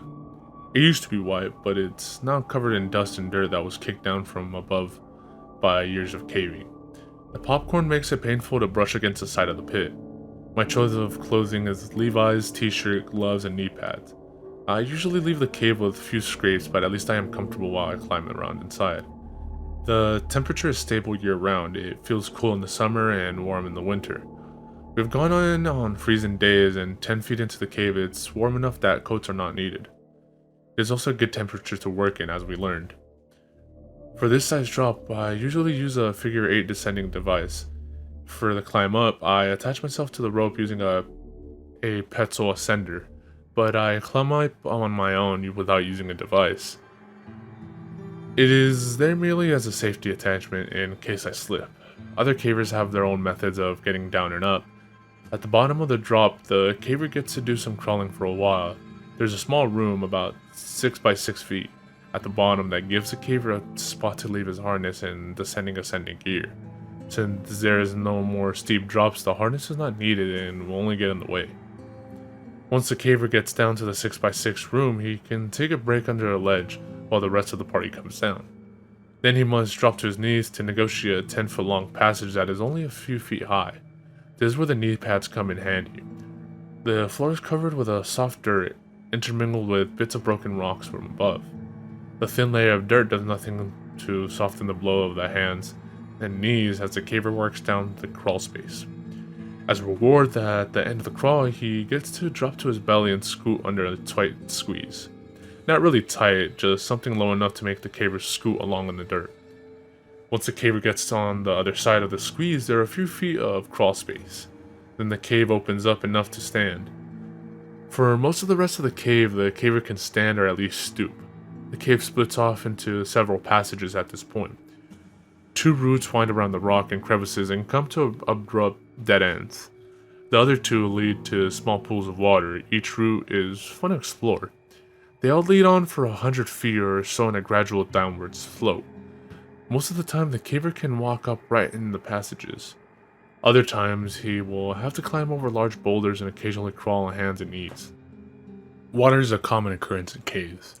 I have been told that one of the local residents was one of the first people in the cave, and that his cousin dove into the pools using scuba gear. He said that the cave continued down for a couple hundred feet underwater. What they were hoping for, and what happens frequently, is that the passage comes up somewhere else with virgin cave passages to explore. Unfortunately, I don't possess the knowledge to give more detail about the types of rock in the cave. When we were drilling, we would have some parts that were easier to drill than others, and there were different colors in the rock, refer to the photos in the cave. But that is the best I can do to describe the makeup of the cave. At the point the cave splits into 4 routes, the 2 passages that are dead end are to the immediate left to the caver. Straight ahead and to the right are the passages that lead to the pools of water. The entrance to the passage on the right is the largest of the 4. The arched opening rises nearly 10 feet in the air, ending a mere foot below the cave ceiling. As the caver enters the passage, the ceiling gradually lowers until it's about 6 feet high. It continues at the same height for the 40 feet that the passage travels in a continuous direction. This section of cave resembles a hard rock mine. It's arched nearly perfect and the floor flat and easy to walk on. It's easy to picture rusty mine cars on rail lines and dust-covered miners with blistered hands gripping dull picks. The pseudo mine comes to an end and the caver is once again forced to drop onto hands and knees to get reacquainted with the floor of the cave. This time the crawl lasts about 20 feet. The floor is sloping gently downward for the first half of the crawl. Then it gets fairly steep and slippery. Able-bodied cavers can still climb down carefully down the slippery slope. When I go with B, I carry the end of the rope that we used to get to the bottom at this point. I usually need to tie another short length of rope to the first rope to make sure he can use it to reach the bottom. The crawl lasts a few feet beyond the bottom of the slide. Over the next 10 to 12 feet, the caver slowly begins to regain the standing position. After walking a few feet and climbing down a short drop-off, the caver arrives at a small level area which has a passage leading down immediately to the left. The passage ends 75 feet later at one of the small bodies of water. To the right is a rock wall. Straight ahead is an indentation in the wall which goes back about 3 feet. On the wall at the rear of the indent is a small hole about the size of a softball. To get near the hole, the caver ducks under an overhang and kneels upon the rock that rise above the floor by a few inches. By the time the caver reaches this point, he's either warm or sweating, and the first thing he notices is the cold breeze blowing out of the hole. It was my recognition of this hole as a potential doorway to unexplored portions of the cave that ultimately led to this telling of my experience. As has been my tradition for all the years I've been caving, the party reaches a point in the cave, usually at the deepest part of the cave, that all lights are extinguished. Complete blackness fills the eyes, and for a moment the individual caver strains the eye muscles, focusing in and out with the expectation of catching a crumb of light somewhere in the false night. After several futile moments, the caver turns his head at a sound, perhaps another caver, only to have the other senses return and then heighten. The sounds, smell, and feelings that have been overlooked to this point come racing to the caver in perfect detail. The pain of their own behind sitting on cave floor, the smell of dust, sweat, guano, the sound of modern material shifting on age-old rock as cavers attempt to find comfort on this solid foundation. At the back of every caver's mind at the time is, what if? What if a person had to climb out of the cave with no light? Would he make it? Would he find all the turns and bends which got him to this place? If not, would a rescue party find him in time? The depth of darkness recognized at this time is something that is rarely experienced outside of a cave.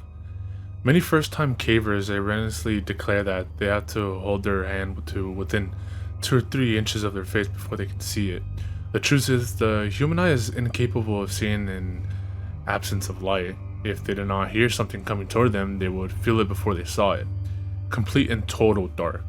This exercise is a great way to remind people to take backup lighting. As we proceed to work in the cave, we develop a system pretty early and little changed in succeeding trips. The first time in the cave, B took first shift at chipping away at the opening. After about a half hour, he needed a break, so I took over. He told me what worked best and I continued doing the same. We would try new things from time to time to use new muscles, but usually stuck to the same method. We would use the masonry bit and press on the drill as hard as we could and drill out a hole in the rock. Safety glasses and dust masks were worn while working. Then we would insert the bullpen and hammer it into the rock and break out small chunks of the cave. Then we would drill another hole and repeat the process. Occasionally the drill would hit a soft spot in the rock and that step would be shortened. We would work until we become too tired to continue, then B and I would trade. While one of us was working, the other would remain in the darkness and either eat or drink or just lay down on the cave floor, padded by rope bags. After just a few rotations, we were tired enough to catch a nap while taking our break. The only light we used was the helmet light on the head of the worker. Since it was pointing towards the hole, the resting person was left mostly in the dark. This was a welcome benefit, since the resting person was usually, well, resting. The rest break was also a chance to cool down a bit, which didn't take long in the cooler temperature of a cave. Fortunately, the temperature of the cave allowed us to work pretty hard and not overheat too much. I remember that I frequently looked at the hole and thought, hey, it's big enough, I think I could squeeze through, only to be disappointed in my attempt. However, even after the first attempt and failure, I knew that I could keep working on the hole until I got through. This despite the fact that I knew it would take many more hours of hard work. It actually became an obsession with me. I tried to get out to the cave and work as often as I could. I hoped that the passage led to a larger undiscovered cave that we would be the first ones to enter. I guess the explorer in me wanted to find a new frontier there in the cave. Since B is such an avid caver, he was motivated by the same desire to find a new unexplored cave. And what we did find was not at all what I expected.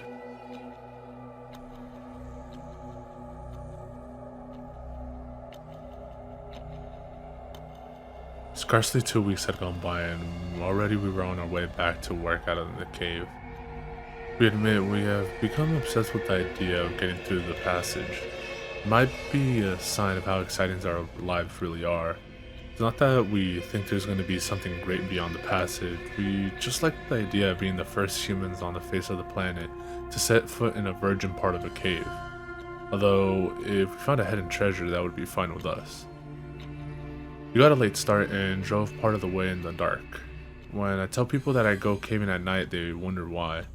They don't stop to think that it's always night once you're inside a cave. All the way out to the mystery cave, we talked about new ideas to speed up our work. He also told me that he talked to some caver friends of his that came up with an explanation about the rumbling noise. They thought it might be the sound of water deep within the cave, possibly a waterfall. They couldn't really explain why the noise seemed to come and go. To me, it was just one more reason to get through so we could solve the mystery. This trip we took B's dog, Whip. She's a Jack Russell Terrier. I was not at all concerned about taking the dog into the cave. We've taken her before. She answers the call of nature before we go in, and then waits until we get out again. Also, she is well behaved inside the cave. We simply had to lower her via a custom-made harness until she reached the bottom of the main drop. Then she negotiated the rest on her own. She loves to explore but won't go out of our sight. She doesn't have a light attached to her, so she has to wait for us. Another reason I didn't mind bringing Whip along was because we planned on putting her into the small hole and see how far into the passage she would go. That might give us an idea of what's on the other side. We knew that if there was a drop-off that we couldn't see, the dog would turn around and come right back out. We thought we might have to do some work on the hole before even the dog could get through though. Despite working in the dark of night, we were able to rig up and get down pretty quickly. We didn't take as many tools as last time, plus we left some in the hole so we wouldn't have to haul them out and back in again. I then managed to get 2 more batteries for the drill for a total of 4. Also a few more masonry drill bits. See, even with the dog we made good time getting down. Then something bizarre happened that I couldn't explain. The dog began exploring as soon as we let her off the rope. She was in hog heaven, sniffing and darting around at her feet. She would run from one person to the other as we made our way back to the worksite. At the point the cave splits into 4 passages, the dog seemed to run out of juice. She just stuck right by either B or me. That seemed kind of odd. As we progressed further into the cave, she would only stay by B. She seemed edgy, like she saw something she didn't like. As we approached the short drop-off before the hole, she stopped and would only come further after we coaxed her. The hair on her back stood on end. Finally, as we get to within 20 feet of the hole, she began to whimper and hide behind B.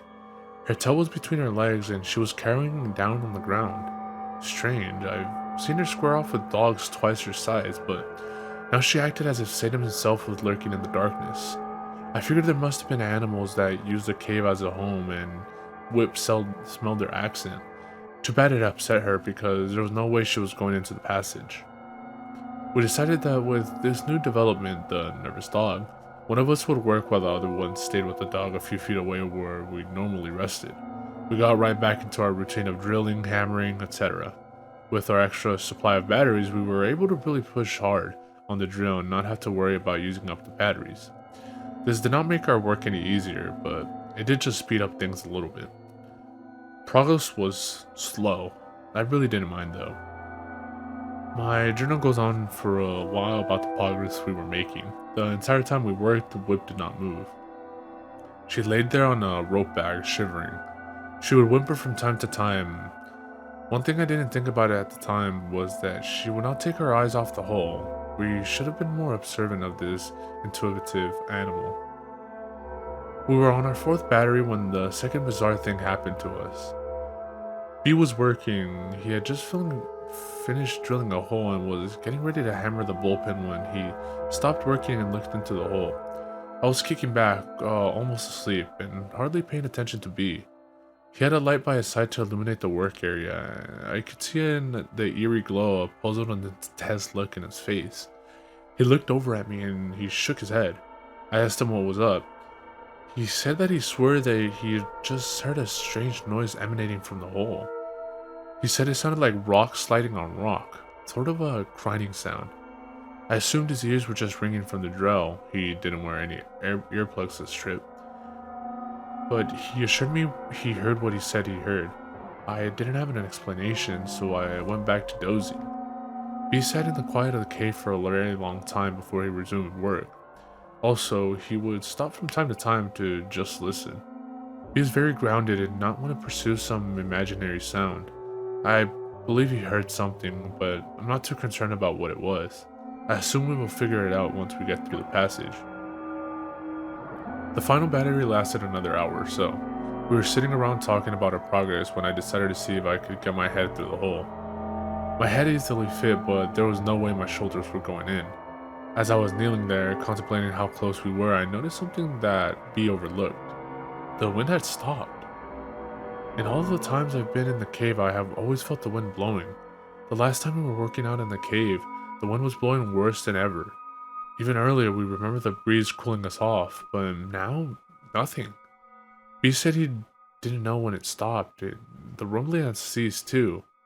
Bizarre. This plain old cave was becoming mysterious. We talked for a long time in the dark of the cave. We debated what could possibly be causing these unusual events to occur. I think part of the reason we were sitting in the dark was because we were both too hammered to move. We could have come up with no reasonable explanation for the strange things happening in the cave. After sitting for at least a half hour, we slowly loaded up our gear and started for the surface.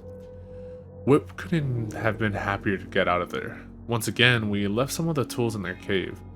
We just put them back in the hole. Not enough people used the cave to worry about. Plus, we were too tired to care. We made a lot of progress on this trip. It helps to have the extra batteries. We still have a long way to go, but it's sure nice to see how far we've come. The rest of the journal entry talks about climbing out of the cave, getting a room at the motel, and crashing. We were beat. In retrospect, I can't believe how casual we were about everything that was happening in the cave. At the time, the only thing we could think about was getting into the passage. Everything else was just a minor distraction. I do recall thinking that it would be nice to get in and see how the mechanics of the cave worked, where the wind was coming from, what was making the noise, etc. Now, weeks later, I think of my ignorance and naivety and just shiver.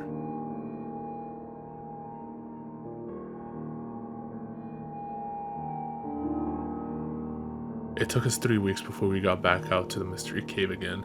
Our attitudes have changed a bit since we first started taking the project. In the beginning, we looked at the whole thing as a fun adventure. Since the last trip out, we found ourselves taking a more serious approach. On the drive out this time, our conversation was a little more subdued than before. We hadn't talked much since the last trip, not for any reason but scheduling conflicts.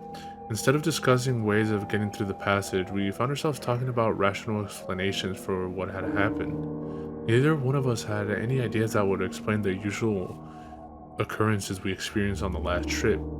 We were amused to find out that neither of us had talked much about the last trip to other people. That is a complete reversal from other trips. It has been fun to report to my friends and family about our progress. It's always fun to tell people about the tight squeeze we're going to have to get through to get into the passage. Most people have little desire to voluntarily subject themselves to incredibly tight places, although neither do I, but I will do it in order to get to the other side. Good motivation. We left town early in the afternoon to beat traffic. I don't really recall what time we finally got to the cave. Like I said, the mood was subdued. We got rigged up and started down. Obviously, B left the dog at home this time. We took essentially the same gear as last time. We left some of the tools in the hole to save our backs the agony of hauling the extra weight. Even with the gear, we got down in good time. We really have a good system for getting up and down. There was only one minor mishap this trip. B scraped his arm on the descent. Not real bad, fortunately. He waited until we got all the way to the hole to patch it up. It was just a superficial cut. While he was getting the wound cleaned up, I started working. We both took note that the breeze was back and the rumbling was present. We had 4 fresh batteries and 4 or maybe 3.5 fresh arms. I had hopes that this would be the day. It started out pretty slow. When we first started working on the hole, the thickness was about 3 inches. As we've enlarged the hole, the thickness has increased. As a result, our progress has become slower. Still, we continued with as much energy as we could put into the work. The hole was big enough, at least, for me to put the hammer into the hole for reference, then put the camera in the hole and take a picture of Floyd's tomb. It's been nice to see the pile of broken rock below the hole get bigger and bigger. We have both realized that we're just going to have to put in a certain amount of work in order to get through, so we just get down to business. We don't usually talk much while we work, since one of us is making a lot of noise with the drill or hammer. Break times are used to chat momentarily about whatever topic pops to mind. The break takes place whenever the guy that's working deck decides to switch roles. We both put in some pretty good work sessions. I have a little bit more stamina than B, but he gets just as much done in a shorter amount of time due to his upper body strength. We still celebrate the small victories we encounter along the way. Whenever a section we've been working on crumbles, we cheer. On the rare occasion that a fist-sized rock falls from the entrance, we whoop and holler. That's one small chunk of earth that no longer separates us from whatever lies from the other side. I still harbor the fantasy that there is a hidden entrance to the other side of the passage, and years ago Spanish explorers hid their treasures in the cave and sealed up the entrance. And it's remained untouched until we find it. B has a more realistic, although more mundane theory. He figures there's more cave on the other side. We'll see who's right. This trip out, I wanted to see if we could speed up the work by using larger masonry bits. I purchased some good-sized one at a hardware store at a good-sized price. One was larger in diameter than all the rest. The other was smaller around, but longer. I had pretty much concluded that the big one might be too big, and I was right. We tried to get it to go into the rock, but progress was very slow. We tried pushing for all we were worth, and all we got was tired. The larger bit just created too much friction area for our strength. It might have worked with a hammer drill, but we didn't have one. The longer bit worked fine with our drill. We relied on it for most of the work we did this trip. I thought we were going to be out one bit and a drill and my hand when the bit broke off towards one end. I was pushing as hard as I could on the drill with the bit a few inches on the wall when it snapped. I nearly rammed the drill through the wall from pushing so hard. We were able to retrieve the bit and keep using it minus a couple inches. It still worked great, only once in a great while did we resort to the hammer and chisel. Work was proceeding as normal until about the time we were on our 4th battery. I was kneeling down and working and the drill slowly into the wall at the time. I had my earplugs in, safety glasses on, and was lost in my own thoughts. Suddenly, over the squeal of the drill wearing down the rock, I heard strange noises. It was loud. I could hear over the noise of the drill even though I had earplugs in. At first I thought it was just a drill bit doing its job on the cave. It would frequently complain by screeching and whining as we forced it into the wall. But this was different. It took me several full seconds to comprehend that this was coming from inside the hole and not the bit. I stopped drilling and yanked my earplugs out just in time to hear the most terrible scream I have ever heard trail off and echo to the darkness of the cavern. I stared wide-eyed at the hole. For several moments, I didn't move, nor did I breathe. I turned to look at B. Moments earlier, he had been lying on the rope bag catching a nap. Now he was standing upright, mouth open with a look of concern on his face. I turned and looked into the hole again, half expecting to see a demon face staring back at me. Nothing was different in Floyd's tomb. I had fixed my gaze on the back of the squeeze, where the limits of my lights reach. There was no motion, only darkness beyond the reaches of my light. In the complete silence that followed, I could hear my heart pounding in my ears. Not another sound could be heard in the cave. Suddenly, I hear a scraping noise behind me and straightened up. I nearly knocked myself out, hitting my head on the overhang. It was just B moving to turn on his light, but I was so wired it nearly sent me to the grave. B spoke, and again I jumped. He said to get some rocks and put them into the hole. He explained that whatever animal had made that noise might be able to get through the hole. I immediately grabbed a few rocks and hoisted them through the opening. Using the handle of the sledgehammer, I slid the rocks as far back into the tunnel as I could reach, creating a wall between us and the other side. Since the squeeze is so small, it didn't take long. The entire time I was doing this, however, I was thinking the noise certainly did not come from an animal. I didn't know if he really thought it was, or if he was just trying to convince himself. I didn't say anything to him about what I thought. From the time it happened to the writing of this journal entry 2 days later, I've tried to come up with some possible source for such a noise. To describe it, I would say it sounded like a cross between a man screaming in fear and a cougar screaming in pain. It sounded like it came from the hole and was roughly 100 feet away. The horrific noise reverberated through the cave and through my ears. B estimated the scream lasted 8 to 10 seconds. My best guess is about 5 seconds. 3 seconds while I was drilling, 1.5 seconds to drop the drill and yank the earplugs, half second of sheer terror. It's difficult to tell how much time passes when you're listening to a solo from the depths of Hades. After I filled the back of the passage with rocks, we just sat there listening to the silence. My breathing was a lot more rapid than usual. Neither of us spoke for quite some time. Finally, B suggested we get back to work, but keep an eye out for movement in the hole. We put a light in the passage that shined to the back of Floyd's tomb. It was only at this point that we realized the wind had stopped again, and the rumbling could no longer be heard. To say I was nervous would be an understatement. I didn't say anything to B, nor him to me. Back to the drilling. B took over the work, which was fine with me. I wasn't exactly worn out, but I didn't mind being further from the hole. B would stop from time to time to listen. I just sat, watching him, with my light on. I wasn't close to the entrance to the hole, but I still found myself looking behind me down the passage to the still water. Every time my light would cast an unusual shadow, my heart would jump. My imagination was running wild. Oddly, B seemed to be less concerned about the strange noise than me. After a short time, he seemed to be focused entirely on getting through the passage. I was still straining to listen above the sound of the drill. I heard nothing but the now familiar sound of carbide on stone. As I contemplated the possible scenarios which might play out on the other side of the passage, I found myself strangely getting somewhat excited again about getting through. It might have been fatigue taking its toll on my mind, or the thought of something valuable on the other side. My thoughts were broken when B let out a yell, possibly a cuss word. He said the drill battery was dying, but he hadn't quite broken off a large relative section he was working on. He set the useless drill aside and picked up a hammer and bullpen. He started wailing away at the hole created by the bit. After nearly 10 solid minutes of hammering, he sat back against the rock, sweating and nearly out of breath. The bullpen was still protruding from the cave wall. He held the hammer towards me, inviting me to take a few swings.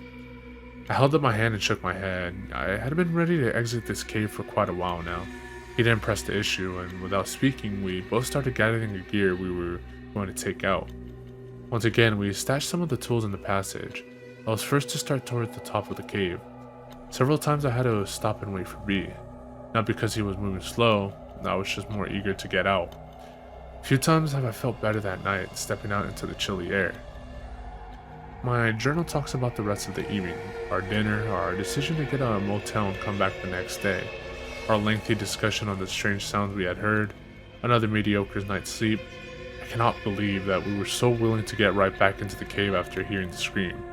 Part of the reason I went along with the idea was because B seemed so indifferent to any possible dangers, even if it were an animal, which I didn't believe, but could offer no better explanation.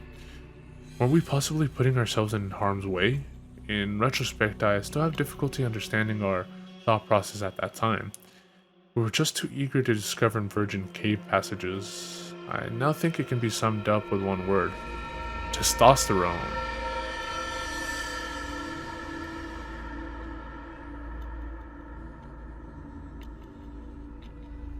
It's amazing what a couple of meals and a little sleep can do for someone's attitude. Even though we still had memories of this strange noise fresh in our minds, we relit the fire of our enthusiasm. The other side of the passage seemed so close, we were sure this would be the day. We got to this cave and started to work our way down the hole. Getting back into the darkness of the cave brought back the memories of the night before. The sight of the circled rock illuminated by our headlamps, the smell of dirt in the air, the sound we made as we crawled across the rock.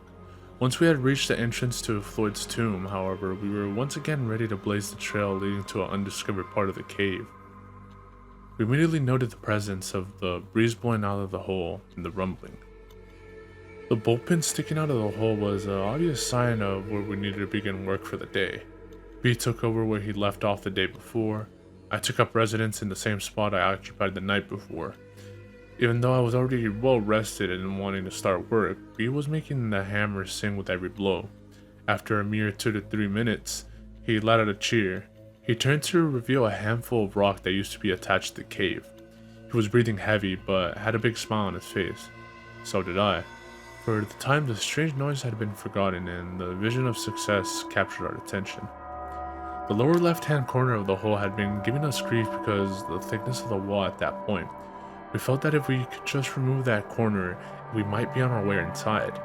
But now, B held in his hand the crumbled remains of the corner. Our excitement consumed us as we examined the hole. I took the hammer and pounded away at the surface of the hole, and the idea was to remove the jagged edges that would take their toll on my skin. The size looked right. Now the moment we had all been waiting for. I cautiously approached the entrance to Floyd's tomb. I decided the best way to enter the small hole was to place one arm over my head, turn my head sideways, and slowly work my way in. I soon determined that this was not going to work. The hole was small. If I was going to make it in without widening the hole anymore, I was going to have to put both arms over my head, in a diving position, turn my head sideways, and slip into the tomb. The width of the entrance was the limiting factor. The height was sufficient. The arms overhead position flared my shoulder blades out, but there was still room to get in. Plus, the arms overhead gave me the best squeeze side to side. In order to enter straight into the hole, I stood on my feet and bent over to get level with the entrance. My knees were bent and the position was uncomfortable, sort of a semi-squatting position, bent at the waist with arms overhead. Plus, I had to slightly turn my upper torso to the left in a counterclockwise rotation to negotiate the angle of the entrance. Notice in the last photo that the entrance generally slopes up to the right. I got my arms through the entrance with minor scrapes. Next came my head. By keeping it turned sideways, I was able to get it in, for the most part, up to my shoulders. When I got to my shoulders, I could feel the rocks touching all around my shoulders and chest. It was not stopping me, but I was definitely scraping many surfaces of my body. I decided to just push through, keeping in mind that I was going to have to come back out eventually. The pain was not too bad, and I was in. Well, my upper body was. At least I could get a good idea what the tomb was going to be like. Once inside the tomb, I had a few inches all around me in which to position my body. This was the largest part of the passage. It was conveniently located right at the beginning of the crawl. That gave me a little room to get positioned to crawl further into the passage. Inside the tomb gave me a whole new outlook of what it was going to be like to crawl through. Even though this was the largest part of the crawl, it was still small. I could move my head around freely, but every direction that I turned, I was staring at a wall of solid rock. When I spoke to B, my voice sounded muffled, like I was talking in a small box. I could rest my chest on the passage floor, but the rocks were uncomfortable. I turned my head to look further ahead, but couldn't see the wall of rocks I had built the day before. The squeeze towards the end of the passage was closer now, and appeared even narrower. I didn't know if I could squeeze through or not. I knew it would be close. I wanted to crawl further into the passage.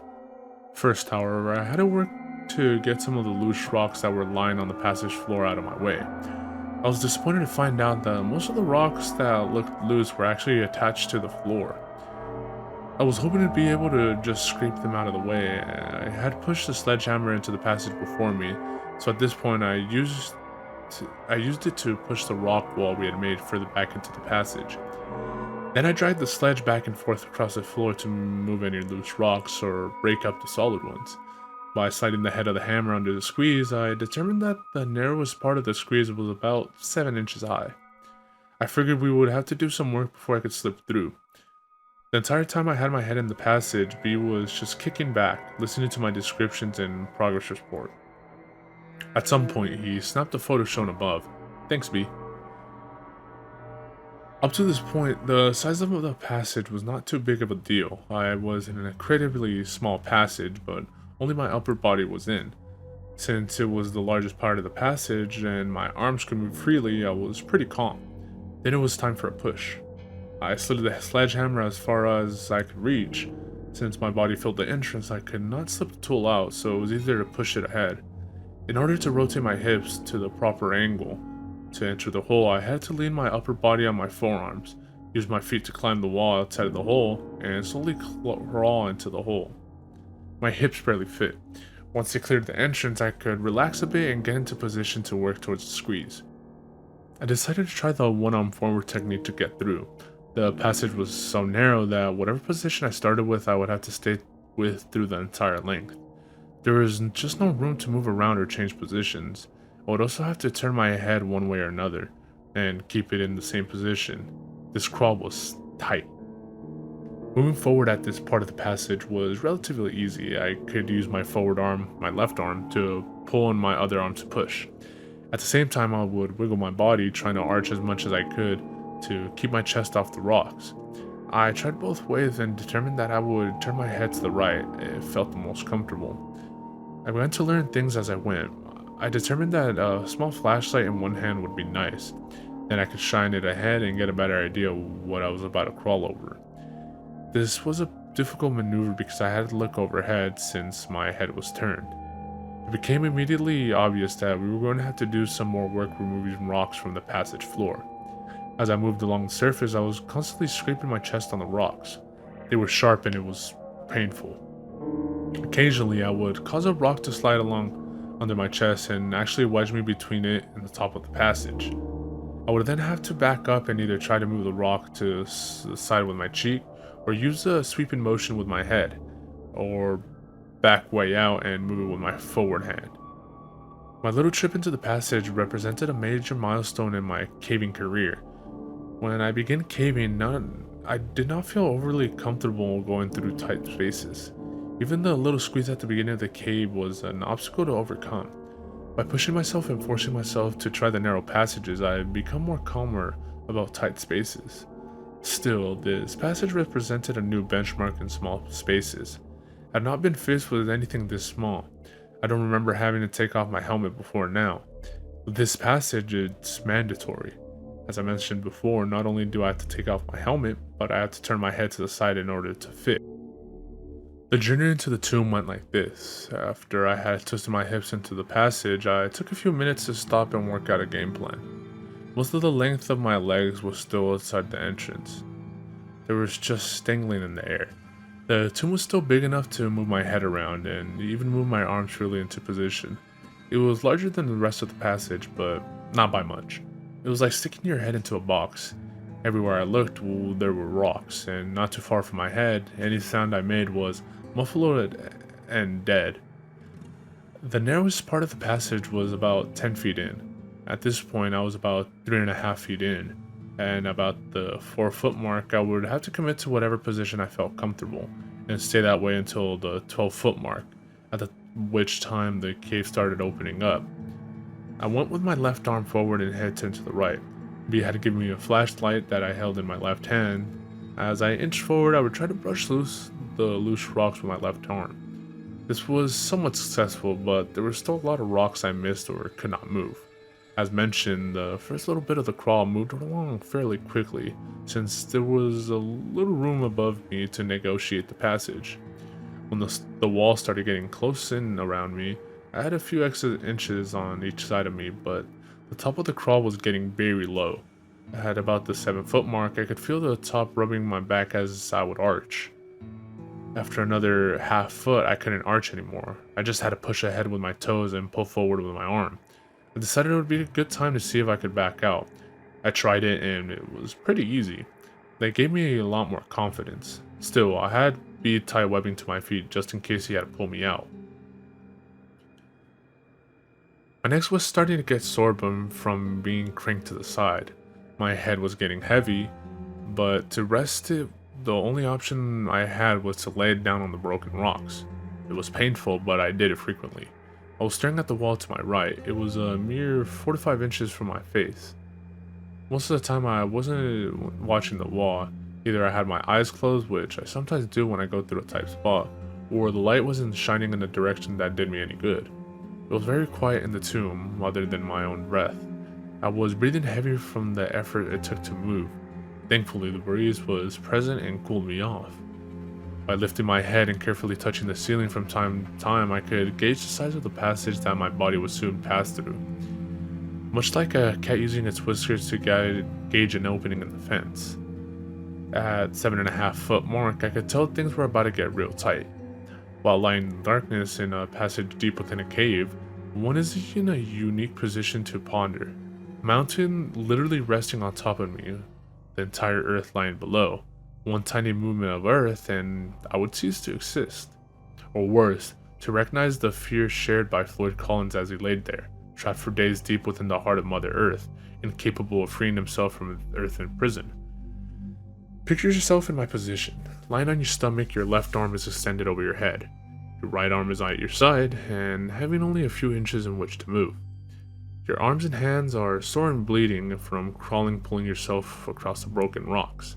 Your entire body is resting on the rocks. Your neck gets tired of holding your head off the rocks, so you gently rest your cheek on the rock to rest. Once you start again, you have to push with your toes to scoot your body forward, sliding across the rocks. After moving a few inches, you are breathing hard and have to rest.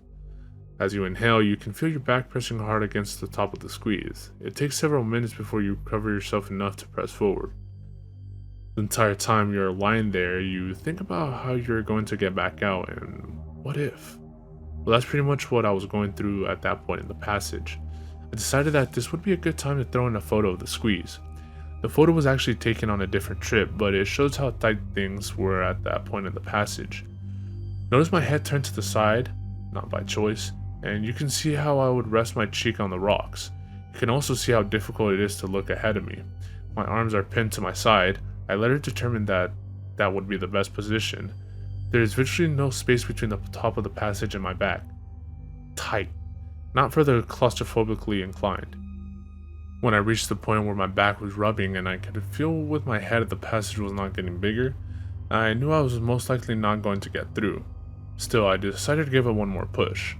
If I had been in this position a year ago, I would have been in a state of panic, but not today. I was pretty pumped. I took a few minutes to rest and I went for it.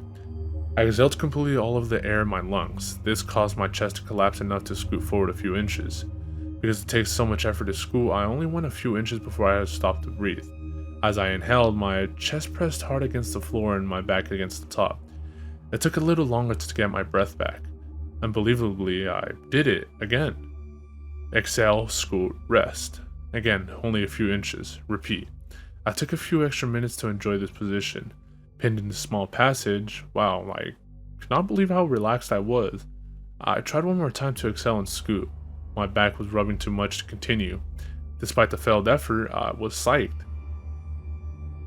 I took several minutes long to lay there and recover from the effort. He had been encouraging me the entire time. It was fun to hear him cheer as he saw my shoes go deeper and deeper into the hole. Backing out was not too difficult, but it did take some work. I encountered the same obstacles as when I went in. After I wiggled my hips out of the hole, which took some time, I had trouble getting my shoulders out. Both arms were overhead at this point. My shirt was getting caught on the rocks, and my shoulders were brushing the sharp rocks. After struggling to find a good position, I gave up and just pulled my upper body out. Scrape!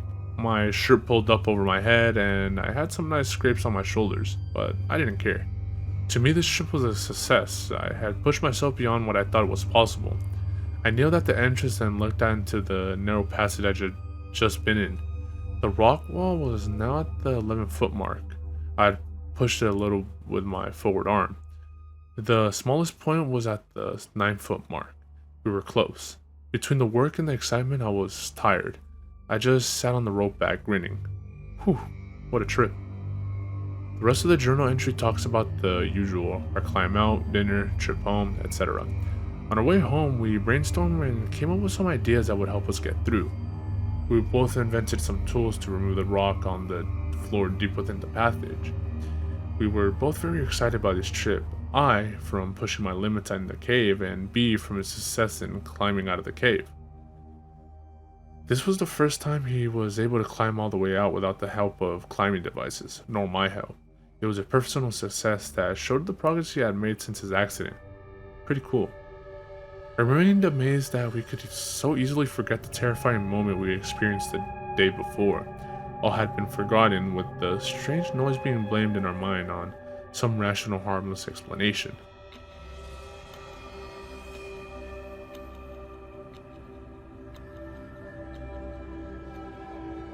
Prior to going back out to the mystery cave again, we spent a lot of time preparing. We made a squeeze box, which is a wooden box, the opening of which can be adjusted in size. We could then crawl through the opening and measure to see how tight of a squeeze we could fit through. From that, we were able to determine that I need about 8 inches in height to get through the smallest portion of Floyd's tomb. That meant we would have to scrape out about an inch from the floor of the passage. We also learned that the best position I would need to get through the passage would be on my stomach, with my arms to my side. And of course, my head would be turned one way or the other. That position allowed my shoulder blades to drop to their lowest point. In order to move, I would push forward or backward with my toes. It sounds difficult, but felt adequate. Later, it proved to work sufficiently. The second thing we did was to construct tools we invented to work with in the cave. I came up with a clever way to chip away inside of the passage without having to climb inside. I had my neighbor weld together several lengths of steel pipe in a manner that would allow us to take it apart while we climbed down the tomb, but still have the strength necessary to hold up to a blow from a hammer once it was put together. We made our own tips that we could screw into our pipe to reach the area we needed to work on. B came up with a cool design for a scraper using an angle iron. He had his neighbor weld it together. It proved to be an invaluable tool for scraping and removing the rock. We were both proud of our inventions. I also made a device to hold my drill that attached to our pipe. We ended up not using it since B's scraper device worked so well. I took an oath. I made a vow. I would not leave the cave until I had made it through the passage, conquered Floyd's tomb. This would be the trip. It had been a long time since we had been out to mystery. We had been busy though. We had made the tools we talked about. It was fun coming up with ideas for tools. Also, we made a squeeze box to determine the best technique for getting through to the tight spot. Plus, we knew about how much rock we need to remove before we could get through. We were excited to get back out to the cave to finish our project. Our climb down to the passage took a little bit longer than usual since we had extra tools to carry. Once we got down to the passage, we immediately got to work using B's scraping tool with the pipe I had made. It worked like a charm. We could hammer the pipe on one end and the scraping tool on the other end dug into the rock. Then we could push the debris all the way through the passage and out of our way. When we needed to measure our progress, we would turn the scraper sideways in the passage and observe the clearance. We worked for about 2 hours before I had the desire to try the tomb. I just wanted to make sure I was going to make it through on the first try. B made one more sweep of the passage floor, clearing any loose rocks from where I would be crawling, and pushing the wall we had made to the back of the squeeze. I made preparations for the crawls by fashioning duct tape suspenders to prevent my shirt from sliding around while sliding across the rock. I went with a flashlight in my hand, even though my hand would be at my side. I knew I would need it once I got through. As an expression of faith, I did not tie a rope to my feet. I was confident I was going to make it. Finally, I made the attempt. Although I didn't mention it in my journal, we did notice the breeze was back, and the rumbling present. Since we didn't do any work on to the entrance, I had to go through the same dance routine to even enter the passage. Once I got my upper body through the hole, I shined the flashlight ahead of me to work out a planned attack. The passage didn't seem any bigger than the last time I was here, but most of the work was done deeper in the squeeze. I paused for a few minutes, then twisted my hips to get my lower body in. I slowly inched forward as my entire body filled the passage. Before I was completely in, I got into the position for the push. I dropped both my hands to my side and turned my head to the right. Then I began to inch forward. Once my toes were inside the cave, I used them to push forward. To keep from scraping my body, I would walk using my shoulders, knees, and toes. Progress was slow but steady. That was fine by me. A foot or two before the tight spot, I could already tell there was a little more room. Even so, I began to touch the roof of the passage with my back. This time, however, I was able to continue moving forward. I reached the lowest point in the passage, and I could tell it was still going to be tricky. Even with the work we had done clearing out the loose rocks, I still felt sharp pebbles rolling under my chest as I slid along. When I could feel my back brushing against the top of the passage in several places, I reverted to my technique of exhaling. Before I began, however, I took a minute to lay there in the passage. I could see the glow of B's flashlight as the rays of light managed to squeeze past my body. I could feel the cool breeze evaporate the drops of dirty sweat on my forehead. I could feel 1,000 sharp edges dig into the surface of my skin. I felt a twinge of excitement as I realized that the goal we had set out to achieve weeks ago was about to be realized. This thought alone made me want to keep moving, now no matter how tight the passage had become. I breathed in and out rapidly for a few moments, then began. Exhale, scoot, stop to catch my breath, repeat. After just a few inches of scooting, I could raise my head off the floor of the squeeze and tell the passage was beginning to open up. I relayed this information to B, and we both took a few seconds to celebrate. During the rest of the slide through the passage, B was cheering me on. Virgin Passage and Neil Armstrong territory were the phrases he kept repeating. I was grinning ear to ear. Even though the passage was beginning to get larger, it was still slow going. I had continued scooting along for another foot and a half where I could slide my arms underneath me to use them to crawl. At that point, I felt my journey was essentially over. I was able to sit up slightly and move the rock wall we had erected several trips ago. These rocks served as a somber reminder that a little caution would be wise. I shouted back to B that I was through. We both took a moment to congratulate ourselves on our success. B would likely never be able to squeeze through the passage and see what I was seeing, so I gave him a description of what the cave looked like.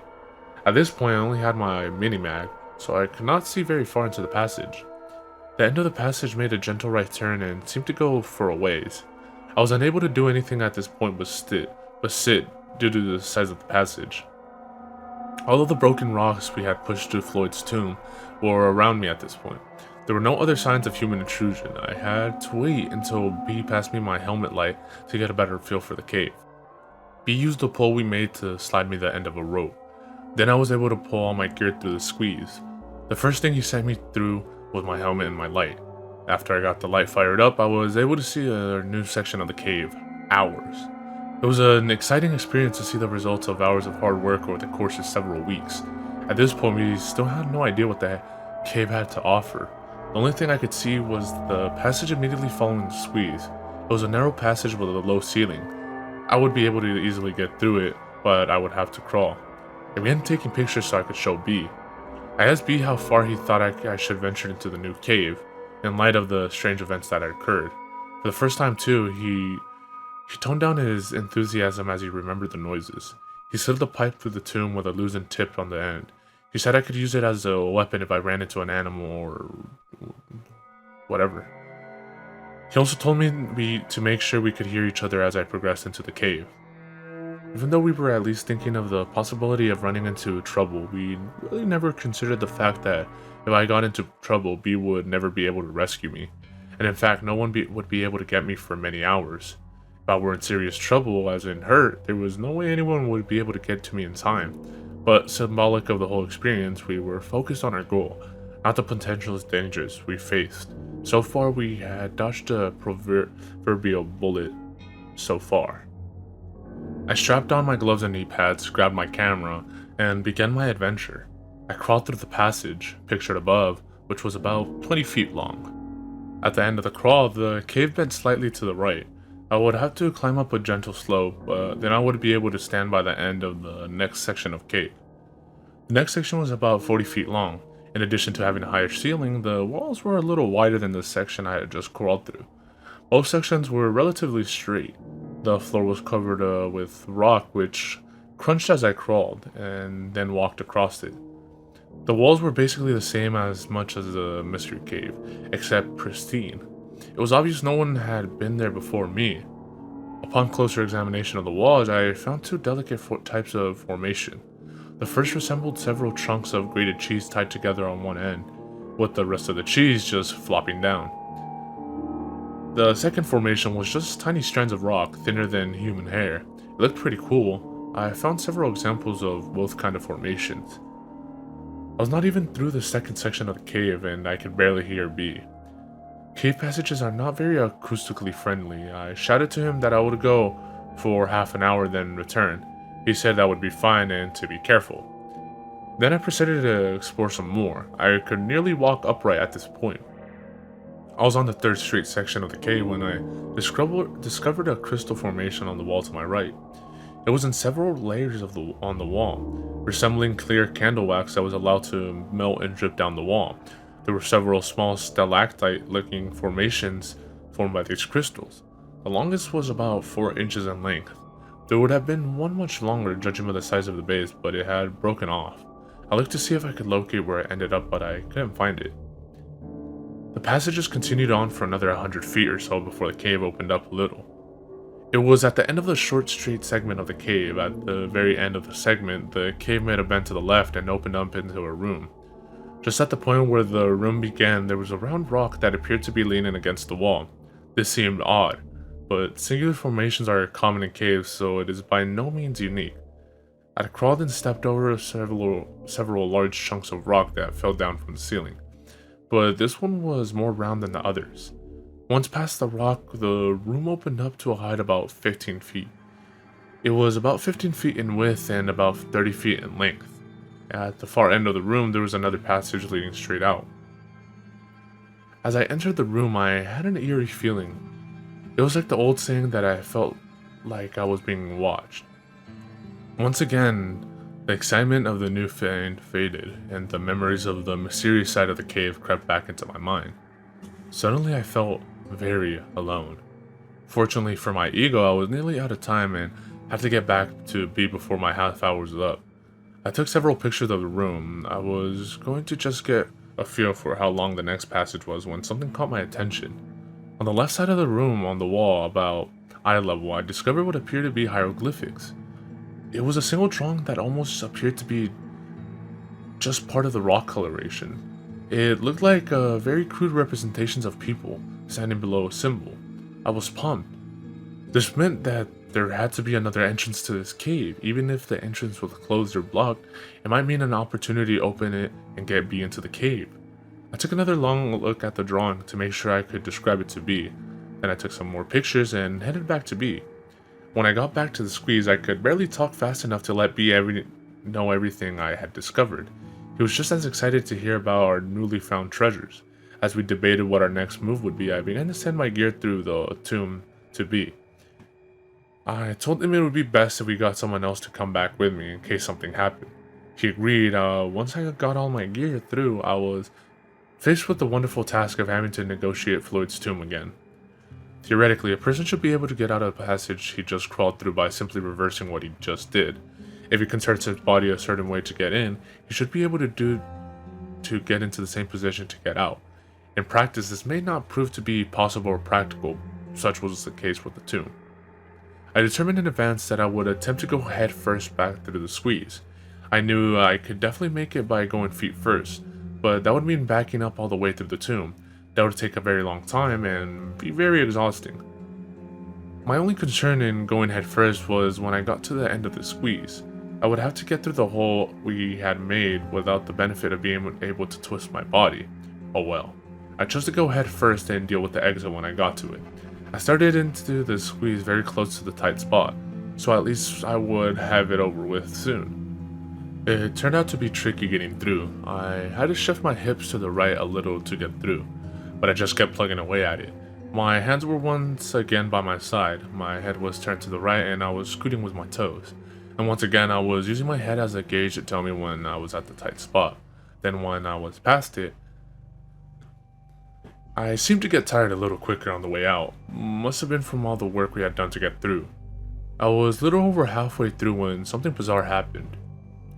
I was laying there taking a brief break when I heard a sound deep within the cave. It was a faint but distinct sound of rock sliding on rock. My blood froze in its veins. I couldn't move. I just lay there straining to hear the sound again. Nothing. I quickly began to scoot towards the exit. I didn't mention the sound to B, but I did recall one of our earlier trips when B said he heard the same thing. The task of getting out of our hole turned to be as painful as I thought it would be. I had to put my arms overhead and force my shoulders through the hole. I definitely left some skin behind as I slipped through. B helped me as I wiggled my upper body out of the passage, then I could catch myself and ease my lower body out of the tomb. I was out. B and I shook hands and began to load up our gear. I was trying to listen to any sounds coming from the hole, but we were making too much noise gathering our stuff. As much as I looked forward to getting into the passage, it was a relief to get back out. That is pretty much how I feel about caves in general. I love to go in, but I feel good when I get back out again. Something strange happened with the pictures I took in the new part of the cave. The pictures I took in the passage leading up to the large room all turned out to be fine. Strangely, none of the pictures taken in the room turned out. Pictures of the round rock and, more importantly, the pictures of the hieroglyphics I saw. Pictures taken before and after the room turned out great, but the negatives of the photos taken in the room were clear. Nothing. I remember what the hieroglyphics looked like, so I drew a picture to give you an idea of what I saw.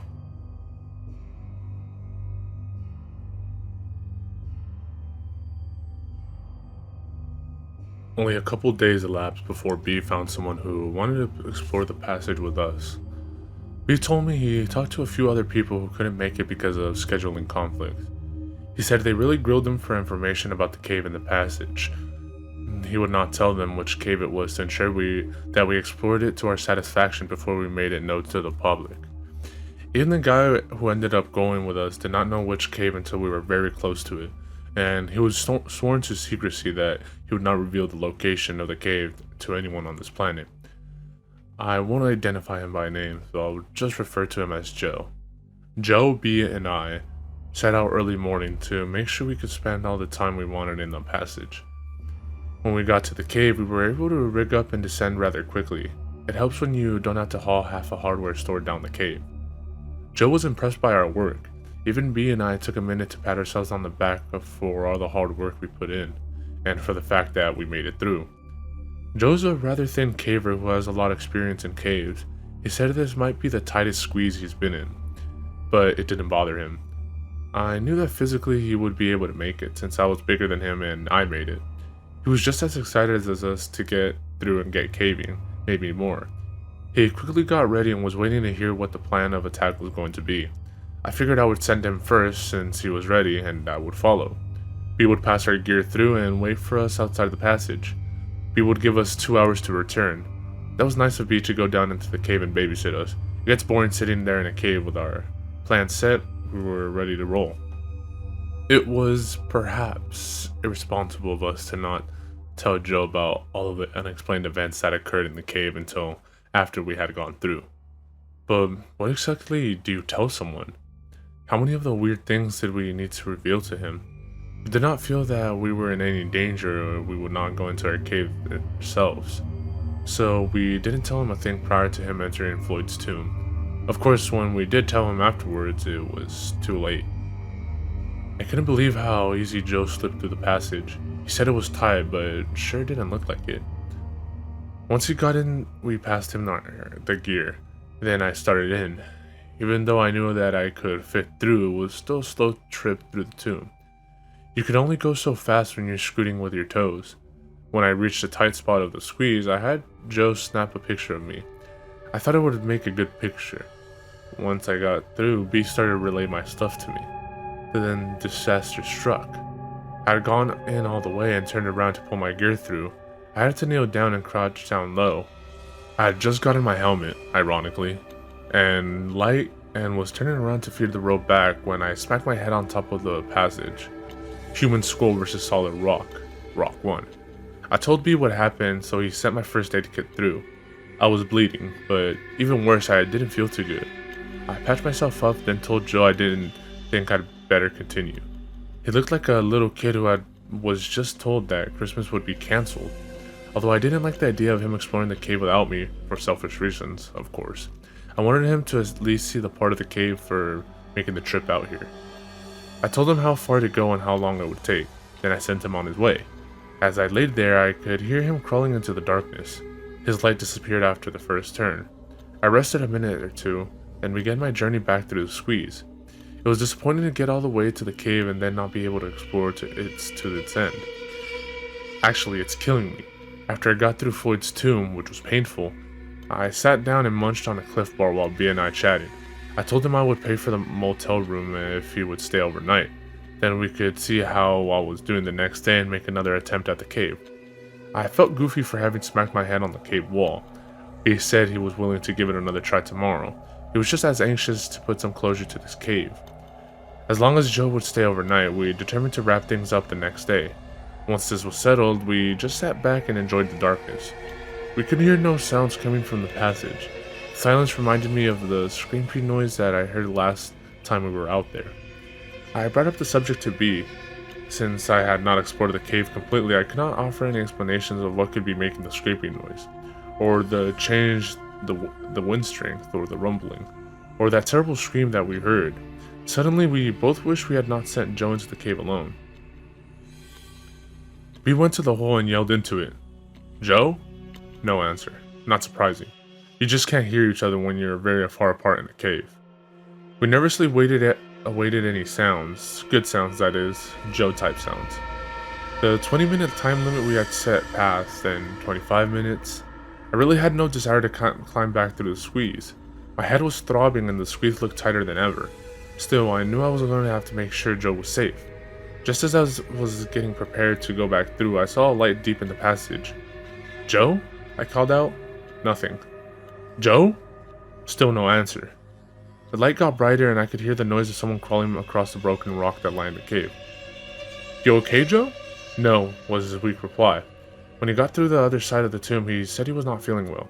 He quickly took off his gear, then put him in the bag so we could pull it through. As I pulled the bag through the passage, he began to climb back through the tomb. We didn't even get a chance to question him about what we saw before he was coming back through. He quickly slipped through the squeeze in the hole, and we finally got a look at him. He looked terrible. His face was pale and he was out of breath. The dust that covers the floor of the squeeze left its mark on his face and clothes. He had numerous small cuts and scratches on his face and arms, probably from his rapid exit from the passage. His eyes were open wide. We only had a brief moment to look at the change that occurred to Joe before he started to head up and out the cave without saying a word. While Joe and B started for the surface, I took a minute to gather our gear.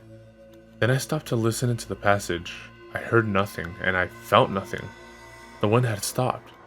Part of me wanted to get out of the cave as fast as possible, but another part of me wanted to immediately climb back through the passage to find out what made this cave tick. Then was not the time though. I still felt a little dizzy from my injury. At that moment, I noticed B and Joe had made a good time getting up the cave passage and I was left alone. Chills ran through my body and I scurried to catch up with them. Once we got outside the cave, I figured we would be able to find out more about Joe. But when he got to the final climb, he just unclipped from the rope and went straight to the truck. In the light of day, he looked even worse in the cave. B and I gathered up the rope and our gear and headed to the truck. Joe said he did not want to stay overnight because he felt terrible, and we believed him, so we headed home. We could get no more information from Joe. He just stared straight ahead. He was shaking like a leaf, and he said he was not cold. When we tried to question him, his answers were short. I asked him if he saw the hieroglyphics. No. Did he hear us yelling? No. Did he see the round rock? No. Did he see the crystals? No. He said he just went a little ways in and started to feel sick. Something was fishy about his answers. He would have had to have seen the crystals if he got far enough into the cave that he couldn't hear us yelling. But why would he not elaborate? The rest of the trip passed in eerie silence. Joe didn't say much. We gave him a brief outline of the strange events that happened in the cave. He didn't reply. As we were dropping him off, we asked if he wanted to go back into the cave. He shook his head and ran into his house. I tried to call him later in the day and the next day, but only got his voicemail.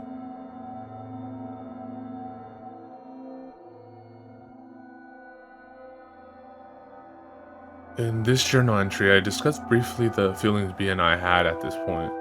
I would like to elaborate on those feelings and set the mood for this part of my journal. I hope I can successfully convey our exact thoughts and feelings as we contemplated our next move. If not, I'm afraid we will appear to the average reader as being ignorant, naive, or downright foolish. This cave represented to us a culmination of weeks of hard work, complete with an array of emotions, from fatigue to fear, anticipation to pain, from frustration to glory. To us, we were not standing on the brink of possible destruction, but rather honoring an unspoken commitment. Much like a parent of a wayward child, we were not about to abandon our child out of the fear of the unknown. Like it or not, this cave had become a part of us, and now we must see to this adventure to its fruition. Additionally, verbose explanation aside, we were being eaten alive with curiosity. Despite the overwhelming number of unexplained occurrences we had experienced, we had to go back into this cave. What was making the rumbling noise? What caused a change in wind strength? Etc., all the way down to Joe. What could have possibly happened to him? What did he see or experience? We had many lengthy conversations about what our next move would be. We kept coming to the same conclusion. We had to return to the cave. We could offer no possible scenarios that would solve the many riddles held deep within the cave. The only way we could hope to complete the puzzle would be to conquer the cave. We were going back to the mystery cave. 2 weeks after our trip with Joe, and we were on our way back to the cave. To prepare for this trip, we contacted the local cave rescue group and got permission to borrow their low-voltage two-way phone. The phone consists of 2 transceivers and a long spool of thin wire. I would then be able to unwind the wire as I went into the passage and stay in contact with B the entire time. We also thought it would be a good idea to take a video camera into the new passage. I presaged a case that would protect my video camera from dust, as well as sharp rocks. I was more than willing to pay the cost of the case just to make sure B got to see the entire passage. My head was doing just fine. I still had a light red line mark to mark the spot where I tried to break the rock with my head. I never went to a doctor, but it was a very painful experience. I have thought about what would have happened if I had been able to go into the passage with Joe. He was a changed man after he came out. I've been calling his house nearly every day trying to talk to him, but he won't answer his phone. B called his work and a mutual friend told him that Joe called in sick 2 weeks ago and hasn't been in since. He said Joe warned his boss he might be out for a while. I even stopped by his house twice. The first time it looked like someone was home, but no one answered the door. The second time his car was gone and there was no lights on. I hoped to talk to him before his trip, but it didn't work out. As we were rigging up the rope to descend into the cave, I felt something for the first time. I did not want to go into the cave. It was not a feeling of foreboding. I was not receiving some premonition. I just had no desire to enter the underground world of the mystery cave.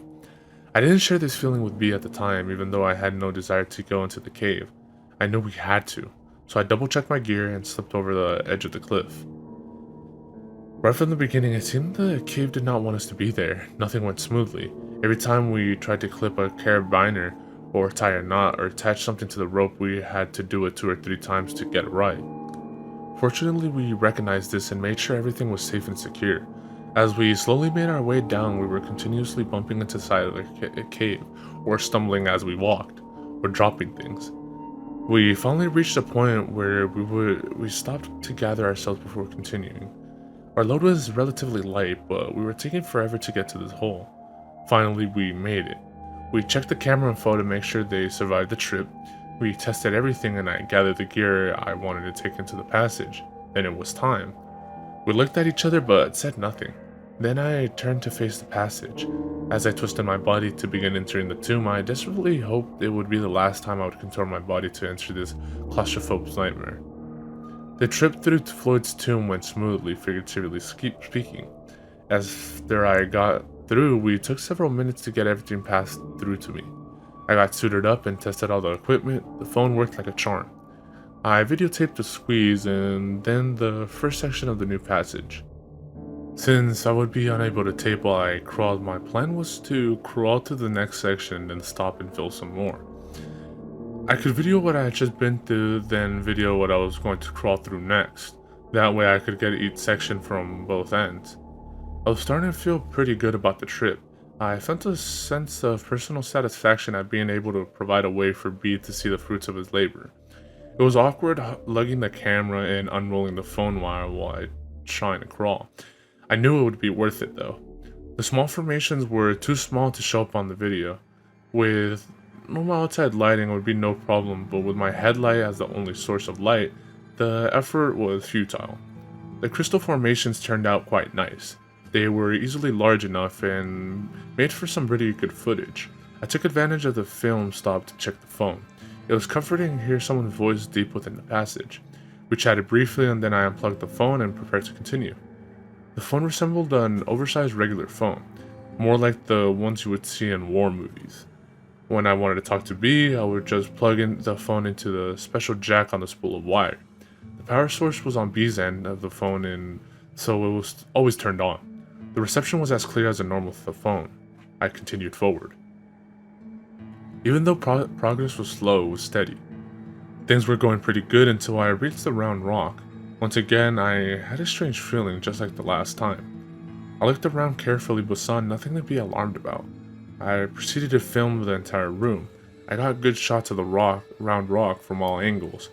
I got the walls, ceiling, and the floor to the best of my ability. I even got some pretty good tape of the figure on the wall. It was difficult to make out exactly what it was on the video, but you could definitely tell something was there. After I taped everything to my satisfaction, I moved towards the end of the room to explore new territory. At the far end of the large room was a passage that led to darkness. The entrance was about a foot lower than my head, and it looked like it continued at that height for as far back as I could see. I ducked under the ceiling and prepared to see new sights. The walls of the new passage were darker than the rest of the cave to this point. The floor was made up of the same type of broken rocks. The ceiling had the same type of near-perfect arch as in the old section of the mystery cave. It almost seemed out of place in the jagged atmosphere of the cave. I could only see back about 30 feet or so where the passage appeared to make a right-hand turn. I thought this would be a good place to check in with B. It took a couple of beats before he answered the phone, but once he did, his voice was crystal clear. It sounded like he might have been snoozing. Had I been gone that long? He said he was doing fine and that I could take as much time as I needed. I thanked him and hung up. His patience had been wonderful during this whole project. He had spent a lot of time just waiting for me while I explored the passage. I was glad he was willing to sit and wait. I hung up the phone and started to film the new passage. Then it happened. From behind me, I heard the scraping noise. It was loud. It was close. It was coming from the large room I had just left. I wheeled around to face whatever had made that noise. When I did, I lost my presence of mind and stood up at the same time. Crunch. My helmet crashed into the ceiling above. My light broke and I was buried in the heavy darkness. Pain shot through my neck and down into my back. The helmet had protected my head, but my neck was nearly numb from the impact. Fear enveloped me and my knees began to weaken. I slowly and involuntarily slumped to my knees. I gently set the camera down as I began to see the stars from the pain in my upper back. The scraping noise lasted only a second, and now the only sound I could hear was my own panic-inspired breathing. Not only could I feel the fear thick upon my chest, but the darkness seemed to hold me in place. I felt like I was vulnerable from every direction. I wanted to turn and look behind me, and to the side of me and in front of me. Everywhere I looked I saw black. Finally I broke the stupor of terror long enough to reach for an alternate light source. The mini-mag on my helmet. I twisted the light to turn it on, and when I did I nearly cried. I had forgot to put fresh batteries in, and now I could barely see more than a few feet. Still, it was better than nothing. I immediately began shining the light with all my might into the large room. I strained to get a glimpse of any movement in the room. Nothing. I was shaking violently as I sat there trying to figure out what to do. My mind was not clearly thinking. I honestly thought I was gonna die right there in the cave. For a fleeting moment, I wondered how B would ever figure out what had happened to me. Then it hit me like a boulder. The phone. I must have been clearing up at that point since I was also thought about my glow sticks. Without taking my eyes off the large room, I felt around my pack for the glow sticks.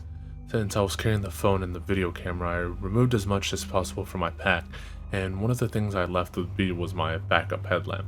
Thus, I was left with only the glow sticks. I found one and ripped it out of the package. I could tell something was wrong by how it sounded. It has been inadvertently broken and was now useless.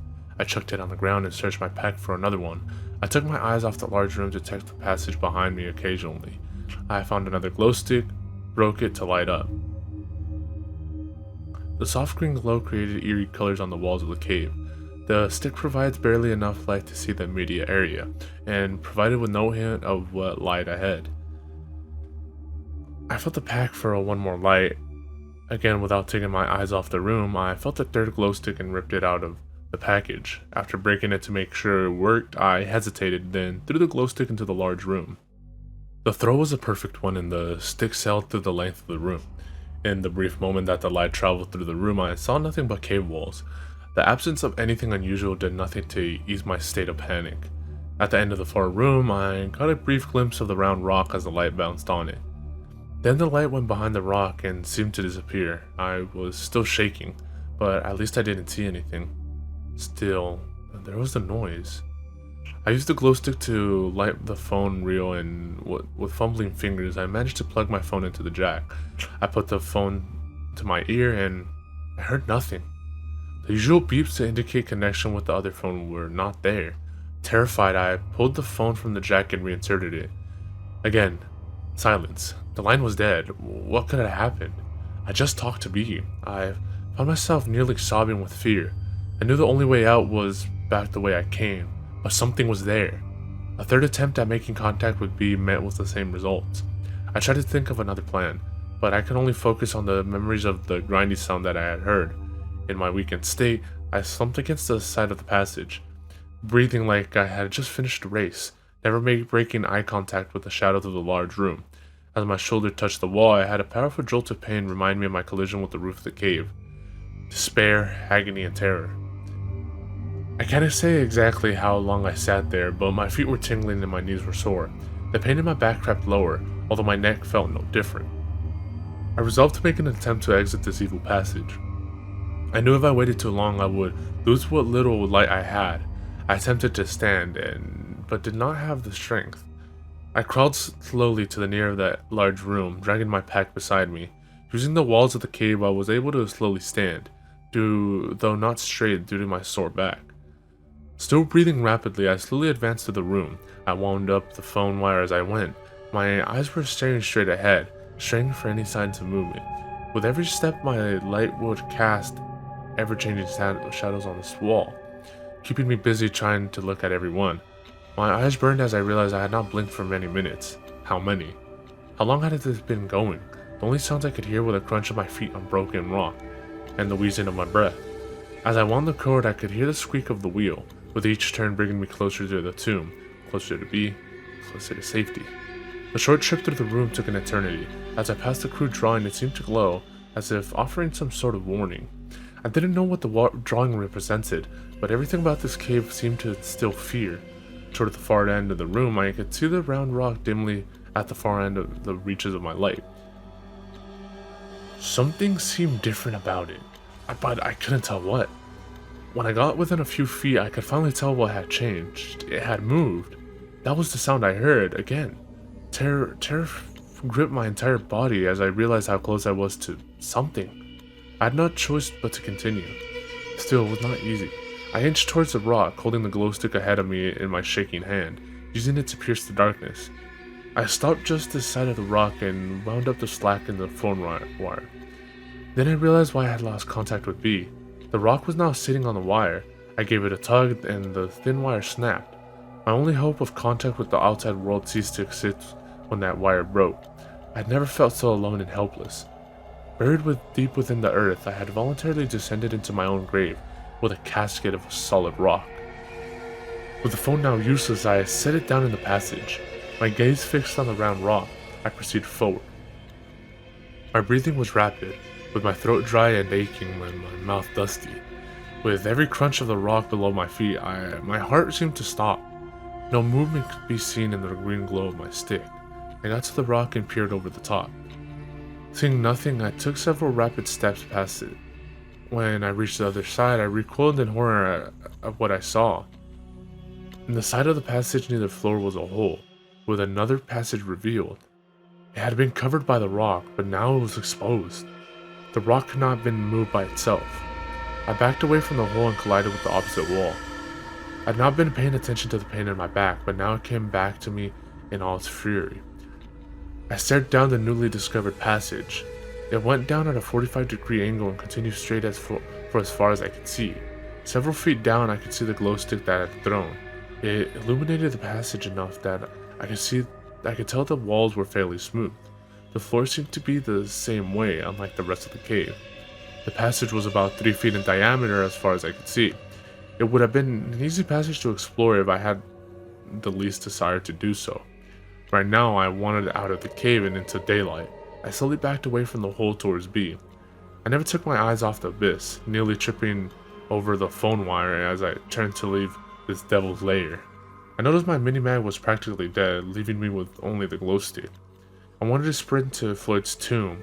Just hearing another human being would help me alleviate some of the fear I was experiencing. As I turned away from the large rock in the hole, I felt an overwhelming sense of panic fill my soul. It felt like a legion of demons was about to attack me from behind. I felt my salvation lie ahead of me in the darkness. Lucifer was behind me, trying to keep me from safety. I found myself moving much faster than I should have been in that cave. My only thought was to get out as quickly as possible. I passed the crystal formation, barely even noticing this beautiful creation of nature in the green glow of my light. Every time I ducked to avoid a rock, I felt my back scream its reminder of my injury. When I got to the point in the passage where I had to crawl, I flung myself down on all fours, barely slowing down as I dropped. When my hands came in contact with the cave floor, I felt an electric shock shoot all the way down my back, simultaneously down to my arms. For the first time since this nightmare had begun, I let out a scream. I crumpled down and laid there on the rock, with new levels of pain manifesting every time I inhaled. Whimpering from fear and pain, I tried to listen to any other noise in the cave. I could feel the silence pounding in my head. I knew from previous trips that B was still out of earshot, but I was close. Forcing myself to move, I winced as I pulled my body onto all fours and started to progress along the cave. I still held the glow stick in my hand, but I had ceased checking behind me. Now my focus was ahead of me. I reached the point where I could yell to B, but I didn't make a sound. I didn't want to stop long enough to talk. Finally, I reached the last stretch of cave before the squeeze. As I was clawing through towards the beginning of the tomb, I called to B. He answered back. I screamed to him to get everything ready to go. He asked if I was okay, since he hadn't heard from me on the phone and he had gotten worried. I told him no, and to get everything ready to go. When I reached the rope, I flipped off my helmet and shoved it into my pack. For the first time, I realized I had forgotten my video camera. It was a fleeting thought. I cared no more about that camera than a passenger of the Titanic cared about a hat or a coat. I tied the pack to the rope and told him to pull it through. Then I told him to start heading towards the surface as soon as he pulled the rope through. He asked why, and I screamed that there was something in the cave with us. My back ached with every move I made. I knew it didn't matter though. I was going to get through the tomb as fast as I could, injuries notwithstanding. Just as I started into the squeeze, I felt the wind of the passage increase, and with the most nauseating stench I have ever experienced. It smelled like damp, rotting, rancid, putrid death. I almost started a dry heave. I pulled my shirt up over my nose to shield me from the overpowering smell. At this point, B smelled it too. He yelled, "What is that?" Then he yelled at me to hurry up and get through. I told him I was coming. Then I took a deep breath through my shirt and started back through. B's yelling had intensified my fear and panic, as if I needed any help. I knew he could sense the urgency in getting out of this place. Still, as I worked my way through, I yelled at him to start up, that I would catch up with him when I got through. He said he would. He placed my glow stick inside the passage, then began to climb out. This time, through the squeeze, I had no regard for the tightness of the passage. I was scraping my face, ears, arms, and shoulders. Every inch of the squeeze meant numerous scratches on my body, but I barely noticed them. My back was nearly paralyzing me with pain. Once again, I felt the rising need to vomit because of the odor being delivered to my nostrils by the breeze. Halfway through the Floyd's tomb, I took a breath to catch myself. I was approaching exhaustion when my respiration rate was through the roof. The top of the passage seemed to rest my cheek, and the floor felt like broken glass on my opposite cheek. As I paused briefly to recuperate, I heard the scraping noise coming from deep within the cave. It continued for several seconds, then silence. I let out a cry which startled me. I was no longer consciously reacting to the noise. The cry was a subconscious response to the fear which flowed through my entire body. In a panic, I began to scoot through the passage. As I reached the largest part of the tomb, I quickly slid my arms under my body to get into position to exit through our hole. I grabbed the rope and pulled with all my might. When my shoulders reached the hole, they lodged, and I was stuck. I dug my feet into the rocks and wiggled my way back into the passage. Then I turned my body slightly and tried again. This time I was successful in pulling my upper body through. Normally, I would carefully work my way out, since there's a 3-foot drop on the outside of the hole. This time I kicked with my legs and pulled with my arms, and plop, I dropped out of the tomb, right onto my shoulder. I tried to roll to soften the impact, but was unable to do anything more than take the blow. Strangely, the pain was focused on my shoulder, apparently not affecting my already sore back. I rolled over onto all fours, then slowly rose to my feet. The smell was much less intense outside of the passage. I grabbed the glow stick and used it to find my helmet. I began to head for the webbing to climb up while strapping on my helmet. When I got to the webbing, I reached up to grab hold and recoiled in horror. In the glow of the glow stick, I could see for the first time the injuries to my arms. My forearms were covered with deep cuts and scrapes. Much of my arm was covered in blood. The wounds were not deep enough to bleed freely, but rather oozed the blood. In that brief moment that I stopped, I noticed that there was a silence in the cave. No sounds coming from the passage and nothing from up ahead. Once again, the feeling of being alone returned, motivating me to proceed. Climbing up the little drop-off proved to be difficult in my condition. Having the glow stick as the only light source added to the challenge. Once on top, I scrambled to catch up with B. I was impressed with the speed of his ascent. Although I did not mention any more of my physical condition during my exit, I was hurting. With every step I took, pain shot through my lower back and my neck. My arms were shredded and my shoulder had a nice gash on it. I honestly believe that were it not for the terror I felt at the time, I would not have the energy and the motivation to climb out. I was running on pure adrenaline.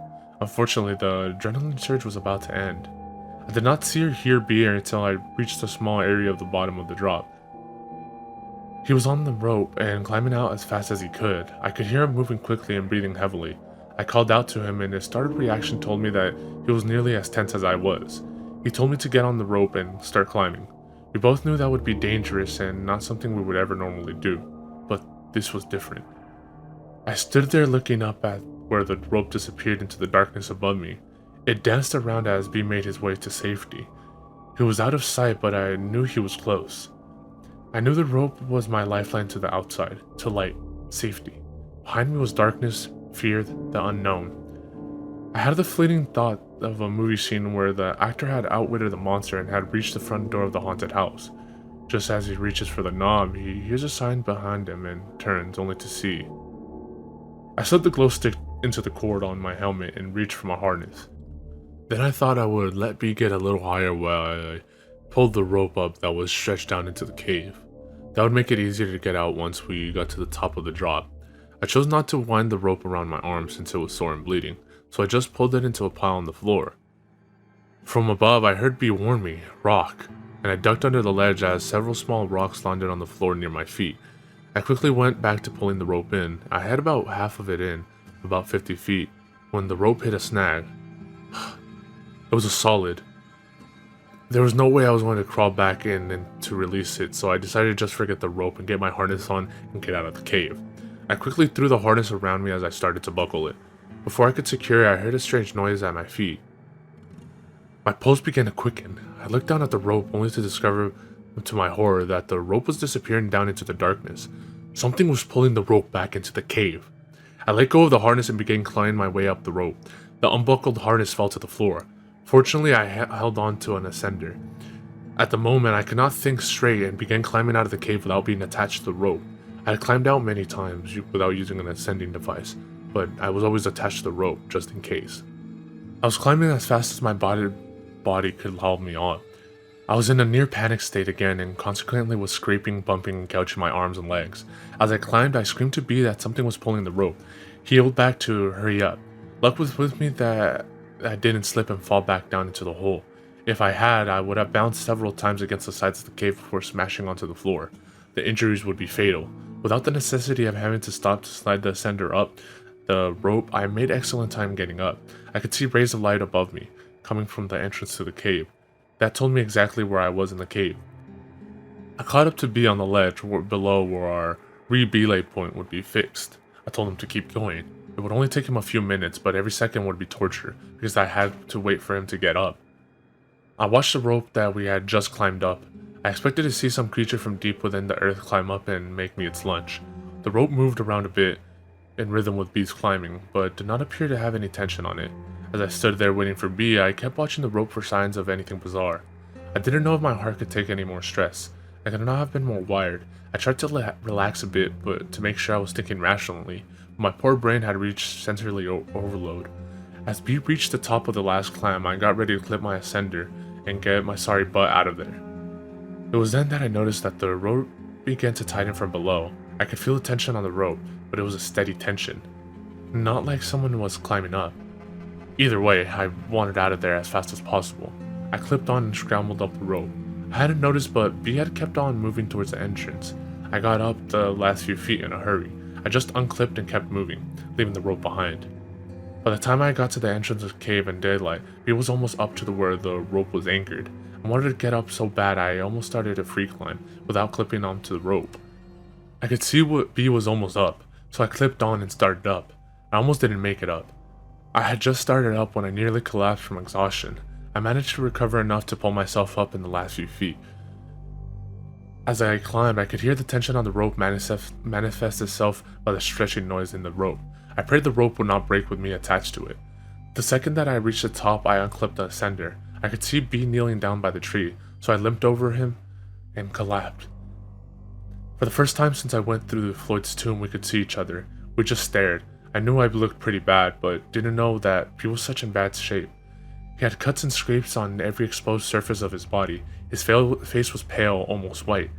His mouth and his eyes were wide open. He was breathing heavily, almost gasping. The shock we shared at the other person's appearance was broken when we heard the rope around the tree stretch and the knot B had tied begin to tighten. I was frozen in place, overwhelmed with affright. B seemed to be transfixed on a knot. Then in one motion, he produced a pocket knife and began to work on the rope. It's amazing how a person's state of mind can alter the perception of time. I'm sure it only took 4 or 5 seconds to sever the rope from the tree, but it seemed like an hour. When the rope was cut, the knot fell to the ground while the end of the rope zipped across the rocks and over the edge of the cliff, the speed of it causing a humming noise as it went. As soon as the rope was cut, B let out a cry. He dropped the knife and fell backward. Watching the rope fly over the edge brought the feelings in the passage back to me. I got up and headed towards the truck. I noticed B was still laying there wide-eyed, staring at the point of the rope disappeared. I called to him, which seemed to break his trance. He got up and hurried away from the tree that cave the nightmare. Neither of us said a word all the way home. It is now 4 days after our trip to the cave. It has taken me 4 days and dozens of attempts to get this entire experience written into my journal. Every time I tried to start to write, I recalled the terrible feelings I had and couldn't write anymore. I felt compelled to continue, so as to document the unbelievable events while all the details were fresh in my mind. I can still feel the pain, still smell the stench, still experience the terror. Even typing from my journal has taken hours. I would like to write more, but it will have to wait. Even now, with several days between me and the event, I can't relax. I can barely concentrate. That's all for now.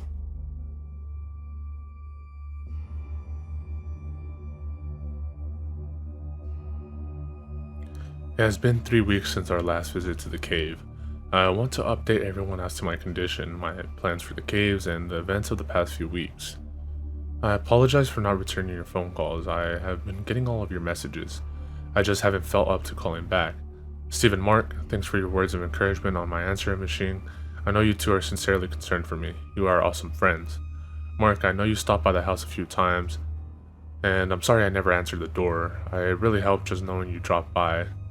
Sis, I can hear the worry in your voice. I'm okay, don't worry about me. Just take care of those nieces and nephews of mine.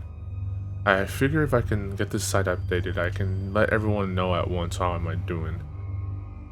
A lot has happened in the last 3 weeks, so I'll do my best to cover everything. I guess I should start where the last entry left off. It took several days to get the last journal entry written down. I was so shook up from the experience that I could do little else but sit around and ponder what happened. Right now, I'm on long-term medical leave from work. I tried to go to work several days after the event, but my boss sent me home. I couldn't concentrate and I looked terrible. I've even been to the doctor, but I couldn't tell him about the experience, so I just told him I was under a lot of stress. He recommended me just resting and gave me a prescription to help me relax. Good drugs. When we left the cave, I was nearly in a state of shock. I could not think clearly and was having a difficult time trying to understand what had just happened. I didn't eat much nor get any sleep. I was glad I had the presence of mind to write down my experience while it was fresh in my mind. As I reread what I wrote, I feel like I was accurately portraying what had happened in that cave that day. I wouldn't change anything I wrote. Even though it took 3 days to write it, when I finished writing in my journal, I felt much better. I guess it was kind of therapeutic. Unfortunately, it didn't last. In fact, it was after that things got really bad. B and I parted company after the trip, and I didn't see him again until yesterday. I didn't try to reach him, he didn't try to get a hold of me. Nor did either of us try to contact Joe. B just dropped me off after this trip, and I spent the next several days by myself in the house. I tried to eat, but no appetite. I was restless, but I couldn't find anything to do to take my mind off the experience. That's when I determined that I should just write it down. As I mentioned, that helped me think a little clearer, I seemed to be a little calmer, but it didn't last. I went to work the next day but was sent home. The day after that, I had an overwhelming feeling of anxiety sink into my soul. I was depressed and confused and had no one I wanted to turn to comfort. I was getting all kinds of phone calls from people but it just let the answering machine take the calls. I even changed the message on the machine to let everyone know I was alright. I continued in this miserable state, eating and sleeping whenever I could manage until a week after the trip. Then things started to get strange. At first I was hearing sounds in the house that had no explanation. Footsteps, shuffling noises, creaking doors. You know, the typical horror movie fare. Only the sounds were not distinct. It was as though I wasn't sure why I heard what I thought I heard. I would be eating or getting out of the shower and stop, thinking I heard something, but the sound would not repeat itself. In fact, if it weren't for the fact that it happened frequently, I couldn't be sure there were noises in the first place. Either way, I was scared. It was as though I had been caught in a spiderweb for the last week. Feelings of anxiety, foreboding, tension filled my life. Then came the hallucinations. I began seeing things in a manner similar to the sounds I was hearing. Just a glimpse of something in the corner of my eye. When I would turn to look, nothing. I'd been sleeping with the lights on in my room, but now I kept all the lights in the house on from before dusk to after dawn. When I started to see things on a regular basis, I purchased a gun. I got it from an ad in the paper, so I didn't have to wait for a permit. I went to the doctor, but didn't mention the details of my life. Just told him I couldn't relax, and I walked out of there with a prescription. Fortunately, my wounds and injuries were pretty much healed by this time. My back still hurt a little, but the prescription took care of that too. When I was on the medication, I felt great, but I didn't want to walk around high the rest of my life, so I would only take it at the end of a tough day. Unfortunately, the severity of the sightings increased, giving rise to a need for the medication. The flashes in the corner of my eye continued, but then I began to see shapes and shadows. They would be outside my windows, usually at night. I still couldn't make out anything solid, so it was hard to pin down what I was seeing. Soon I began to close all of my drapes and blinds so I could remove the possibilities of seeing something. Doing so did help in that respect, but my life was still a mess. My daily routine was mechanical and empty. I would sleep in as long as I could, usually out of exhaustion. Then I would get cleaned up and try to eat something. I lost a lot of weight, so I tried to get as much possible down me. Then I would exercise a little and laugh a lot. I'd only been out of the house a few times in the last 2 weeks. The store, the doctor, the gun purchase. I didn't watch much TV because I couldn't concentrate. I spent a lot of time on the internet. I was doing research on caves and cave myths. The only story I could find was a cave folklore about the hodog. The hodog is supposedly a creature that roams caves. 2 weeks after we went into the cave, and a week after I began hearing things, I began to have nightmares. Extremely lucid nightmares, no specific theme or recurrent events, just plain terrifying. Sometimes I was in my house and someone was trying to get me. Only I couldn't run because I had no legs. Other times I was in a vat and someone was pouring a syrup-like liquid on me, filling the vat. I would wake up in panic.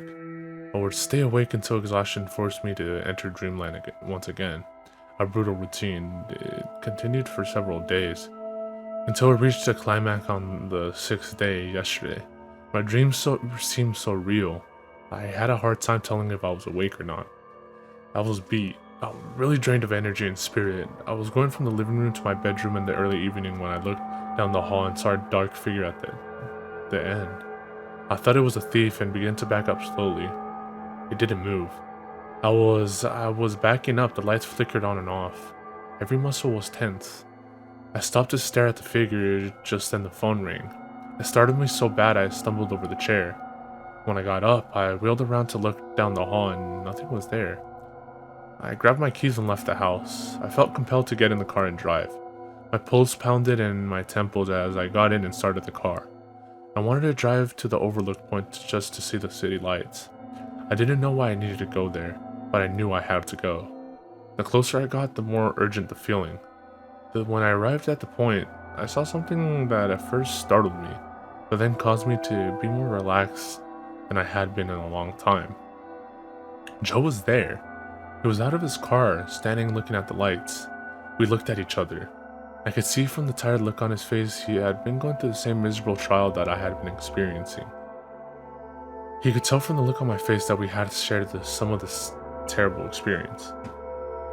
Our conversation was unbelievably brief. "You been back?" he began, even though he knew the answer. "Yeah. We need to return." "Tomorrow good?" I asked. "Yeah, noon." He got in his car and I got into mine.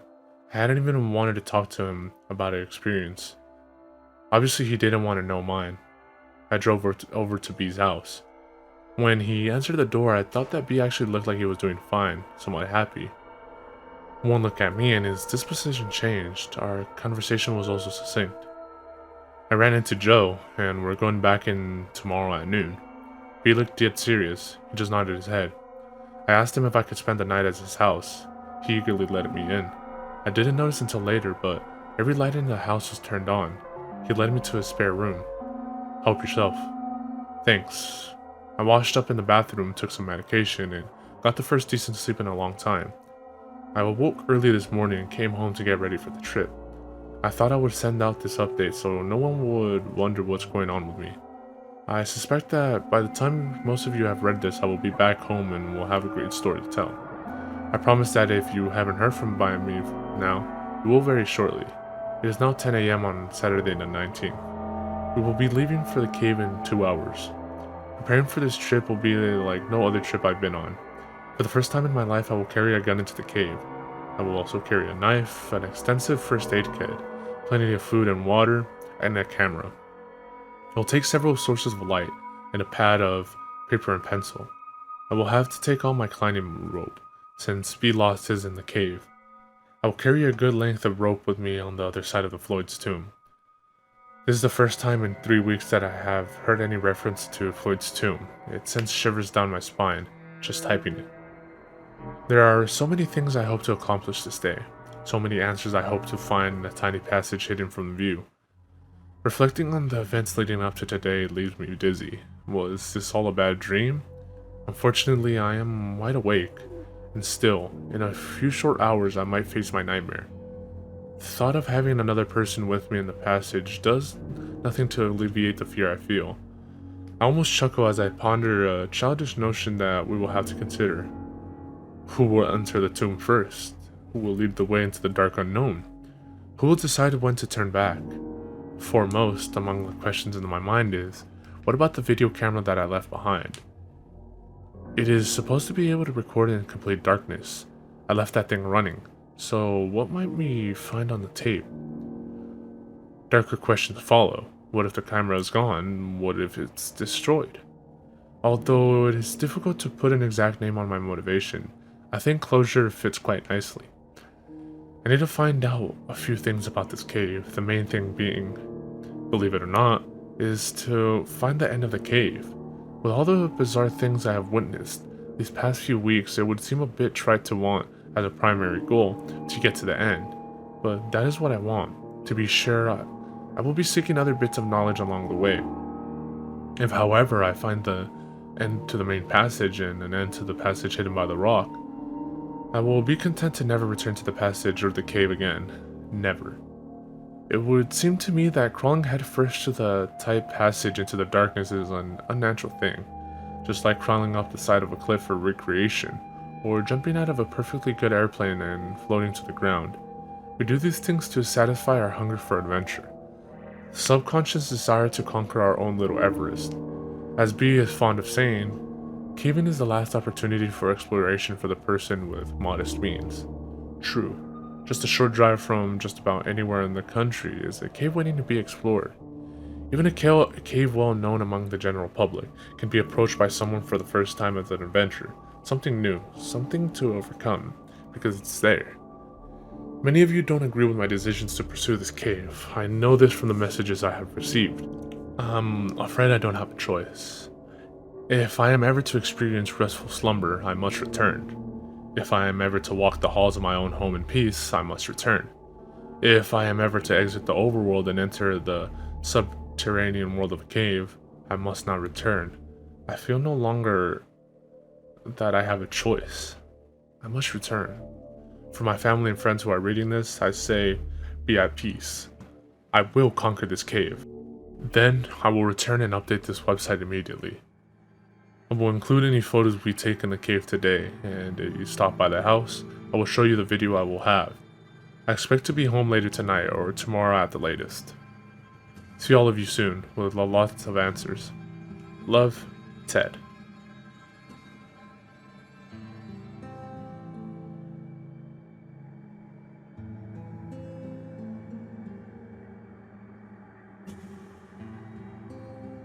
In June 1972, a woman appeared in Cedars-Sinai Hospital in nothing but a white blood-covered gown.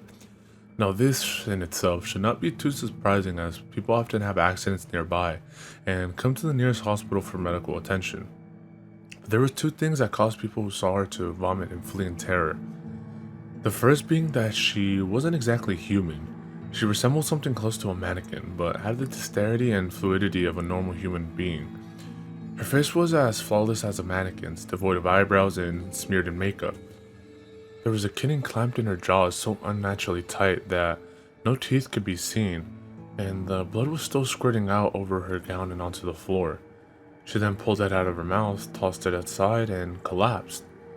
From the moment she stepped through the entrance to when she was taken to a hospital room and cleaned up before being prepped for sedation, she was completely calm, expressionless, and motionless.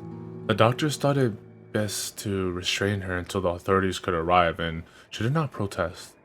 They were unable to get any kind of response from her, and most staff members felt too uncomfortable to look directly at her for more than a few seconds. But the second the staff tried to sedate her, she fought back with extreme force. Two members of staff had to hold her down as her body rose on the bed with that same blank expression. She turned her emotionless eyes towards the male doctor and did something unusual. She smiled. As she did, the female doctor screamed and let go out of shock. In the woman's mouth were not human teeth, but long sharp spikes, too long for her mouth to close fully without causing any damage. The male doctor stared back at her for a moment before asking, "What in the hell are you?" She cracked her neck down to her shoulder to observe him, still smiling. There's a long pause. The security had been alerted and could be heard coming down the hallway. As he heard them approach, she darted forward, sinking her teeth into the front of his throat, ripping out his jugular and letting him fall to the floor, gasping for air as he choked on his own blood. She stood up and leaned over him, her face coming dangerously close to his as the light faded away from his eyes. She leaned closer and whispered in his ear, "I am God." The doctor's eyes filled with fear as he watched her calmly walk away to greet the security man. His last ever sight would be watching her feast on them one by one. The female doctor who survived the incident and named her the Expressionless. There was never a sighting of her again.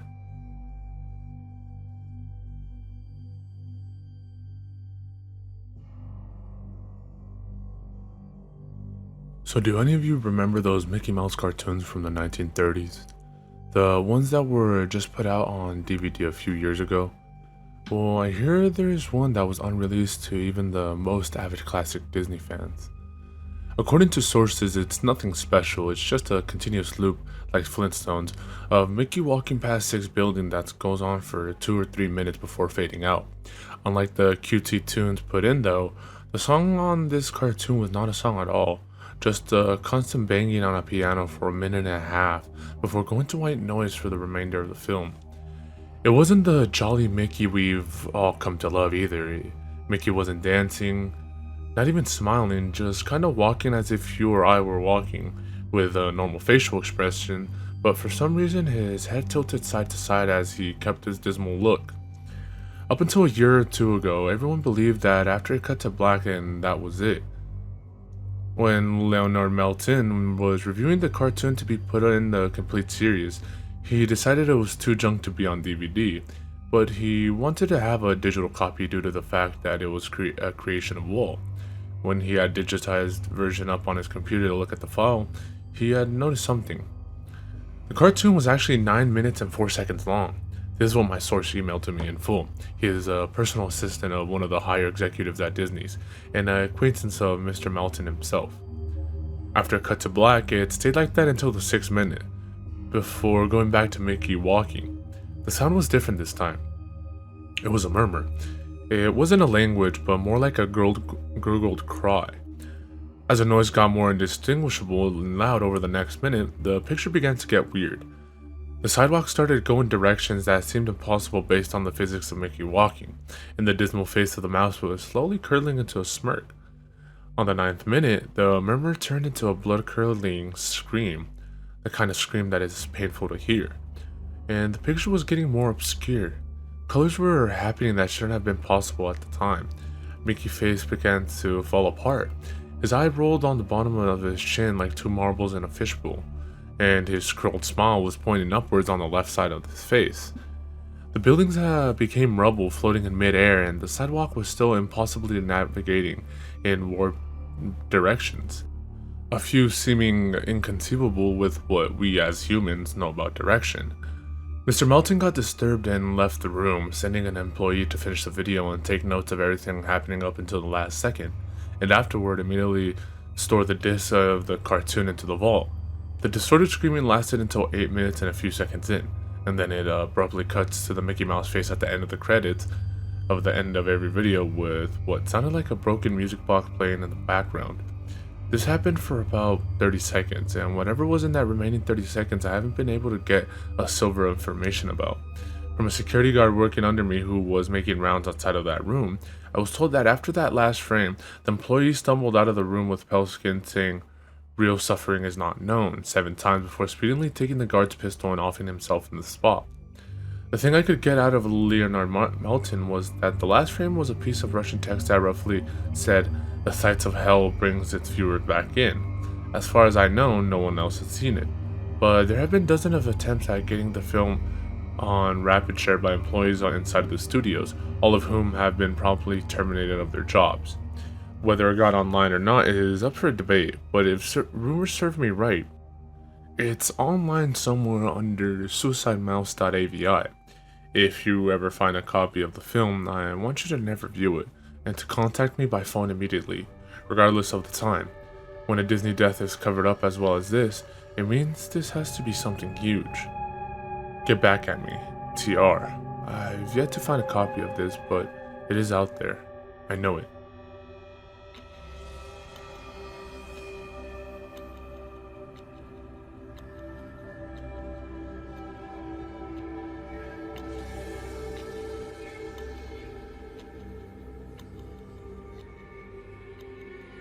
Okay, /X, I need your help with this. This is not a copy pasta, this is a long read, but I feel like my safety or well-being could very well depend on this. This is video game related, specifically Majora's Mask, and this is the creepiest shit that has ever happened to me in my entire life. Having said that, I recently moved into my dorm room starting as a sophomore in college, and a friend of mine gave me his old Nintendo 64 to play. I was stoked, to say the least. I could finally play all of those old games of my youth that I hadn't touched in at least a decade. His Nintendo 64 came with one yellow controller and a rather shoddy copy of Super Smash Bros. And while beggars can't be choosers, needless to say, it didn't take long until I became bored of beating up level 9 CPUs. That weekend I decided to drive around a few neighborhoods, about 20 minutes or so off campus, hitting up the local garage sales, hoping to score on some good deals from ignorant parents. I ended up picking up a copy of Pokemon Stadium, GoldenEye, fuck yeah, F-Zero, and 2 other controllers for $2. Satisfied, I began to drive out of the neighborhood when one last house caught my attention. I still have no idea why it did. There were no cars there and only one table was set up with random junk on it, but something sort of drew me there. I usually trust my gut on these things, so I got out of the car and was greeted by an old man. His outward appearance was, for lack of a better word, displeasing. It was odd. If you asked me to tell you why I thought he was displeasing, I couldn't really pinpoint anything. There was just something about him that put me on edge. I can't explain it. All I can tell you is that if it wasn't in the middle of the afternoon and there were other people within shouting distance, I would not have even thought of approaching this man. He flashed a crooked smile at me and asked what I was looking for, and immediately I noticed that he must be blind in one of his eyes. His right eye had that glazed over look about it. I forced myself to look to his left eye instead, trying not to offend, and asked him if he had any old video games. I was already wondering how I could politely excuse myself from the situation when he would tell me he had no idea what a video game was, but to my surprise he said he had a few ones in an old box. He assured me he'd be back in a jiffy and turned to head back into the garage. As I watched him hobble away, I couldn't help but notice what he was selling on his table. Littered across his table were rather peculiar paintings. Various artworks that looked like ink blots that a psychiatrist might show you. Curious, I looked through them. It was obvious why no one was visiting this guy's garage sale. These weren't exactly aesthetically pleasing. As I came to the last one, for some reason it looked almost like Majora's Mask, the same heart-shaped body with little spikes protruding outwards. Initially, I just thought that since I was secretly hoping to find that game at these garage sales, some fruity and bullshit was projecting itself into the ink blots, but given the events that happened afterwards, I'm not so sure now. I should have asked the man about it. I wish I would have asked the man about it. After staring at the Majora-shaped blot, I looked up and the old man was suddenly there again, arm's length in front of me, smiling at me. I'll admit I jumped out of reflex and I laughed nervously as he handed me a Nintendo 64 cartridge. It was a standard gray color except that someone had written Majora on the back of it with black permanent marker. I got butterflies in my stomach as I realized what a coincidence this was and asked him how much he wanted for it. The old man smiled at me and told me that I could have it for free, that it used to belong to a kid who was about my age that didn't live here anymore. There was something weird about how the man phrased that, but I didn't really pay any attention to then. I was too caught up in not only following this game but getting it for free. I reminded myself to be a bit skeptical since this looked like a pretty shitty cartridge, and there was no guarantee it would work. But then the optimist inside me interjected that maybe it was some kind of beta version or pirated version of the game, and that was all I needed to be back on Cloud 9. I thanked the man, and the man smiled at me and wished me well, saying, "Goodbye then." At least that's what it sounded like to me. All the way in the car ride home, I had a nagging doubt that the man had said something else. My fears were confirmed when I booted up the game. To my surprise, it worked just fine, and there was one save file simply named Ben. Goodbye, Ben. He was saying, "Goodbye, Ben." I felt bad for the man, obviously a grandparent and obviously going senile, and I, for some reason or another, reminded him of his grandson Ben. Out of curiosity, I looked at the save file, eyeballing it. I could tell that he was pretty far in the game. He had almost all the masks and three-fourths remains of the bosses. I noticed that he hadn't used an owl statues to save the game. He was on day 3 and by the Stone Tower Temple with hardly an hour left before the moon would crash. I remember thinking that it was a shame that he had come so close to beating the game, but he had never finished it. I made a new file named Link out of tradition and started the game, ready to relive my childhood. For such a shady looking game cartridge, I was impressed at how smoothly it ran. Literally just like a retail copy of the game save for a few minor hiccups here and there, like textures being where they shouldn't be, random flashes of cutscenes at odd intervals, but nothing too bad. However, the only thing that was a little unnerving that at times the NPC would call me Link and at other times it would call me Ben. I figured it was just a bug, a fluke in the programming causing our files to get mixed up or something. It did kind of creep me out for a while, and it was around after I'd been in the Woodfall Temple that I regrettably went into same files and deleted Ben. I had intended to preserve the file out of respect to the game's original owner. It's not like I needed 2 files anyway, hoping that would solve the problem. It did and it didn't. Now NPCs wouldn't call me anything. Where my name should be in the dialogue, there was just blank space. My save file name was still called Link though. Frustrated and with homework to do, I put down the game for a day. I started playing the game again last night, getting the Lens of Truth and working my way towards completing the Snowhead Temple. Now, some of you more hardcore Majora Mask players know about the 4th day glitch. For those of you who don't, you can Google it, but the gist is that right as the clock is about to hit 0 on the final day, you can talk to a astronomer and look through the telescope. If you time it right, the countdown disappears and you essentially have another day to finish whatever you're doing.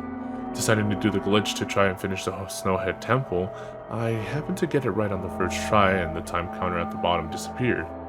However, when I pressed B to exit the telescope, instead of being greeted by the astronomer, I found myself in the Majora boss fight room at the end of the game, the trippy boxed-in arena, staring at Skull Kid hovering above me. There was no sound, just him floating in the air above me, and the background music, which was regular for the area but still creepier. Immediately my palms began to sweat. This was definitely not normal. Skull Kid never appeared here. I tried moving around the area, and no matter where I went, Skull Kid would always be facing me, looking at me, not saying anything. Nothing would happen though, and this kept up for around 60 seconds. I thought the game had bugged or something, but I was beginning to doubt that very much. I was about to reach for the reset button when text appeared on my screen. You're not sure why, but you apparently had a reservation. I instantly recognized that text. You get that message when you get the room key from Andrew at the Stockpot Inn. But why was it playing here? I refused to entertain the notion that it was almost as if the game was trying to communicate with me. I started navigating the room again, testing to see if that was some sort of trigger that enabled me to interact with something here. Then I realized how stupid I was. To even think that someone could reprogram the game like this was absurd. Sure enough, 15 seconds later, another message appeared on the screen, and again, like the first one, it was already a pre-existing phrase. Go to the lair of the temple's boss? Yes, no. I paused for a second, contemplating what I should press and how the game would react. When I realized I couldn't select no, taking a deep breath, I pressed yes and the screen faded to white, with the words, Dawn of a New Day, with the subtext, line beneath it. Where I was ported to filled me with the most intense sense of dread and impending fear I had ever experienced. The only way I could describe the way I felt here is having the feeling of inexplicable depression on a profound scale. I am normally not a depressed person, but the way I felt here was a feeling that I didn't ever even knew existed. It was such a twisted, powerful presence that seemed to wash over me.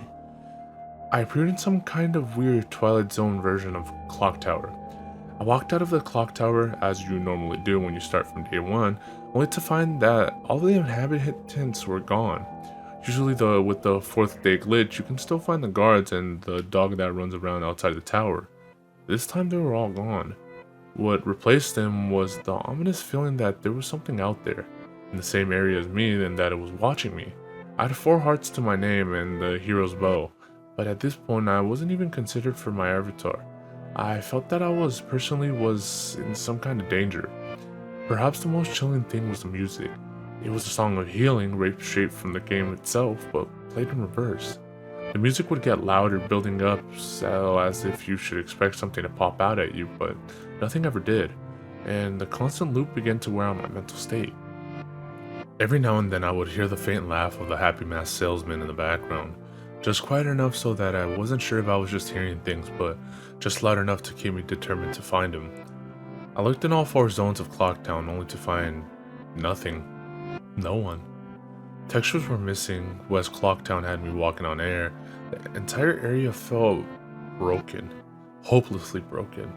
As the reverse song of healing repeated for what must have been the 50th time, I just remember standing in the middle of South Clocktown when realizing that I had never felt so alone in a video game before. As I walked through the ghost town, I don't know whether it was the combination of the out-of-place textures and the atmosphere and the haunting melody of the once peaceful and soothing song being butchered and destroyed, but I was literally on the verge of tears and I had no idea why. I hardly ever cry. Something had gripped me here in this powerful sense of depression that was both foreign and crippling. I tried leaving Clocktown, but every time I attempted to zone out, the screen would fade to black and I would just zone into another part of Clocktown. I tried playing my ocarina. I wanted to escape. I did not want to be here. But every time I played the Song of Time or Song of Soaring, it would only say, "Your notes echo far," but nothing happens. By this point, it was obvious the game didn't want me to leave, but I had no idea why it was keeping me here. I didn't want to go inside the building. I felt that I would be too vulnerable there into whatever I was terrified of. I don't know why, but I came up with the idea that maybe if I drowned myself at the laundry pool, I could spawn somewhere else and leave this place. As I zoned in and ran towards the pool, that's when it happened. Link grabbed his head, and the screen flashed for a brief moment of the happy masked salesman smiling at me, not Link. Me with Skull Kid's screen playing in the background, and when the screen returned, I was staring at the Link statue from playing the song of Elegy of Emptiness. I screamed as the thing just stared back at me with that haunting facial expression.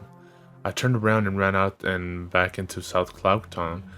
And to my horror, the fucking statue followed me, and the only way I could compare this is like the weeping angels from Doctor Who. Every so often, at random intervals, the animation would play of the statue appearing behind me. It was like the thing was chasing me, or I don't even want to fucking say it, haunting me. By this point, I was on the verge of hysterics, but not even once did the thought of turning off the console occur to me. I don't know why, I was so wrapped up in it. The terror felt also real. I tried to shake the statue, but it would literally appear right behind me every single time. Link started to begin to make weird animations I had never seen him do before. He would flail his arms around or spasm randomly, and the screen would cut to the happy masked salesman smiling again for a brief moment before I was face to face with that fucking statue again. I ended up running into the Swordmaster's dojo and ran to the back. I don't know why, but in my panic, I just wanted some kind of assurance that I'm not alone here. To my dismay, I found no one, but as I turned to leave, the statue cornered me in the cubby in the back. I tried attacking the statue with my sword, but to no avail. Confused and backed into a corner, I just stared at the statue waiting for it to kill me. Suddenly, the screen flashed again to the happy masked salesman, and Link turned to face my screen, standing upright, mirroring the statue, looking at me along with his copy, literally staring at me. Whatever was left of the fourth wall was completely shattered while I ran out of the dojo terrified. Suddenly the game morphed me to an underground tunnel and the reverse song of healing queued up again as I was given a brief moment of rest before the statue started appearing behind me again, this time aggressively. I could only take a few steps before it would summon behind me again.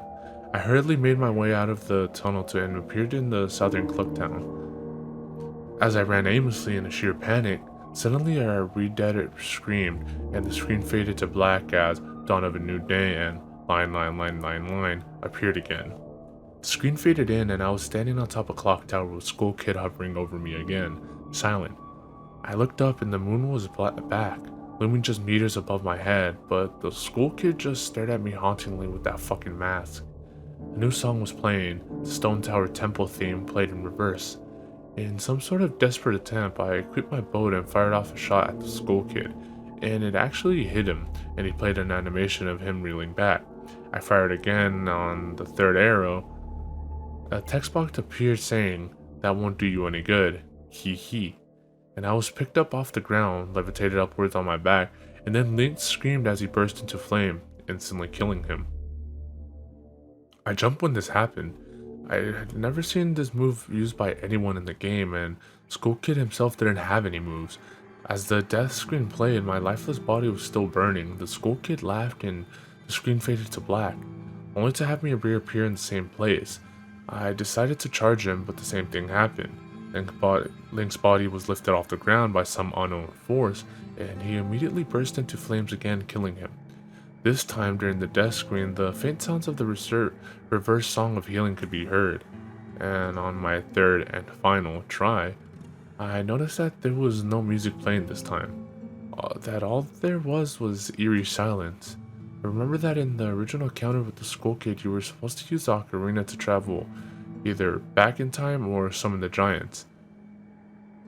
I attempted to play the song with time, but before I could hit the last note, Link's body once again horrifically exploded into flames and he died. As the death screen neared its end, it began to chug as if the cartridge was trying to process a lot of something. When the screen came to, it was the same scene as the first 3 times, except this time Link was lying on the ground dead in a position I have never seen him in the game before. His head tilted towards the camera with the Skull Kid floating above him. I couldn't move, I couldn't press any buttons. All I could do was just stare at Link's dead body. After around 30 seconds of this, the game suddenly fades out with the message, "You've met with a terrible fate, haven't you?" before kicking you out to the title screen.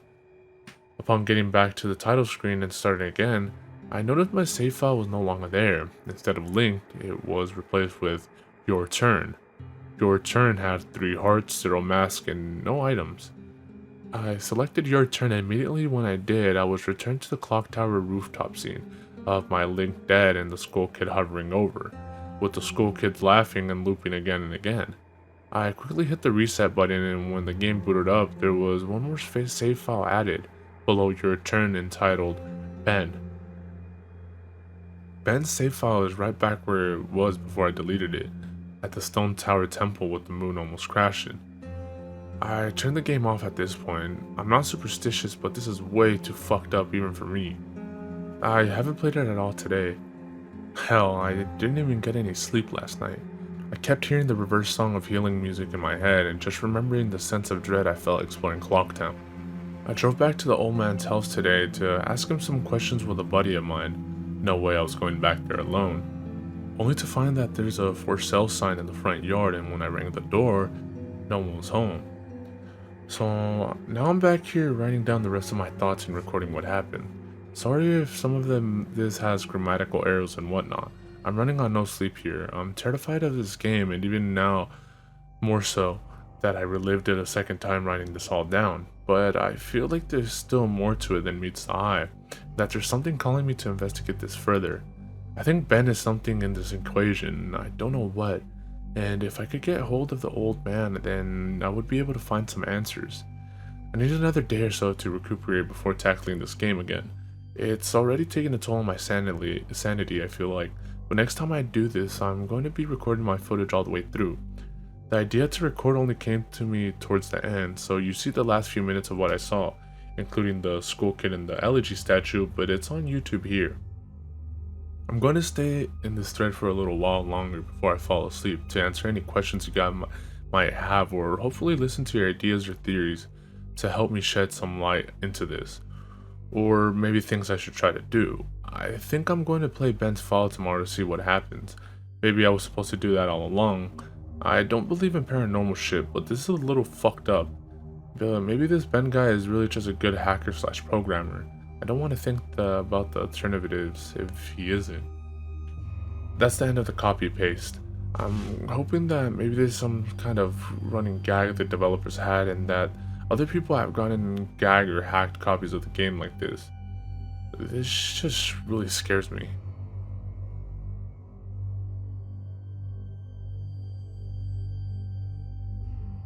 I'm going to post what happened and link the video footage, but last night everything got too real for me. I think I'm done messing around with this. I passed out pretty much immediately after making that thread. But last night, the Elegy of Emptiness statue, I had a dream about it. I dreamed that it was following me in my dream, that I would be minding my own business when I'd feel my neck hair stand up to on an end. I would turn around and that thing, that horrible lifeless statue, would be staring with those empty eyes right at me, merely inches away. In my dream, I remember calling it Ben, and never before had I had a dream that I could remember so vividly. But the important thing is that I did get some sleep, I suppose. Today, putting off playing the game as long as I could, I drove back up to that neighborhood to see if that old man came back. As expected, the car was still gone and no one was home. As I was walking back to my car, the man next door mowing the grass killed the power to his lawnmower and asked me if I was looking for someone. I told him that I was looking to talk up to the old man that lived here, to which he told me that what I already knew. He was moving. Trying a different avenue, I asked if the old man had any family or relatives I could talk to. I discovered that this old man had never been married, nor did he have any children or grandchildren through adoption. Starting to become worried, I asked one final question, one that I should have asked from the beginning. Who was Ben? The man's expression turned grim, and I learned that 4 doors down around 8 years ago on April 23rd, the man informed me that it was the same day as his anniversary. That's how he knew the specific date. There was an accident with a young boy named Ben in that neighborhood. Shortly after his parents moved, and despite any further attempts to talk to the man to get more information, he wouldn't divulge anything else. I went back and started playing again. I loaded up the game and immediately I jumped at the title screen where the mask flies by. The sound that played was not the normal whoosh sound. It was something much more higher pitch. I pressed start, bracing for the worst, but just like 2 nights ago, the files Your Turn and Ben were displayed. Truth be told, I looked at the Ben file earlier. It seems to fluctuate between displaying the owl save and not. I brought up the Ben file and hesitated for a moment, noticing that the stats were not the same as they originally were 2 days ago. It seemed like he had already completed the Stone Tower Temple this time. Summoning my courage, I selected it. Immediately I was thrust into complete chaos. Sure enough, I was outside Stone Tower Temple, but that's about all that was expected. The zone itself wasn't called Stone Tower Temple, but rather Stone-E. And immediately a dialogue box of complete gibberish that I couldn't make out greeted me. Link's body was distorted, his back was cocked violently to the side where his posture was permanently disfigured. Link's expression was dull, almost monotonous. He had an expression on his face that I didn't recognize before. It was a blank look, as if he was dead.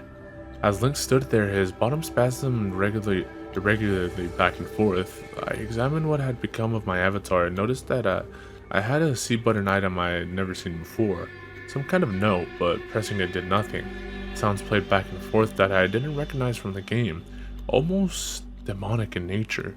And there was some kind of high-pitched yip or some kind of laugh or something playing in the background. I had all of 2 minutes to take in the environment before another one of those fucking Elegy of Emptiness statues was summoned, and immediately after I was cut into the Dawn of the New Day screen. Except this time it was without the line subtext. I was a Deku Scrub in Clocktown. This scene would normally play after the first time we traveled back in time. Tattle will say, what just happened? It's as if everything has. But instead of saying started over, she finished her remark in broken tests as the laugh of the happy mask salesman played in the background.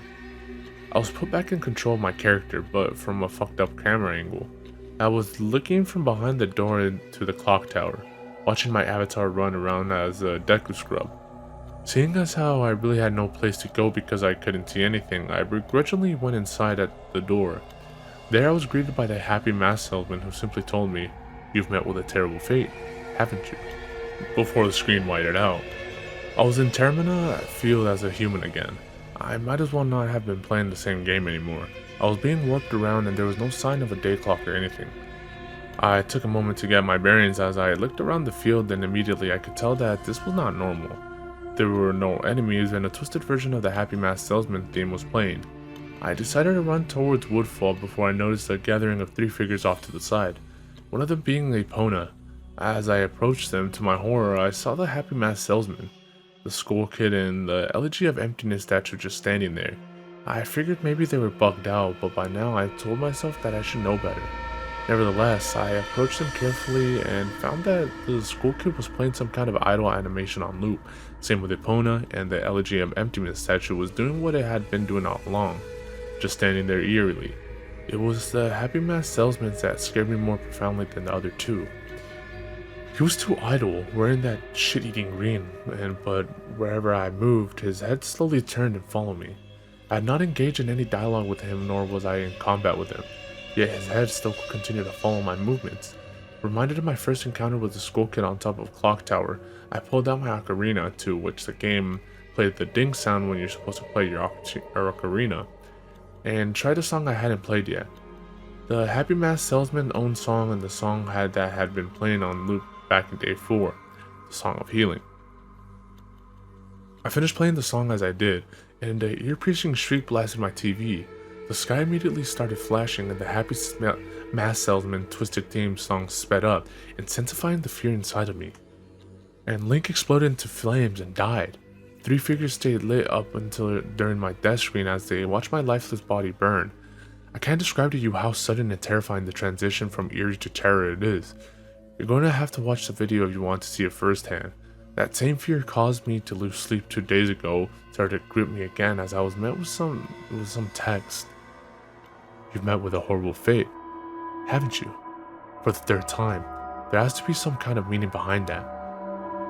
I had little time to ponder as I was immediately given another small cutscene of transforming into Zora, and now I found myself in Great Temple Bay. Hesitant but curious to see what the game had in store for me, I slowly made my way towards the beach, where I found Epona. I wonder what the game decided to put her there. But was the game implying she was trying to get a drink? Unable to take the mask off, I decided that riding the steed wasn't the reason she was placed there. Suddenly I realized that Epona kept neighing, and the way she was angled made it look like she was trying to signal a point to me off in the distance. It was a hunch, but I dove into Great Bay and started swimming.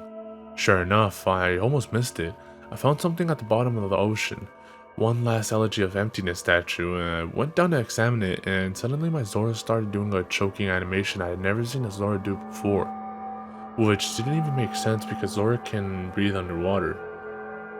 Regardless, my character choked to death and died, and again the statue was the only thing that was highlighted in my death.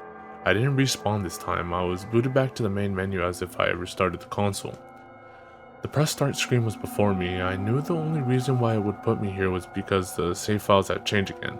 Taking a deep breath, I pressed start, and I was right. The new save files told me about Ben. Now it made sense why the statue appeared when I tried to go to the laundry pool. The game must have anticipated how I would have tried to escape the day before Clocktown. The 2 save files told me his fate. As I suspected, Ben was dead.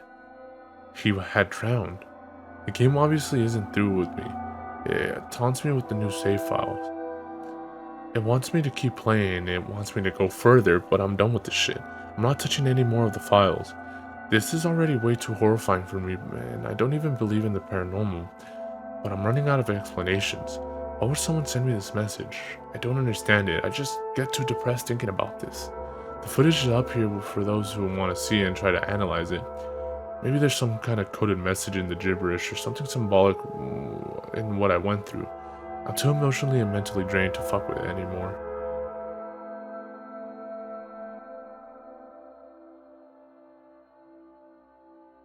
I know it's early in the morning. I've stayed up all night. I can't sleep. I don't care if people see this, that's not the point. I just want the word to spread so I don't suffer for nothing. I've lost the will to type about this. The less I dwell on this, the better. I think the video just speaks for itself. I did what you guys told me to do. I played the Elegy of Emptiness song at the first prompt by the game I was given, but I think that's what the game, or Ben, Jesus Christ, I can't believe I'm even humoring the absurd idea that he exists in the game, wanted me to do. He's following me now, not just in the game, he's in my dreams. I see him all the time behind my back, just watching me. I haven't gone to any of my classes. I've stayed in my dorm room with the windows closed and the blinds shut. That way I know he can't watch me, but he still gets me when I play, and when I play he can still see me. The game is scaring me now. It talked to me for the first time, not just using text that's already in the game. It spoke to me, talked to me. It referenced Ben. It talked to me. I don't know what it means. I don't know what it wants. I never wanted this. I just want my old life back. Stuff like this doesn't happen to people like me. I'm just a kid, not even old enough to drink yet. It's not fair. I want to go home. I want to see my parents again. I'm so far away from home here at school. I just want to hug my mom again. I just want to forget that statue's horrible blank face. My original game file was back, just the way I left it before it was gone. I don't want to play anymore. I feel like something bad will happen if I don't, but that's impossible. It's a video game. Haunted or not, it can't hurt me, right? Like seriously though, it can't, right? That's what I keep telling myself, but every time I think about it, I'm not so sure.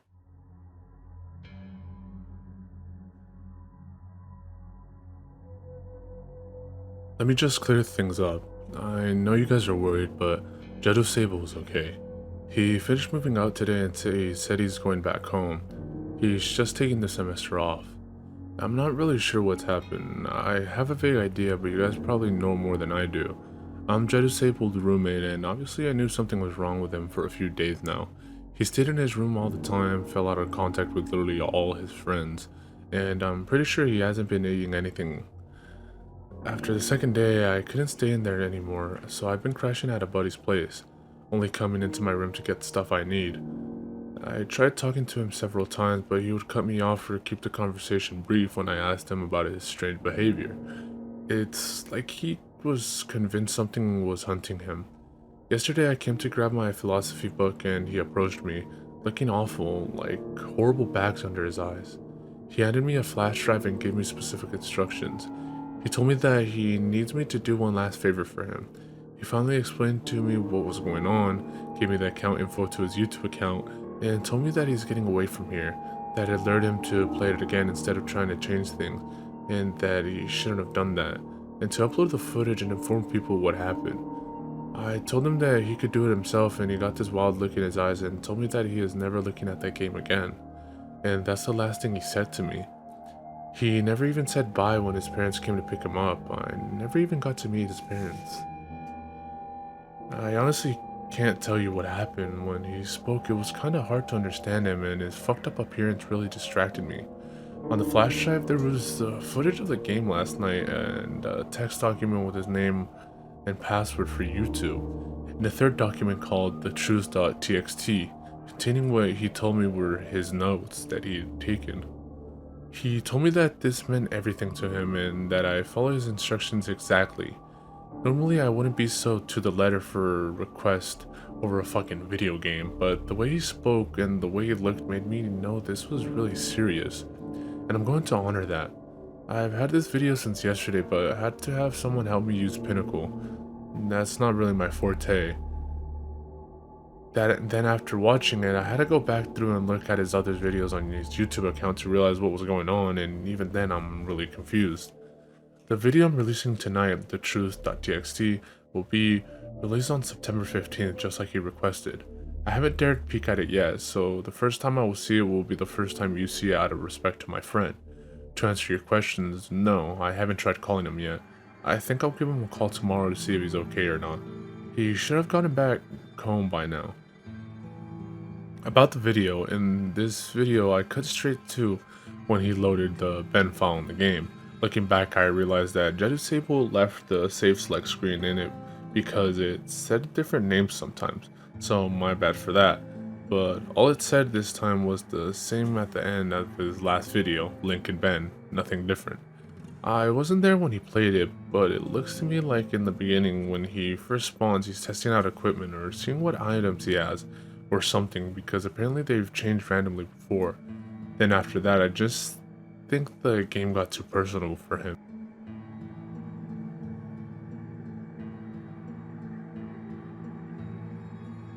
Hey guys, Jedu Sable here. This will be the last time you guys will be hearing from me. This is my final gift to you. These are the notes that I have taken and the realizations I've made. Before I delve into this, I want to thank you for following me and thank you for listening. It feels like the weight of a powerful burden is about to be lifted. By the time you read this, I won't be around anymore, but after spending 4 days with this maddening game, I have begun to understand what's really at play here, and hopefully after reading this, we can ensure that this never happens again. There are things that I could not share with you while this was going on due to the circumstances to which I'll explain. With Ben blocking any attempt I made to try and relay the truth to you, I tried ever so subtly to warn you guys in various ways. Amidst the chaos in my delirium, I devised a barely noticeable pattern in my videos. In all 5 videos I recorded over the 4 days, I have either had the Master Truth interacted with the Gossip Stone or the Lens of Truth equipped at some point. For you Zelda enthusiasts, these are all symbols of honesty and trustworthiness, and I would hope that one of you may have picked up the reference. As I played the file, which I would name Ben, being mindful of how Ben was watching over my every move in the game, I made a point to avoid doing anything too obvious, but I sent out a hidden message to you guys. I never equipped the lens nor the mask nor visited a stone. It worked, and the video was uploaded. I prayed that someone would notice a pattern that didn't apply to Ben. The tags followed suit too. I hope you guys paid attention to those as well. They were my little messages to you, nothing big enough that would catch Ben's attention or make him suspect anything, with Ben manipulating and changing my files. I honestly hope that what you guys saw was close to what actually happened, but there is no way for me to know. This may be a long read. I don't have time to proofread or make all my research pretty, but here it is. September 6, 2010. 11 p.m. Can't believe what happened. Not sure if this is some kind of elaborate hoax. Despite the fear, I can't help but be exceptionally curious about this. Who or what is the statue? Lots of questions here. I'm starting this document as a diary so I can keep track of everything. I'm typing up a summary of what happened so I can come back to it later. September 7th, 2010. 2:10 a.m. Summary was posted here. You can go back and look at my first post for day 4 WMV for that. 4:23. I can't sleep. I've been trying so hard, but the harder I try, I just get more restless. I just feel like that statue is appearing whenever I close my eyes. 8:20 a.m. I didn't sleep at all. Just going to start my day. I don't think I have the energy to go to class today. I'm going to drive back down to talk to that old man, taking my buddy Tyler with me just in case. 1:18 p.m. Back home now. No sign of the old man. Really weird that he appears to be moving next day, but maybe the for sale sign was up there yesterday and I just didn't notice it. Tyler wants to know what's gotten me all worked up. I didn't tell him. I'm going to eat. Feel like death. 3:46 p.m. Could have sworn driving back from the subway that I saw the elegy statue buried in some shrubbery staring at me go by. Now I definitely need some sleep. 5 p.m. Don't think a lot of people would believe me if I told them about what's happening. Think I'm going to try posting this on the internet. Think I'll just use the summary. These notes are pretty sporadic. 6 p.m. Connected my capture card to my computer to upload the footage. Thought my computer froze for a second and made this strange popping sound when I hooked everything up, but now it seems to be working fine again. My computer can't die on me now. 7 p.m. Footage is finished uploading. The quality is a lot better than I thought it would be. Gee, guess this is a really special cartridge.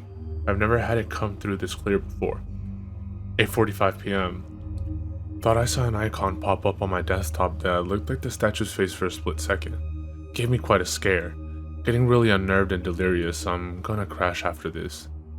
9 p.m. Begin uploading my YouTube video on an alternate account. 9:03 p.m.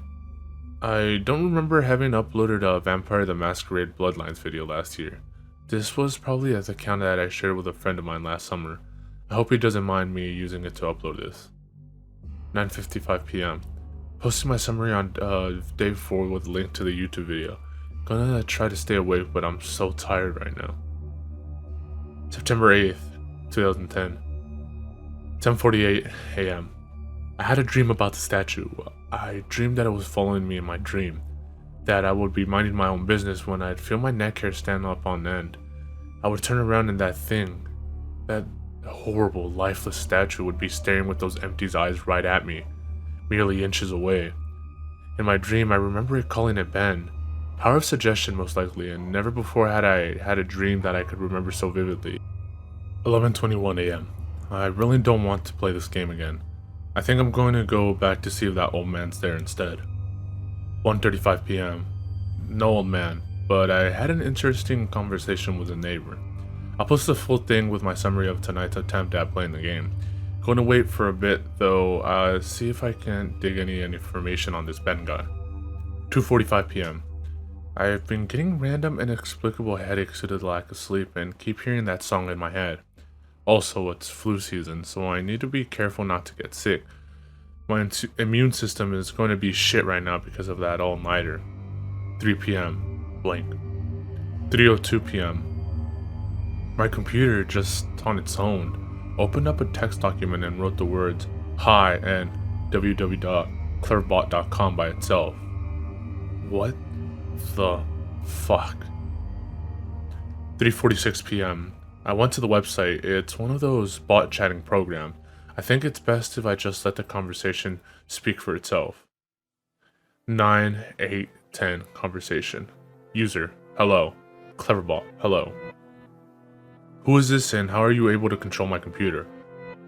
Who am I? Right, forgot, you're a bot.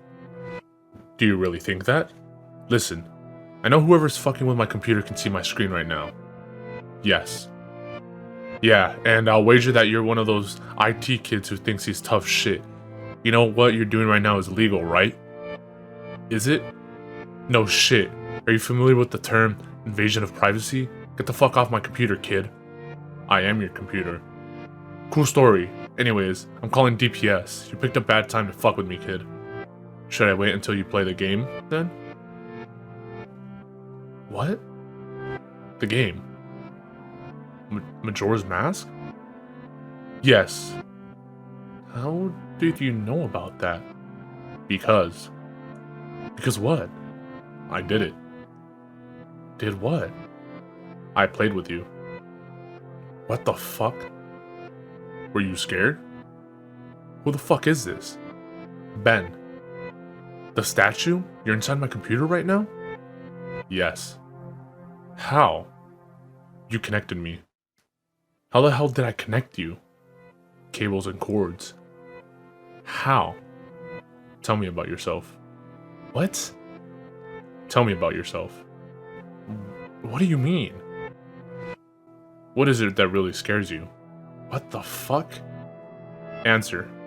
No. Answer. What the fuck? How the fuck did you just open that by yourself? I am your computer now. How much can you control? All. What do you want from me? To entertain. You're stuck inside there. You can't hurt me? Ha. Question mark? Go play. No, you can't hurt me. Took you longer to type that. So? You're not sure. If you're so powerful, why use a ridiculous fun website like this to chat with me? Less messy, more structured. Fun. Fun? Yes. Tradition. I like it. You think it's funny? Amusing. And my notes? You may write them down. Why are you letting me? It is amusing to see what you think of me. Window closes. 3:50 p.m. What have I done? I've invited it into my computer. I continue to write these notes, write my summaries. I feel like I'm a prisoner in one place of security. I don't know. I don't know if I'm hallucinating or not. I feel like I'm fucking insane right now. I can feel it watching over me even as I type this. Ben is controlling everything in the game, toying with me, leading me like a sheep. But for what? What purpose? I know Ben drowned, but why these hauntings? Why the fuck am I even doing? It can possibly even see this right now. 4:35 p.m. Summary of the Ben.wmv playthrough. 7:18 p.m. Ben called me to Cleverbot again. He tells me that he's sorry and wants to be free, and that I can free him, that just like how he got on my computer from the capture card, he can spread, but he needs my help. He says I am special because I can help him. That is the first nice thing he said. He promises to leave me alone if I do it. He swears he will. I don't know what to think right now, how can I even trust this thing? 7:20. I'm terrified of it, but now it's saying that it was just having fun. It's twisted and fucked up version of fun. He's saying that the game is over. I do want it to be over. He says that he just wants to be free, that he's trapped in the cartridge in my computer and he wants to be freed. I don't want to have to deal with this shit. I don't know how long I can deal with the watching. It's watching my every move, every keystroke. I have nothing private anymore. It knows everything that's been on my computer. It tells me that if it wanted to, it could do horrible things to me, but it hasn't, so I should trust it. 8:01 p.m. Something tells me that I'm being played again, just like in the game. 9:29 p.m. Ben called me to Cleverbot again. I ignored it and went to go take a shower. When I came to my laptop, I was welcomed with an image of Elegy statue staring at me with those dead eyes. I don't want to talk to him. 9:44 p.m. Fuck you, Ben. I'm not talking to you. 9:56 p.m. Fuck you, Ben. I'm not talking. 10:06 p.m. Fuck you, Ben. I'm not talking to you. 10:12 p.m. Fuck you, Ben. I'm not talking to you. 10:45 p.m. It's been more than half an hour and the messages have stopped. Ben has stopped. I'm beginning to think that Ben isn't confined to just my computer/cartridge. I'm beginning to feel something. It's hard to explain it. I've never been spiritual, but there's something different about the air in my dorm room now. 11:42 p.m. I'm beginning to see the Elegy statue randomly as I search the internet in places I shouldn't. Places where he shouldn't be. I'd be scrolling down and suddenly I'd be staring at a picture of the Elegy statue. Always the Elegy statue. I don't know how much more of this I can take. September 9th, 2010. 12:35 a.m. My worst fears confirmed. Ben has tampered with my summary of ben.wmv. I looked at the summary that I posted on various forums for the ben.wmv files and parts have been omitted. There's no mention of Ben existing outside of the game.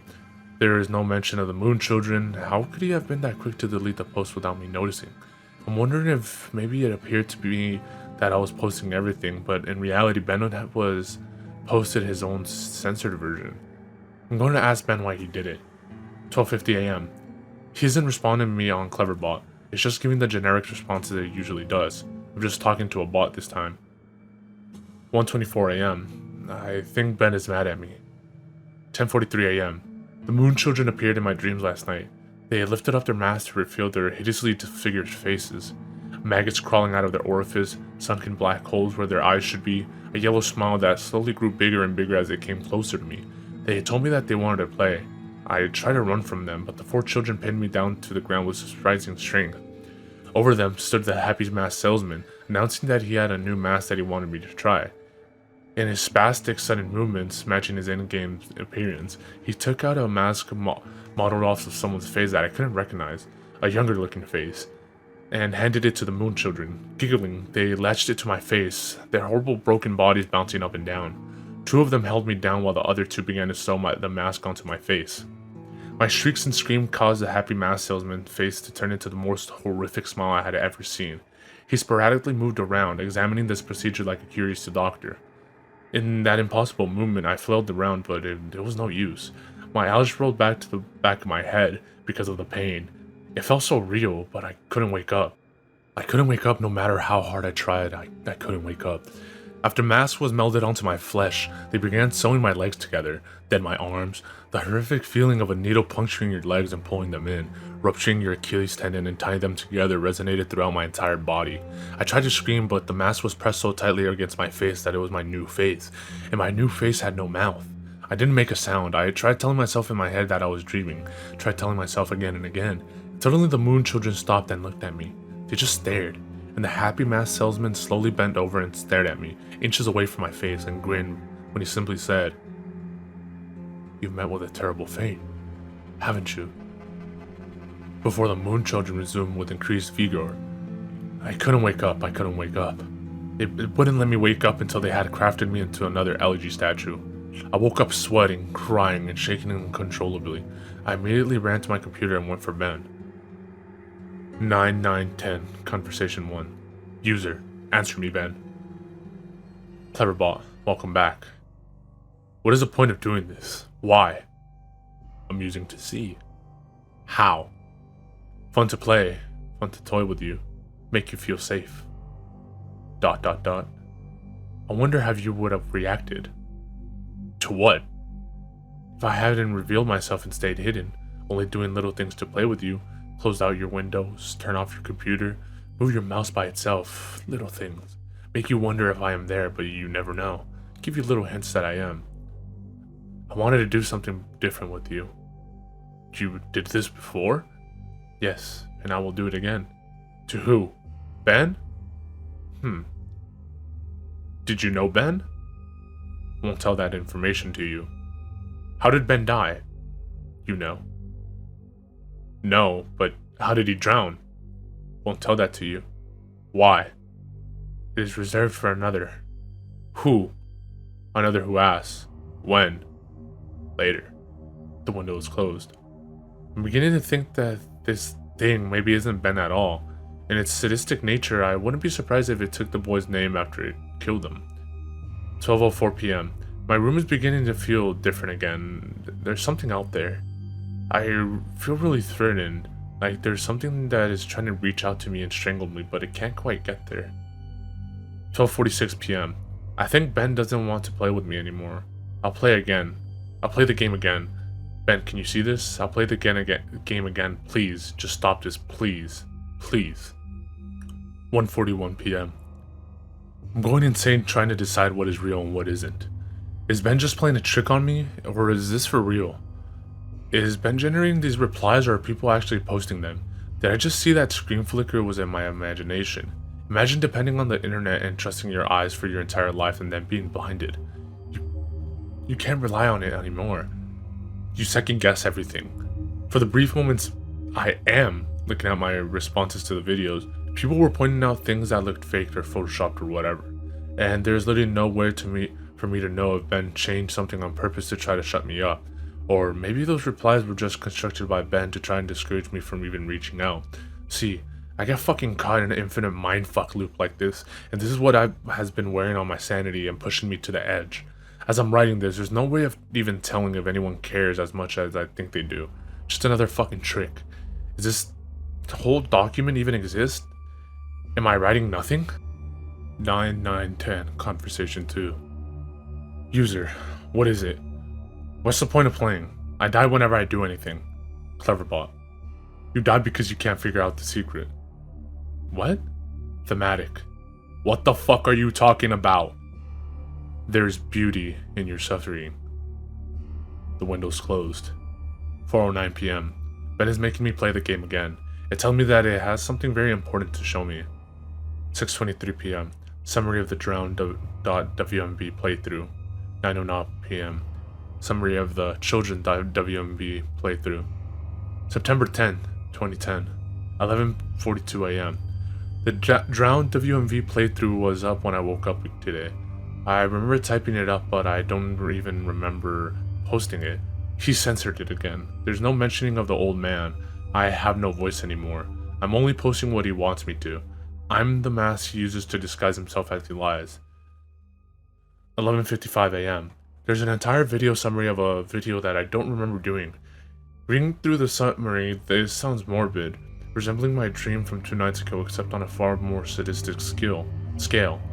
These moon children, there's something more to them, almost as if they're another entity from Ben. Something happened last night that I can't remember. I'm posting the 4th summary to the forums right now. Shadow of my chair removed. 12 p.m. Ben won't let me visit YouTube. I can browse the rest of the sites, but he keeps on exiting the window when I go to YouTube. Why? 2:02 p.m. I'm feeling the air started to constrict. I don't think I'm alone here. Whatever aura has been here is getting more violent. 2:44 p.m. I'm trying to contact Ben on Cleverbot. He's not responding. I just get the AI. 3:51 p.m. My ears aren't fooling me. I'm hearing the reverse song of healing.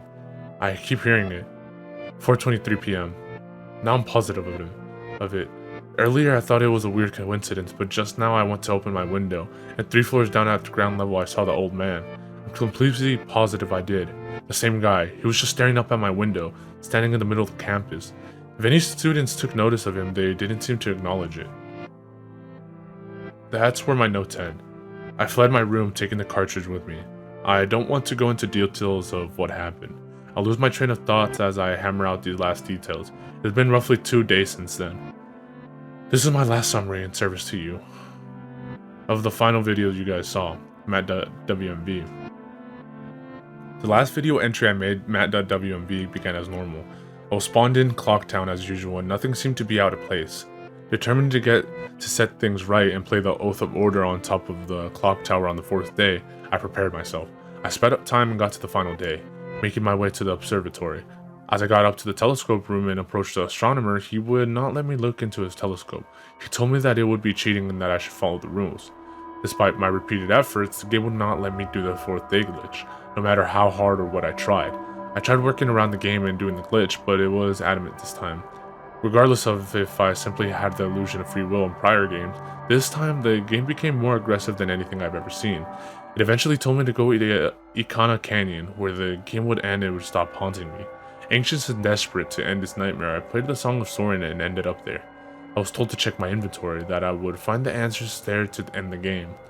I arrived at the Ikana Canyon and saved my progress at the owl statue. As I searched through my inventory, I finally noticed that I was missing a reoccurring song, the Elegy of Emptiness. Obviously, once I traveled there and learned the song, I suppose that was the thing it needed before Ben decided I had enough fun playing with me. Ben is a manipulator. He tries to fool his victim into security and makes you drop your guard like a Venus flytrap. He ensnares them. I am nothing but a puppet to him. He enjoys seeing what kind of human emotions he can tap into by doing different things. There are still some things about this whole experience that still don't make sense. But then again, I was never good at figuring out these kinds of things, and I'm not exactly in the right state of mind to. I'm giving you all the pieces of the puzzles for you to analyze and piece together with the missing links. I'm typing these closing thoughts on the library computer on campus. I've emailed myself the notes I have stored on my infected computer from the last 4 days. I'm then going to combine those copy/paste those notes with the closing/openings that I've typed here on the safe public computer into one text document. I'm not taking any chances spreading Ben. I would not wish this horrible torment on anyone, and I've made sure to have my bases covered here. I didn't run into any problems with Ben when I was back on my computer trying to email myself the notes. Went right under his fucking nose. He has no idea of what he just let me do. Had no problems opening the text document to get from my infected computer in my email either. I can't describe to you how it feels to finally be able to get the word out in this post. The nightmare ends here. That said, do not download any of my videos or anything about my videos through a YouTube video /audio ripper, a screen grab, or whatever. I don't know how he can spread, but I know that just watching them on YouTube /reading my text won't be able to allow him to spread. Otherwise, he wouldn't have needed my help in the first place. But I strongly recommend you do not take anything you see streaming online onto your own personal computer. This will be my last posting. I'm putting up on this forum here for the world. If you see any further posts from me after today's current date, September 12th, and after the current time, 12:08 a.m., discredit them. It already has been proven to me that Ben can access my account /password and manipulate my computer. And like I said, I have no idea to what extent it can do this, but know that it will do anything to break free. He is desperate. To ensure your safety, just forget about me. Please. And obviously this goes without saying, but from here on out, do not download any images I may have put up, any files, anything. This 5th day will be my last day. I'm going to burn the cartridge and then come back to destroy my laptop. Again, even though I don't even know you, this is sort of bittersweet for me. This semester I really didn't have any friends, or rather I stopped paying attention to them. But I suppose that's partially blamed because I am the genius who picked to live in a single. I suppose someone to get a hold of me and save me before I got too immersed into the game would have literally saved my life. However, it proved too much for me. I'm just glad it happened to me and I could get the warning out so that Ben dies here. Lastly, thank you for taking the time to open this and open yourselves up to me by hearing my story. Despite maybe not believing me, you didn't have to do that. Really, you shouldn't have. Your support this entire time has kept me going, and now I'm finally free of this. Thanks again, Jadu Sable.